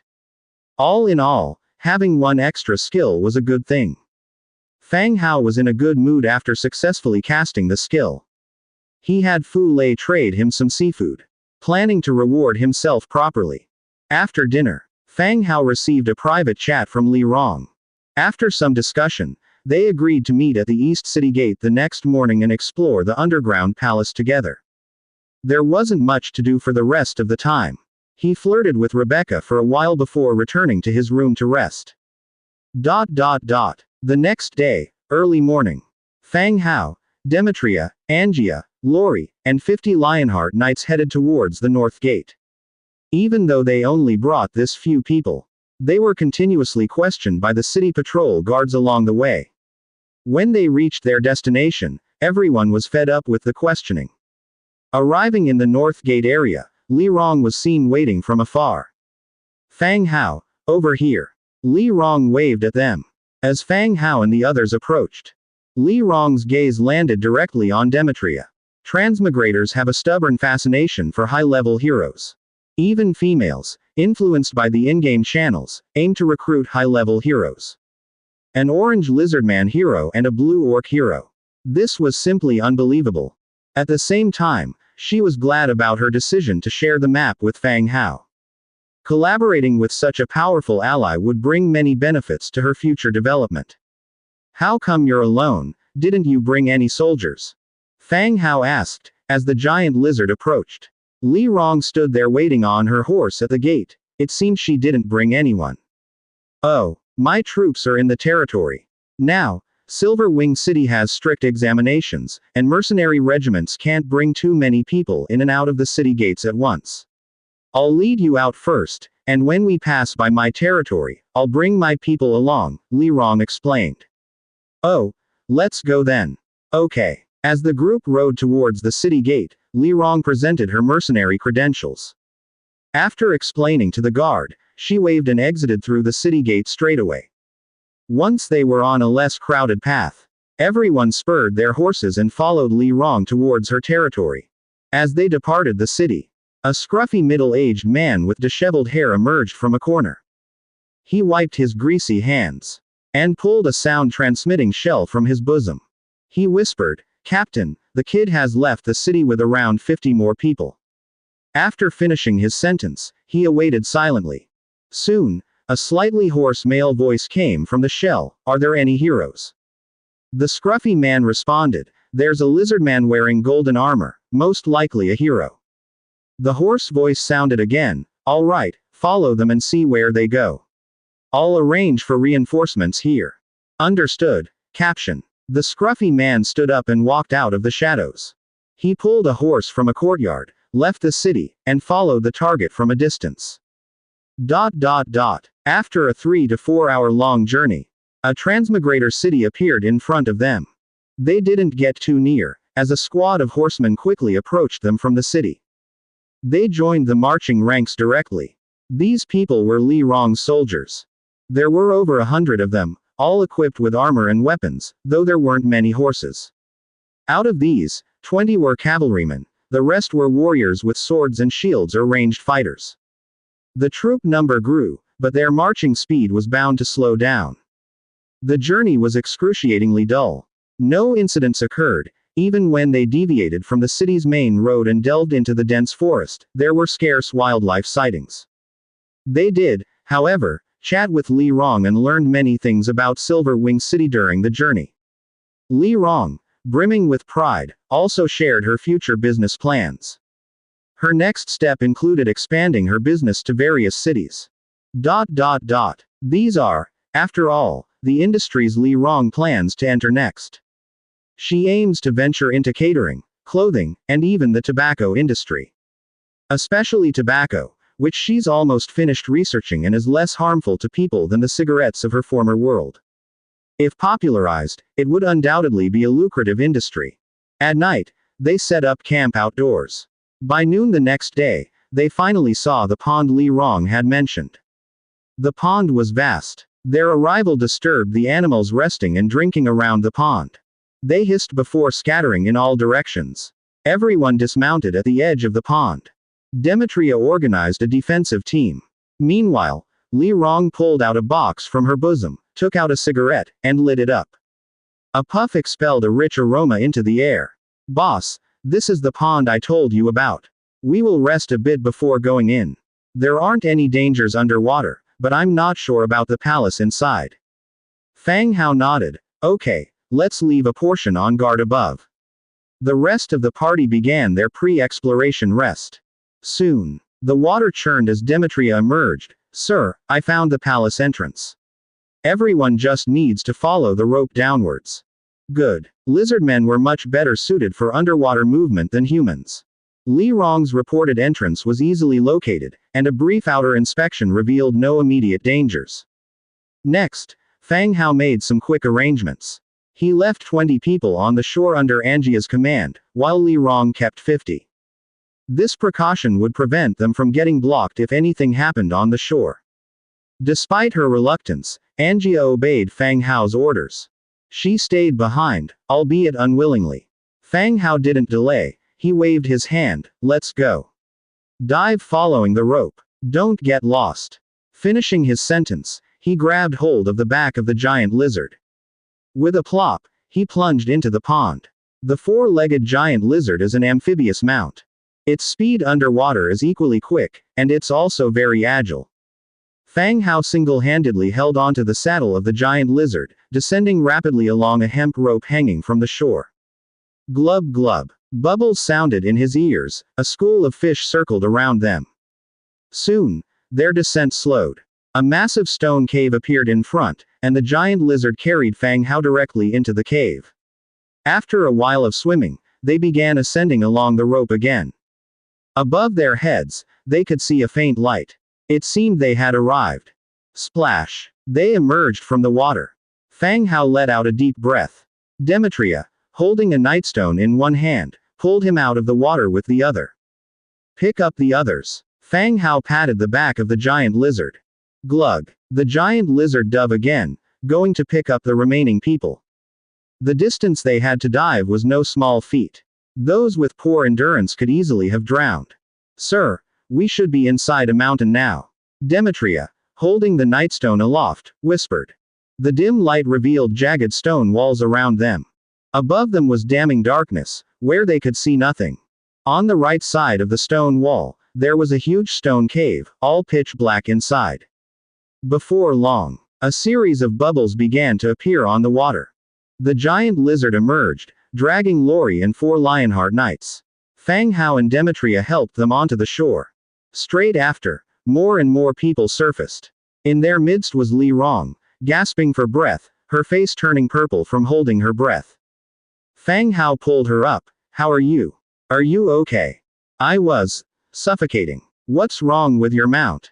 "I wanted it to take me along, but it deliberately avoided me." Li Rong panted, while complaining. On one side, the giant lizard's huge eyes glanced at them. It immediately turned back, coiled up, and laid flat on the ground. It might not recognize you. When we leave, let it carry you a while. Fang Hao explained. Li Rong was indeed very suffocated. Her face had even turned purple. Just a few minutes later, and she would have drowned. Okay. All right, everyone, check your gear. We're getting ready to explore. Fang Hao called out loudly. At the same time, he opened the Book of Lords, pulling out a batch of bolt-action rifles. He distributed these to his Lionheart Knights. In Silver Wing City, Fang Hao had put all the rifles from the team into the demon space. This time, he distributed them again. The Lionheart Knights proficiently inspected their weapons. Once they finished distributing the guns, they started handing out nightstones, potions, and blasting caps. Li Rong and others stared, mouths agape, as the items were passed around. What the hell was going on? They had thought this was just an outdoor survival and underground exploration mission. Why were there 50 guns, along with an abundance of other tools? He distributed them to his subordinates as if they were free. Li Rong felt rather awkward as her group sat silently. She had thought she was doing quite well for herself. Even if her hero was not as strong as Fang Hao, she still had her own large industry. She should at least have as much money as him. But now looking at the rifles and nightstones distributed like candy. Comparing the two groups, the difference was night and day. When everything was ready, Fang Hao said to Li Rong, "I'll use my skill to scout, everyone get ready." "All right, you're in charge," Li Rong said. Fang Hao nodded and flicked his fingers. An owl made of thunder and lightning took form beside him. Immediately after, under the watchful gaze of everyone, the owl flew directly into the dark cave. The thunder spirit owl had night vision. As Fang Hao shared its senses, he could see the situation inside the cave clearly as well. The cave was deep and dark. As they traveled further in, many winding, twisting paths appeared. If one rushed in, they could quickly lose their sense of direction. Since all the cave entrances looked the same, special markers had to be left at each one. Otherwise, it would be easy to mix up the paths and lose yourself inside. However, Fang Hao made some great discoveries. The mineral resources in here were incredibly rich. This was likely a gem mine, and once exploited, it could yield great quantities of gemstones. Once the exploration was over and the area deemed safe, he could negotiate with Li Rong, and they could jointly mine these minerals. The Thunder Spirit quickly found the main path to the deep end. As they moved inwards, the road turned into a single path. On the walls of the path, large amounts of mushrooms and moss began to appear. The mushrooms were the size of fists, completely white, with white tendrils similar to the lace of an umbrella along their edges. The moss covered a vast area, almost completely covering the walls and the floor to form a fungal carpet. Just like the fluorescent paint in the modern world, the entire carpet emitted a faint green glow. Mushrooms and moss grew together, becoming denser the further they went in. It looked like a progressively narrowing round tunnel. In this quiet cave and under the green glow, a chill ran down their spines. Among these fungal carpets, they could see some pale white crystals covered up. Shadow stones. It seemed this area was indeed under the control of the dark creatures. They passed through the area where the fungal carpet and the mushrooms grew. The Thunder Spirit swiftly arrived at the depths of the cave. It was a vast space, roughly the size of a sports stadium. Mushroom mats and fungi did not grow here. Relief patterns could be seen on the walls of the hall, the lamp holders had decayed. Nightstones had fallen to the ground, still glowing faintly. There were even a few intact stone buildings, many signs of past life remained. It appeared as if this was a miniature city built underground. In the center of the grand hall, there were soldiers neatly lined up, kneeling on the ground. They hung their heads down, as if deep in sleep. Their armor had decayed, many of the connecting pieces fell off and now dangled loosely around their bodies. Upon closer examination, the type of soldiers was revealed. Bound Spirit Guardians, Tier 7. Seeing the names and ranks of these soldiers indicated that they were a military unit, and they still possessed combat power. However, What shocked Fang Hao was that every soldier in this hall was of the 7th tier. All of them were 7th tier undead soldiers. Undead soldiers, supplemented by the 7th tier, have quite formidable combat power. What's more, the number of bound spirit guardians here was not small, a rough count revealed nearly 300. Considering the size of his own troops, a battle would present significant risks. After completing the investigation, Fang Hao dismissed the magic. The thunder spirit owl dispersed and disappeared. Fang Hao, feeling refreshed, opened the Book of Lords to review the map that had automatically recorded. He then called over Demetria and Li Rong. He spoke softly, "There are many forks in the path here, only one leads to the underground palace, the rest are dead ends." The map was drawn clearly. Numerous winding paths could be seen, there was quite a few. Understood, Li Rong nodded. Fang Hao continued, "There are more than 300 7th tier undead soldiers in the underground palace." Ah, so many. Li Rong was taken aback. Although she knew the situation here should be dangerous, she had not expected the monsters to be this high of a level. They had reached the 7th tier. The 100 people she had brought were only of the 3rd tier and were at a disadvantage in this dark cave. All factors considered, they were in an inferior position. "Lord Fang Hao, what should we do?" Li Rong looked up at Fang Hao. Now if Fang Hao also didn't have a good solution, they could only retreat and swim back from whence they came. And come back to continue exploring this underground palace when they were powerful enough. Fang Hao thought for a moment, then discussed with Demetria. He suggested, "We can give it a try, if it doesn't work out, we can just swim back." "Alright, what's the plan?" Li Rong didn't want to make a wasted journey. Without Fang Hao, she probably wouldn't be able to take down this underground palace in a year and a half. Fang Hao continued, "The passage leading to the underground palace has many forks and is rather narrow. We won't gain an advantage if we advance. The best method is to lure these undead out and block the entrance of the tunnel to attack them. Even if they are numerous, they won't be able to fully utilize their numbers." His plan was straightforward. At most, 3 to 4 people can move side by side in the stone tunnel. At its narrowest point, they might not even be able to raise their swords. They could block the tunnel entrance and attack with rifles. If it works, great. If not, they could jump into the water and swim back right away. Li Rong nodded, feeling that this strategy could be attempted. However, by doing so, she and her soldiers wouldn't be of much use. She didn't have any long-range weapons and simply cheering on the sidelines felt a bit inappropriate. After thinking for a moment, a glint flashed in Li Rong's eyes. She had an idea to extend Fang Hao's plan. "Lord Fang Hao, I can trade for some combustibles. When these undead come out, we can burn them with a fire." Kerosene was a controlled item and hard to obtain. But finding substitute items shouldn't be too difficult. Fang Hao shook his head, "This place is so stifling, we could suffocate from the lack of oxygen if we lit a fire. Even if the fire doesn't consume all the oxygen, the smoke could kill us." "Oh, yeah." Li Rong felt helpless. After seeing no other better solutions, Fang Hao commanded directly, "Demetria, set it up. We will proceed with this plan. If it doesn't work, we will retreat immediately." "Yes, sir," Demetria replied and began the preparations. Fang Hao's men were kept busy. They placed nightstones in the tunnel and set up many obstacles to slow down the enemies. Then, the Lionheart Knights took positions at the mouth of the tunnel. The front line lay down, the second row semi-squatted, and the third row stood up straight. Even so, there were only 4 soldiers who could shoot in each row.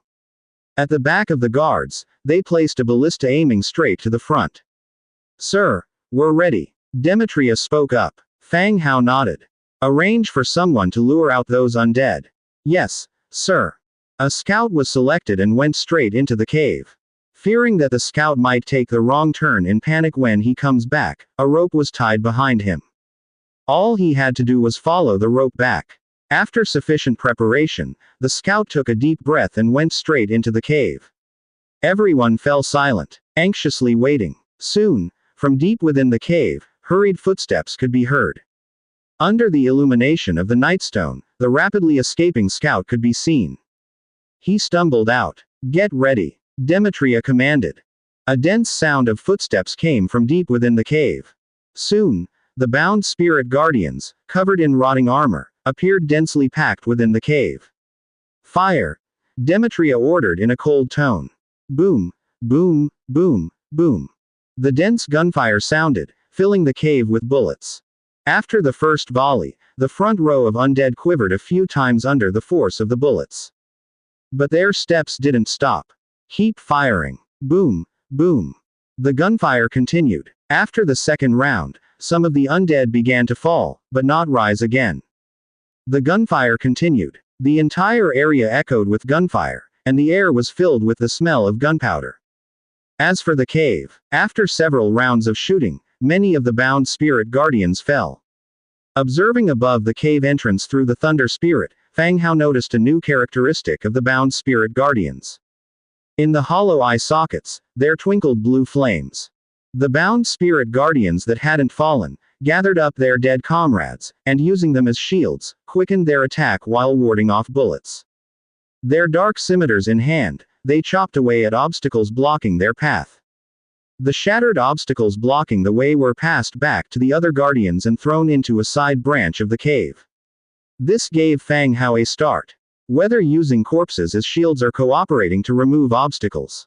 It meant that these undead troops had obtained high intelligence. Having such intelligence, and possessing the bodies of the undead, it would mean that they have attained immortality in a sense.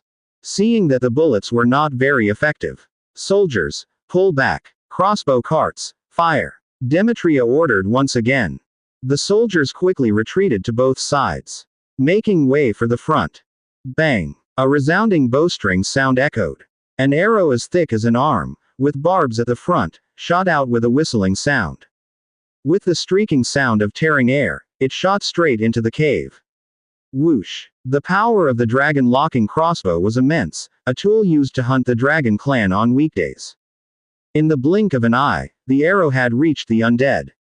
Whoosh! Like skewering candied haws, it pierced through a whole row of undead. And the barbs at the front of the arrow, with added great force, shattered the bodies of these bound spirit guardians. Boom! In the end, the arrow pinned to the wall at the end. And the entire cave, apart from a scattering of one or two bound spirit guardians, looked almost empty. Seeing this scene, a surge of joy filled the hearts of all present. This proved that their idea was effective. If even dragon-locking crossbows were ineffective, they would have to retreat and swim ashore. However, now it proved effective, so cleaning up should not present any issues. Continue loading the crossbow carts, musketeers keep firing. A large number of bound spirit guardians rushed out from around the corner of the cave. This time, they moved quicker, picking up the bodies of their dead comrades. They blocked the bullets, and ran forward. The shooting continued. Bullets poured down like rain into the cave. However, their power was far inferior to that of crossbow bolts. Although the bound spirit guardians were still falling, they were dying too slowly. Soon, the cave was once again filled with densely packed undead, crowding and charging forward. Demetria ordered again, gunners fall back, crossbow carts fire. Bang! The crossbow bolts once again whistled out. The undead along the route were instantly butchered. The surviving bound spirit guardians, who had narrowly escaped decimation, became targets for the trailing bullets. After several volleys, the cave in front of them was filled with the skeletal remains and equipment of fallen bound spirit guardians. And the orange bullets, and dragon-lock arrows embedded in the cave walls. After this round, however, the cave fell quiet. No bound spirit guardians emerged, the entire cave was left empty. There was no sound either. Their preliminary estimate of their kill count hadn't even reached 300. That means that in the corners of the cave, where bullets couldn't reach in a straight line, many bound spirit guardians remained. It seems that the intelligent are harder to deal with. Fang Hao said. Sir, the enemy has stopped pursuing us. Demetria, leaving soldiers to guard the cave, walked towards Fang Hao. Fang Hao nodded. The count I've done is far more than this.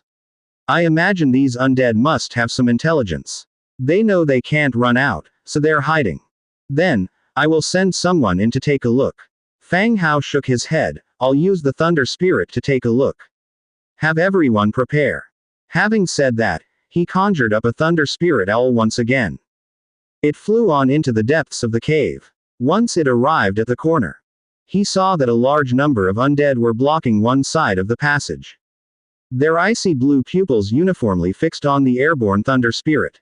But none of them stepped out from behind the corner. They just stared grimly at the air with their gloomy, frigid expressions. Fang Hao made the Thunder Spirit climb higher. Looking towards the depths from above, he roughly calculated the remaining number of bound spirit guardians. There were approximately 40 or 50 left. Then, Fang Hao tried to bait them again. These undead just wielded their weapons, hacking and chasing. But they still didn't leave. Seeing that baiting them was futile, he then controlled the Thunder Spirit to directly collide into the leading bound spirit guardian. The Thunder Spirit instantly shattered, silver sparks spreading across 3 or 4 bound spirit guardians, making their bodies shake uncontrollably. But there were no obvious injuries. After completing the reconnaissance, Fang Hao drew his sword from his waist and sketched a map of the internals on the ground. Pointing to the corner, these undead are all gathered here. I tried to lure them out with the Thunder Spirit, but it was unsuccessful. So, they are waiting for us to enter then. Li Rong said. Yes, the Dragon Lock crossbow cart cannot enter the cave at all. These undead are hiding there waiting on purpose, aware of this fact. Fang Hao propped himself up on his sword and responded softly. What should we do then? For the soldiers to maintain a straight line of fire, they would need to advance into the cave corner. The moment they positioned themselves to fulfill these conditions, they would only be around 4 meters away from the enemy. By then, if these bound spirit guardians charge out, even escaping would be difficult. Fang Hao remained silent. On the side, Demetria interrupted Li Rong's words directly. Sir, I can lead the soldiers to charge in. With a few undead, it won't be a problem to deal with. Demetria was a combat hero. He was top tier in hand-to-hand combat within the territory. Moreover, he possessed strong combat skills. Fang Hao thought carefully. There were only so few bound spirit guardians left. Additionally, within the constricted terrain of the cave, it would also be challenging for the enemy to form an ambush. It should pose no problem for Demetria. After figuring it out, he said directly, all right, have everyone prepare. Demetria will lead a few in, while we stay outside to assist. Understood, sir. Demetria withdrew back again for the final preparations. Li Rong on the side didn't say anything more, but her gaze alternated between Fang Hao and Demetria. Not long after, Demetria emerged with 5 Lionheart Knights. Sir, we are ready. All right, be careful. If you find anything amiss, retreat. We will come up with another strategy. Fang Hao instructed. Understood. Demetria waved slightly, leading the 5 Lionheart Knights, weapons in hand, into the cave. Fang Hao once again summoned a Thunder Spirit Owl. He has it follow them into the cave. Demetria led the way, moving straight ahead along the cave road.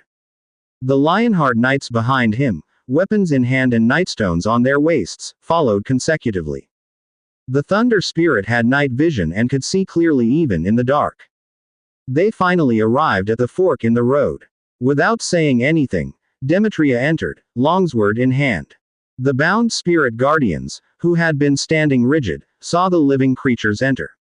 The soul fire in their eyes rose violently. Immediately after, they raised their weapons and lunged at the living creatures in front of them. Seeing the enemy charge, Demetria didn't change his demeanor at all. With a point of his left hand, he released the mark of the heretics, marking all enemies in sight. Kill. Once the marking was fully deployed, Demetria shouted and led the charge towards the enemy. Straight ahead, a scimitar was high in the air, coming down hard. In Demetria's hand, a slight block with the longsword changed the direction of the scimitar, causing it to slash the undead companion by his side. The 2 undead stared in surprise for a moment, both turning their heads to look at each other. Before they could turn their heads again, a sweep of the longsword decapitated the 2 bound spirit guardians in front. Immediately after, Demetria's longsword transformed into flashes of light, continuously making skeletons fly before falling. His feet didn't stop, pushing quickly ahead. The Lionheart Knights following behind were also continuously swinging their weapons. They began finishing off and cleaning up the stray undead. Fang Hao stood outside the cave, though he couldn't see Demetria's attacking techniques and actions. But from above, he could see the skeletons, limbs flying and falling without ceasing. These enemies posed no threat to Demetria. Half an hour later. The sound of battle inside the cave weakened, the fight had ended. The narrow crossroad inside was now piled with the bodies of bound spirit guardians. From the mouth of the cave, stretching until it was out of sight. And Demetria, holding the sheathed longsword, slowly emerged with the 5 Lionheart Knights. It seemed that none of them were injured, only that the knights' breaths were somewhat unsteady. Taking large breaths of the surrounding air. Seeing everyone safely returning, Fang Hao also let out a sigh of relief. In any battle, his combat strategy was primarily based on overwhelming numerical strength. Although the heroes under his command were all very powerful, he never intended to let them take risks unless necessary. But today was different, they were too close to Silver Wing City. He simply couldn't call on his undead army. That's why he let Demetria take the lead in clearing the remaining enemies. Even though Demetria could easily clear these out, life and death fights in an unfamiliar environment still brought the fear of unexpected incidents. Fang Hao let Demetria and others rest while turning to Li Rong and saying, "Li Rong, after it's cleaned up in there, let your people go collect the spoils of war and move out the skeletons." Oh, Li Rong responded reflexively. Just now when she saw Demetria and 5 others safely returning. She was completely stunned. Didn't they say there were still 40 or 50 undead inside? How did they come back so quickly? And it looks no different from when they went in. But the sound of the battle did indeed disappear, and Fang Hao had no reason to deceive her. She couldn't help in the fight, so naturally, the cleaning work fell on her. She immediately called her people. "Come, everyone go in and clean up the battlefield. Separate the bones and the equipment." Swish swish. Li Rong's subordinates stood up one after another. They entered the cave with caution at first, and when they saw that all the undead had really been killed and there was no danger, they all swarmed in and began moving the bodies out. Soon, the cave was cleared. The platform by the lake was piled with disarmed equipment and bones. Fang Hao, from the side, made a certain number of bullets again. He continued, "Li Rong, the space inside the cave is limited. If too many people go in, it would be too dangerous to retreat. You should go in with me and let the rest stay outside." Li Rong knows the strength of her troops is noticeably inferior to Fang Hao's. So naturally she had no reason to refuse. She directly told her people, "You all stay here and move all this out." As Li Rong had more men, they began to get busy. They packed up the worn-out equipment and transported it out through the bottom of the lake. Meanwhile, Fang Hao's group began entering the cave. The bare skin could even feel a chill. They walked right in. The place full of mushrooms and fungi mats had been trampled into a muddy mess by the bound spirit guards. By the time they entered, there was no need to worry about these plants releasing any toxic gases. He ordered people to collect all the shadow stones around. And directly entered the underground palace. A football field-sized space was now completely empty. Empty and desolate, just like a haunted house. Spread out, see if there's anything valuable, and pay special attention to chests. Fang Hao ordered. The soldiers immediately spread out and started searching. Soon, reports came from all around. "My lord, we've found many golden artifacts here. My lord, we've also discovered various burial goods here." Upon hearing this, Fang Hao inspected the 2 locations the reports had come from. He indeed saw many beautifully patterned golden tools, and on the other side, there were gemstones, decayed silk products, and a variety of jars and flasks. Looking at the designs on them, Fang Hao frowned, squatting down and picking up a piece of the goldware for a closer inspection. The patterns on the goldware were still clear and it was evident that the craftsman who made it was of top-notch skill.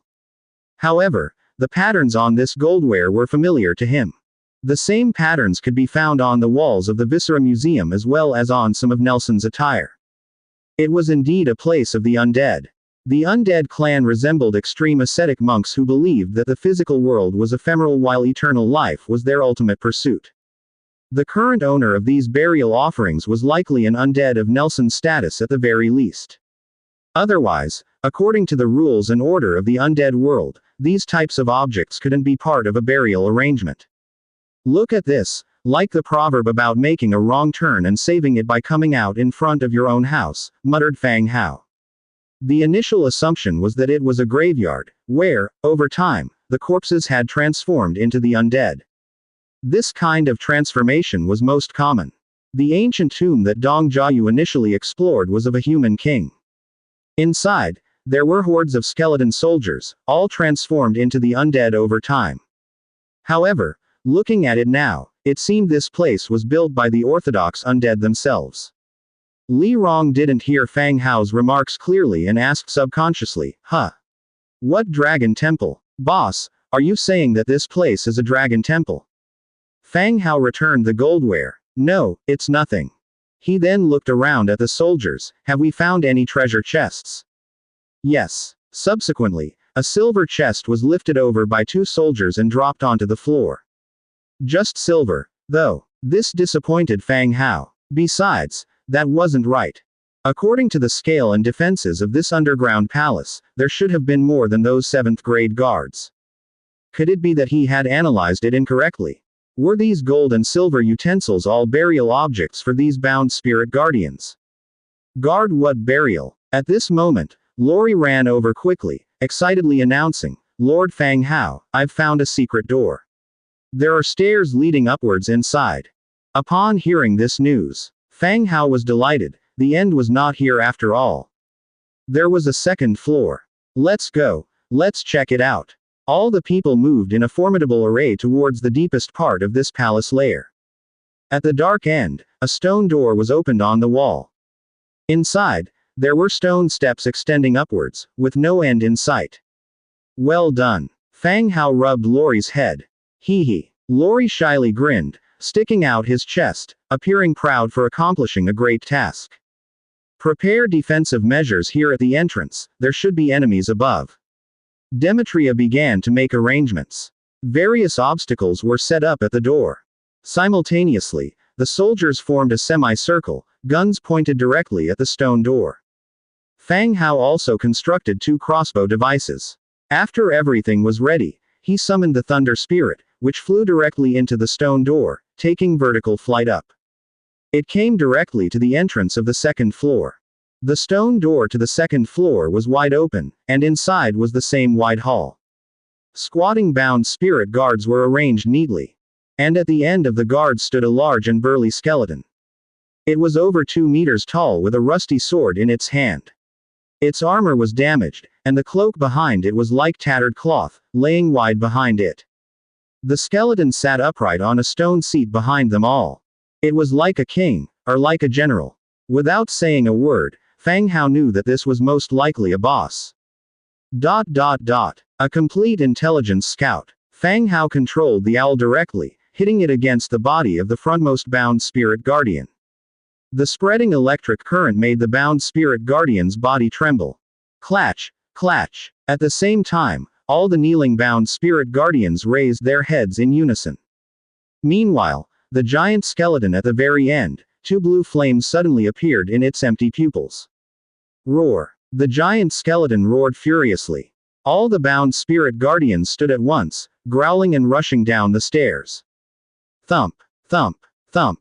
Dense, haphazard footsteps reverberated from the stairs. The footsteps approached, armor clashing and grinding together. Under everyone's gaze, the first bound spirit guardian rushed out, aimlessly shifting its head about. Upon seeing the humans directly opposite itself, it identified its enemy target. Following the first undead, second and third, countless bound spirit guardians, each brandishing a long decayed scimitar, appeared. They crammed themselves out from the stairway. They set their sights on the humans, letting out horrifying roars before they attacked. At the same time, Demetria gave the order, attack. Bang, bang, boom. A rain of bullets pelted down, and in the blink of an eye, the front row of undead fell. This was different from the initial concentrated fire by a handful of people at the entrance of the cave. Now, everyone was using rifles, making the bullet storm even denser. The damage inflicted increased exponentially. The undead that had just popped out were instantly turned into sieves. The progress was going smoothly. Li Rong, who was at one side, revealed a smile. It seems like there's no problem at all this time. Fang Hao shook his head. Don't celebrate too early, there's still a boss on the second floor. Boss? Li Rong was startled. However, before she could question further, a large and imposing undead knight, donned in pieces of armor, appeared in the doorway of the staircase. He clambered over the bodies of undead, bending over to step out of the door. Imperial Tomb Guard. Gustav, blue rank 5 hero. Just as expected, a hero. Moreover, a blue-ranked undead hero. Seeing the undead hero emerging from the door, dragging his rusted longsword across the ground, he started charging towards them. Fang Hao loudly commanded, "Keep firing." Bang, bang, bang. Bullets unhindered by cost slammed into the undead hero's body. However, with a sound similar to a hailstorm falling, the broken armor on the skeleton hero's body was made even more shattered. Underneath the armor, the skeleton hero's bones were visible. Bullets passed through the gaps in the bones, embedding themselves into the wall behind. Seeing this scene, Fang Hao's eyes widened. Do skeletons have this kind of ability? To use the gaps in the bones to dodge projectiles like bullets? Good heavens, I've discovered another advantageous trait of the undead. No wonder it's so difficult to kill these bound spirit guardians. It's not that the power of the rifles is lacking, but the bullets just pass straight through the skeletal framework. Yet, the battle still continued. The barrage of bullets slowed the skeleton hero's approach. Its pale blue eyes swept over everyone present. The deep-rooted resentment hiding within the soul fire could be felt. With the skeleton hero drawing fire, the rest of the bound spirit guardians quickly charged forward. Fang Hao immediately issued an order. Demetria, you confront this skeleton hero, the rest continue firing at the regular undead. As soon as the words were spoken, everyone sprang into action. Demetria drew his longsword from his waist, meeting the skeleton hero head-on. Meanwhile, the other Lionheart Knights swiftly changed their positions, attacking the emerging bound spirit guardians from the back. The weapon used by the skeleton hero was a heavy longsword. Dragging it with one hand, the rusty blade grinded against the ground, resulting in a grating noise. Pale blue soul fire flickered. Its attention then turned to the approaching lizard man. Making a step forward and dragging its longsword, it moved towards the lizard man.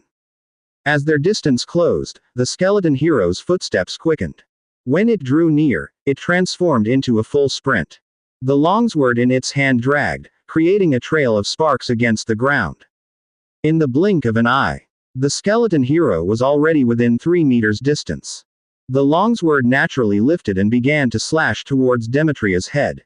Ah! Seeing this scene, Li Rong involuntarily let out a shout. Subconsciously, her heart leapt out her throat. If this sword struck, not to mention a hero, even a rock would be split in half. Everyone was somewhat nervous. On the other hand, Demetria was as calm as ever. He calmly raised his longsword, positioning it horizontally above his head. Clang! The clash of the two swords resulted in a piercing resonance, quickly echoing through the hall. When the skeleton hero landed his mighty slash, Demetria did not yield even half a step. He effortlessly caught the slash. Following which, Demetria swept across with his longsword, deflecting the skeleton hero's blade. The skeleton hero felt its longsword uncontrollably deviate to one side. As for the lizard man's second sword, it was already halfway through its sweep. Fierce slash. A streak of flaming red light appeared on Demetria's longsword.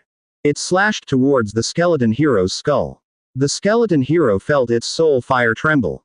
With a forceful stomp, its body leapt back, narrowly evading the sword. Seeing the hero in retreat, Demetria pursued after it, brandishing his longsword. His sword transformed into streak after streak of sword light, chopping vigorously to his rear. Meanwhile, the initially aggressive skeleton hero was now only retreating. The iron sword in its hand was held across its chest, struggling to resist the attacks. Demetria slashed violently, causing the skeleton hero to helplessly tilt backward. Another horizontal slash severed the skeleton hero's legs. 2 more consecutive slashes later, its arms were also cut off. This rendered the formerly imposing skeleton hero completely incapable of fighting. Simultaneously, the remaining bound spirit guardians were also dealt with. The narrow staircase entrance was cluttered with bones of the undead. Li Rong knew what she had to do and quickly ran out to call her subordinates to start moving the items out. Meanwhile, Fang Hao approached the skeleton hero. He observed the skeleton hero whose legs and arms were broken, yet its soul fire still flickered. Can we communicate? Fang Hao, staring at it, asked. The skeleton hero didn't answer but kept its eyes fixated on the human before it. Fang Hao continued, if you answer my questions, I won't kill you. Deal. Again, the skeleton hero remained silent. This silence made Fang Hao doubt if this undead creature was incapable of speaking. Nevertheless, he persisted with his questions. What is this place? And what are you guarding here for? As he spoke, the skeleton hero's soul fire started to shimmer. A husky, grating voice echoed, you will die here. You will replace us and continue guarding the imperial tomb. The emotions of the undead are limited. They fear death as well and know the feeling of rage. However, their physical limitations hinder these feelings from being potent. The hatred the humans feel is diluted in their hearts. The deep-rooted bitterness is nothing more than a mere sibling rivalry to them. Imperial tomb. Is this the royal cemetery? Who is buried here? Fang Hao continued to quiz. The skeleton hero chose to remain silent once more. Following this, Fang Hao asked a series of questions. No amount of threatening or enticing could make the skeleton hero utter anything beyond the first sentence. Fang Hao lightly coughed. He stood up, saying, good, I am satisfied with your answers. I agree to enlist you in my territory as a hero. At this, Li Rong was utterly stunned. Is this how heroes are recruited? No wonder Fang Hao has so many heroes by his side. She had learned something new today. The skeleton hero also turned to look at Fang Hao. Its raspy voice echoed once again, I will not submit to you. As soon as it finished speaking, the soul fire within the skeleton hero extinguished rapidly. What remained was a heap of white bones. Fang Hao looked at the pile of bones on the ground, knitting his brows. How stubborn. Unlike the living, the undead can be recreated after death. In contrast, once the soul fire of the undead extinguishes, their bodies can no longer be transformed. This means Nelson cannot transform the dead undead into undead heroes again. Alright, collect his skeleton separately. It might come in handy, Fang Hao declared. Even in death, it's okay. The skeleton could still be used to create a Diome doll. Meanwhile, Li Rong's subordinates had started shifting items out. After a short break, Fang Hao and his team resumed their exploration, advancing to the second floor once the staircase was cleared. The second floor was another stone chamber. Though smaller than the first, the decor was much more reminiscent of a miniature city. The surroundings were full of various stone buildings. The skeleton hero's throne was even accompanied by a stone courtyard. A check of the courtyard revealed that while most items had decayed, the layout was still remarkably complete. Thereafter, Lori kept discovering passages to the next level one after the other. Each floor had its bound spirit guardians, which were systematically eliminated by Fang Hao using a consistent strategy.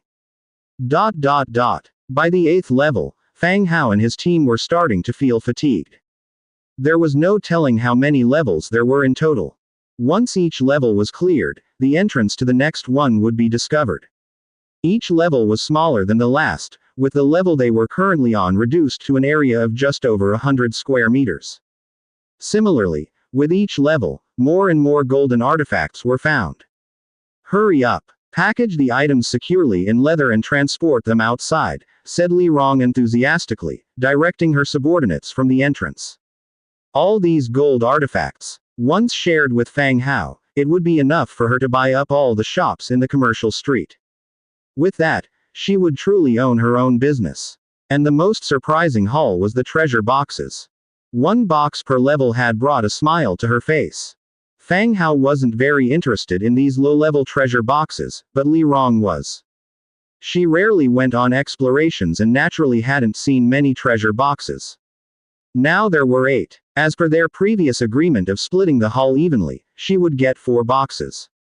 Although she didn't contribute much, her crew did all the heavy lifting, plus she, a beautiful woman, had kept her blouse generously low, chatting with him. She surely deserved at least 2, right? As she thought about this, Fang Hao was already asking from the side. Lori, is there a staircase to the next level? The room on the 8th level was not big. Lori was examining the wall not far away closely. Without answering, he gently knocked on the wall. Splat. The sound of stones grinding against each other rang out. Accompanied by falling dust from the ceiling, a hole opened up on one side. There really is another one. This place was like a Matryoshka doll with bottomless rooms, always offering another one to discover. Inside the stone entrance was no longer an aged, dimly lit stone stairwell. Instead, there was a narrow, lavishly decorated corridor filled with thick dust.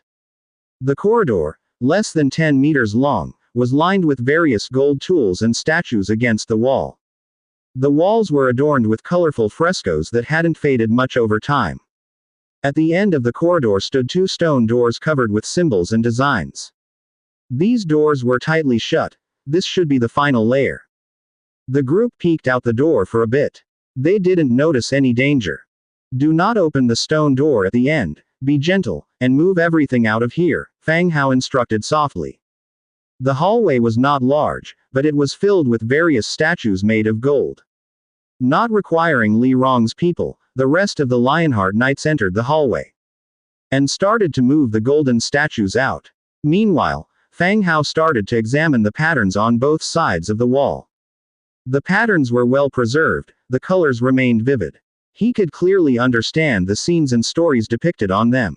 The more he inspected, the more nervous Fang Hao became. Judging from the scenes on the murals, this place was indeed built by the undead. This place should be treated as a tomb, but for the undead was more appropriately called a traveling palace. That is, a temporary residence or a place to rest. The owner of this traveling palace was a female undead. From the patterns on the mural, she seemed extravagantly dressed.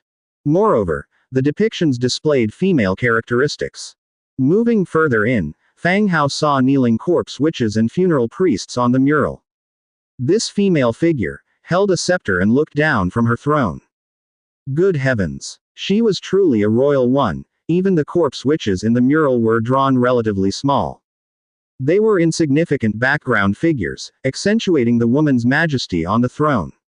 If he had not recognized Nelson's attire, he would have assumed that all those kneeling were ordinary undead. After looking at everything, the entire hallway was cleared out. Master, shall we open the stone door? Demetria approached and asked softly. Li Rong also looked over. The treasures in the last layer should be of a higher grade. But Fang Hao didn't think so. He spoke softly. This door cannot be opened. Everyone wait for me at the entrance, we will exit soon. Exit. Aren't we going to explore the stone door up front? At this point, Li Rong also came over, a little reluctant in her voice. Having progressed this far, she was a little unwilling to exit. There might be dangers we can't handle inside, we might all die in there. This statement was not to scare Li Rong. If the next level was unpopulated, it would be fine. But should the master of this palace be present, they all would be in danger. If they managed to escape, half of them would die. Fang Hao had the ability to teleport, but he couldn't teleport all these people. Besides, teleportation might not work against a truly powerful opponent. Ah, is it that serious? Eventually, Li Rong retreated. Fang Hao didn't linger in the hallway either. He used the Book of Lords to capture the paintings on the wall. He sent them directly to Zhang Bin, asking him to take the pictures to Nelson. Everyone retreated from the hallway, closed the stone door, and withdrew. Coming out of the water body, Angia was guarding the water's edge with her people. Various broken weapons, gold and silver utensils, and burial items were piled up into 2 small hills. The gains were quite significant. Fang Hao used the Book of Lords again to create several wagons for transporting goods. They had been out for several days. Everyone was a bit tired and wished they could go back and rest immediately. They worked more efficiently. After packing, everyone immediately set off and began to return. In a forest, 100 miles west of the pool. Under the night sky, towering trees obscured the moonlight, dense forest spread out endlessly. Animal howls and bird calls came from time to time, making the rarely trodden forest seem even more deserted. Amidst this gloomy and quiet atmosphere, several voices of conversation arose. Are we going to ambush an army? They've brought nearly half of the people from our group. Could it be Silver Wing City's patrol team? Who knows? They were all relocated by the group leader, over 300, and all are skilled men. Probably, they've set their sights on a merchant group. Merchant group. We have so many people. Even if it were an army, we could stop all of them here. Off to one side, a disheveled mercenary, dressed like a beggar, was half crouched in the forest, wiping his iron sword. Hearing the endless speculation and doubts of his companions, he quietly spoke up. This time, the group leader's order is to kill them all, leave none. If we succeed, everyone will benefit. Kill all. How many of them are there? There are over 100 of them, all are militiamen with little power. We have twice their numbers, this should be an easy job. Upon hearing that there were just over 100 of them, everyone relaxed instantly. Fighting a smaller force, especially when they were just militiamen, was their strength. They could say that this mission had no challenge at all. As they chatted idly, a figure was seen running fast from the forest. It was the scout they had sent far away. Everyone went silent and listened to the information the scout brought back. They are almost here, over 100 people, and they have wagons on their way back. The beggar-dressed mercenary nodded. Let's make it quick. Whoosh, whoosh, whoosh. All drew their weapons and slowed their breaths. In the distance of their view, rows of torches began to appear far down the road, coming closer to them. At night, as the autumn wind whistled, deep within the ancient mountains and forests, 100-person team urged their horse carriage along a small path overgrown with weeds. Fang Hao sat on the back of a giant lizard, looking at the map in his hand, occasionally raising his head to look at the somewhat gloomy night sky. Li Rong, how long until we reach our destination? Li Rong glanced at her own map. We'll probably arrive in about 3 or 4 hours. Good. Everyone speed up. The sooner we return, the sooner we can rest. Yes. Everyone responded in unison, picking up their pace. The journey from the watering hole to Li Rong's territory was not a straight path, and they needed to cross mountains and navigate winding roads, covering several times the direct distance. Just as they were about to return, their spoils of adventure were significant. The soldiers had more energy and the journey proceeded at a good pace. Li Rong rode a horse alongside the giant lizard. After lighting a cigarette, she said, "Listen, big brother Fang Hao, I don't usually lock my door at night. Don't take advantage of that to do anything mischievous. After all, it'll just be the two of us in the whole building. Even if I call for help, no one will hear." After spending the past 2 days together and sharing an adventure in the underground palace, the two of them had become quite familiar with each other. Opinions about Fang Hao were diverse in their communication channel. However, after her own interactions with him, Li Rong found Fang Hao to be a powerful and easygoing person. She didn't feel any oppressive air of superiority from him. He was always game to joke around or even engage in some body banter. "What are you talking about, Li? I'm an upright person." Seeing that Fang Hao didn't understand her implication, Li Rong exhaled a cloud of smoke and continued, "Isn't it popular among young people to seduce older women? Don't you want to give it a try?" Li Rong was tall and attractive, but she was positively past her prime. She was definitely in the auntie category now. "Forget it, I wouldn't be able to handle it." Li Rong took a long drag of her cigarette and said with a smirk, "You're still too young, you don't understand the enticing allure of a mature woman. You'll have regrets." Fang Hao didn't respond, he continued looking into the Book of Lords. Whether he fancied older women or not, mainly, he already had an even more mature woman at home that he hadn't even managed to handle yet. Thus they chatted casually. Soon the group had emerged from the narrow area and the road ahead became somewhat wider. Traveling could be monotonous, especially during the tiring night march. Li Rong was a talkative person and she became even more so as they grew more familiar. Before long, they were discussing her commercial plans. She said that when she was ready to open a store in Lis City, Fang Hao should look out for her. In return, she said, whenever he felt like experiencing the charms of an older woman, he was welcome to visit her. As they strolled along, suddenly, Lori at the front made a silence gesture. The signal was quickly passed back through the ranks. Everyone instantly fell silent. Holding their breaths and reaching for their weapons, they remained alert. There was absolute silence all around. In the thick woods, there was not a single sound. The quietness was eerie. Fang Hao drew his weapon as well. Without needing to ask, a soldier came running from up ahead. In a low voice, he reported, "My lord, Lori says there's an ambush in the woods up ahead. He's unsure of the number of enemies." Hearing the soldier's words, Fang Hao also sensed something was off. Even though their numbers would deter most beasts, the forest should have been teeming with insects and birds. Why did all noise cease as soon as they reached this spot? This situation indicated some lurking danger in the woods that had scared away all the insects and birds. Prepare for battle. Clatter. Everyone immediately reformed their ranks, readying themselves for combat. Bang. Just as they were preparing, a dull thud was heard from the front.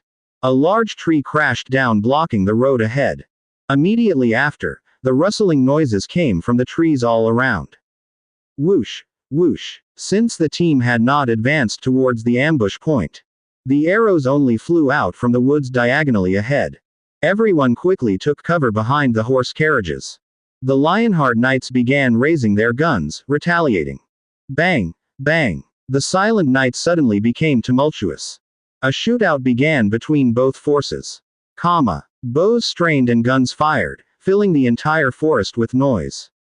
Ahead, a few people in cloaks crouched in the dark woods. One of them curiously asked, "What's going on? How did they discover our ambush?" None of them even came close. "I don't know, they must have some special scouting methods. But it doesn't matter, we've got plenty of men this time. There's no danger in killing them."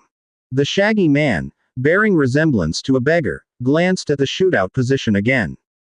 He tersely said, "We can't afford to drag this on. If we attract a patrol, we're done for. Tell the guys to charge. We need to finish this quickly and clear the battlefield. No traces must be left." "Sure." One of them got up and relayed the message to their troops. Immediately after, "Charge." Suddenly, cries of war sounded from all around, as mercenary soldiers of varying appearances charged out from the forest on both sides. They roared as they charged towards Fang Hao and his team. Fang Hao was already pondering who could be ambushing them. He even considered distancing himself from Li Rong, in case she had gotten into trouble somehow. Seeing these people charge headlong, he estimated their numbers near 300 to 400, which put him more at ease. Taking care of these men should not pose much of a problem. Boom, boom, boom. The bullets kept pouring out, and the mercenaries couldn't stand the power of the bullets, not with their physical strength. With each round of firing, a group of mercenaries fell. But there was still an overwhelming number of enemies. When the two sides were only 20 meters apart, Demetria drew his longsword and coldly ordered, "Everyone, attack! Attack!" Everyone shouted in unison. They switched to melee weapons and charged at the oncoming enemies. Li Rong's team was among them. They held their weapons and engaged the enemies in close combat. Fang Hao stood at the rear of the team. He summoned the wooden warrior spirit to restrict the movement of the enemy while keeping alert to the surroundings. Just to be safe in case more enemies charged out from other sides. Obviously, Fang Hao was being a bit paranoid. Under Demetria's leadership, they made short work of those mercenaries, killing them like cutting through butter. The ground was littered with bodies, and blood pooled into rivers that flowed along the path. Up ahead, Lori was coming over, holding a few men. "Sir, we caught these men spying from the woods ahead, they must be the leaders of these men." "No, we are not the leaders, not leaders." "Shut up." Fang Hao looked at Lori and said, "Keep an eye out, let Li Rong's team clean up the battlefield, and bury all the bodies." "Yes." After Lori was gone, the team got busy again. The injured started to bandage up, while those in good shape began to strip the corpses of their gear, then dug holes to bury them. Fang Hao turned his eyes toward the captured mercenaries. There were 3 in total. 2 of them wore mercenary armor, while the other looked more like a beggar. Speak up. Who sent you? Tell me, and you might just survive. Fang Hao spoke to the captives. All 3 kept their heads low, remaining silent. Fang Hao approached the first one. Speak. The man simply turned his gaze away. Fang Hao nodded, strong-willed. Thud. After a flash of cold light, the head of the first man rolled on the ground. The faces of the last 2 men fell in horror. Fang Hao then turned to the second man. Speak. The second mercenary hesitated. When he saw Fang Hao take half a step back, he blurted out, "It was our captain. He gathered us here to ambush you." Fang Hao halted and continued to question, "What's your captain's name?"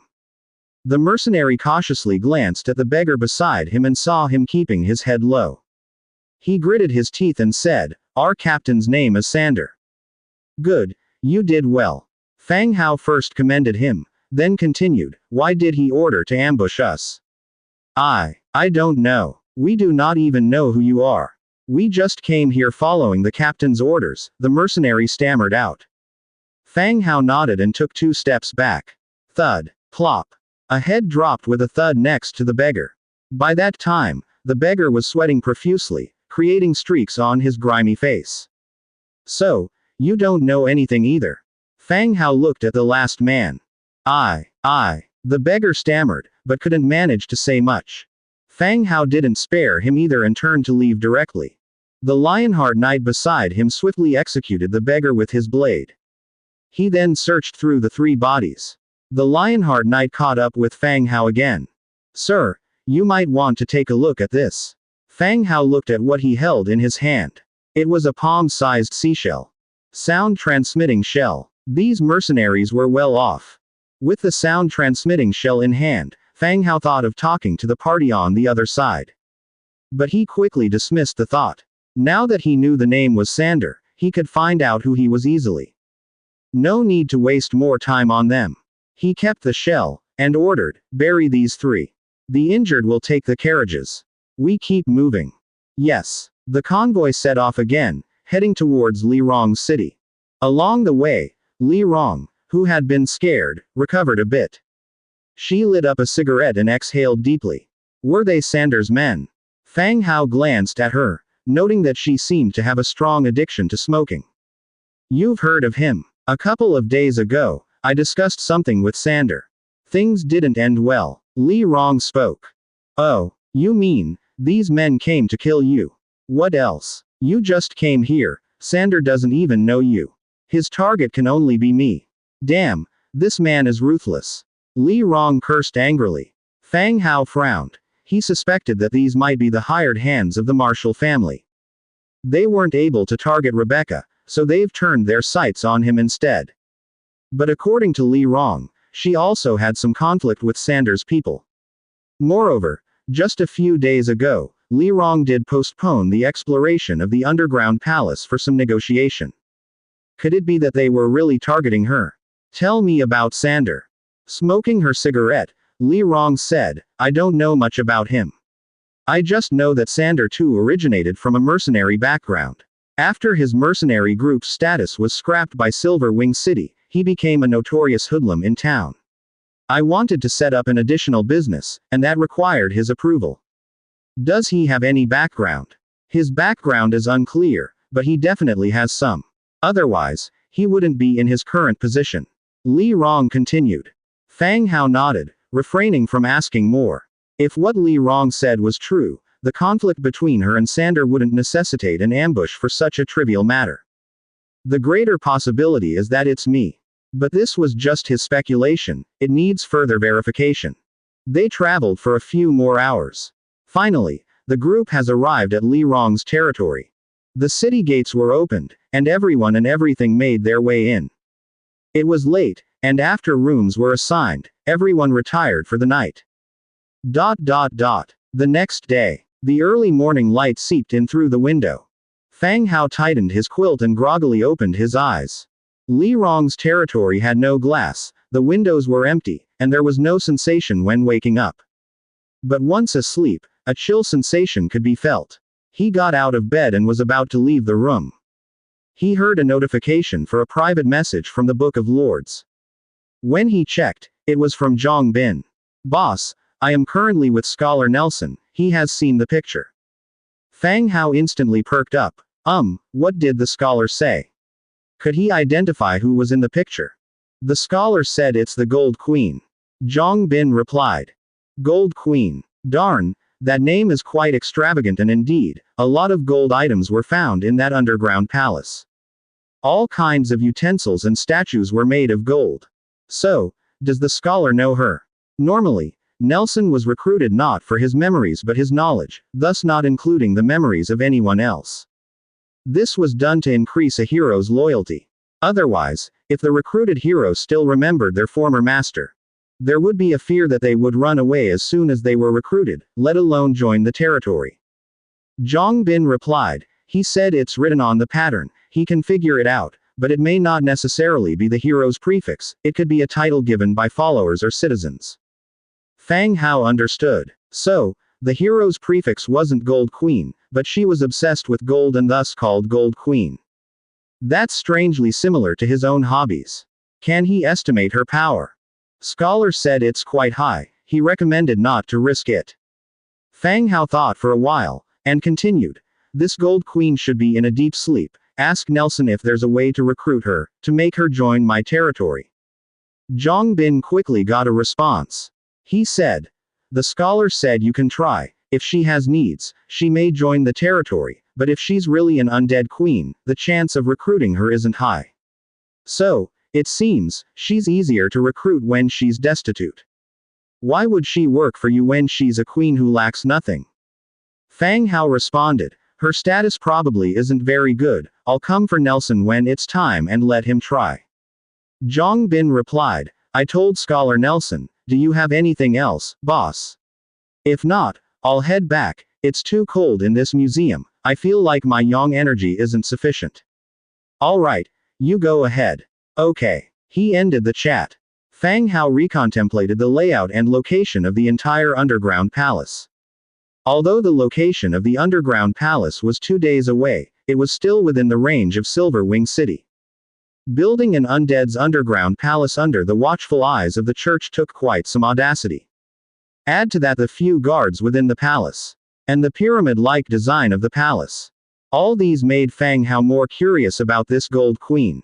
Now that he has found her, he definitely wouldn't give up, he would let Nelson try when it's time. If that fails, he'll figure out another way.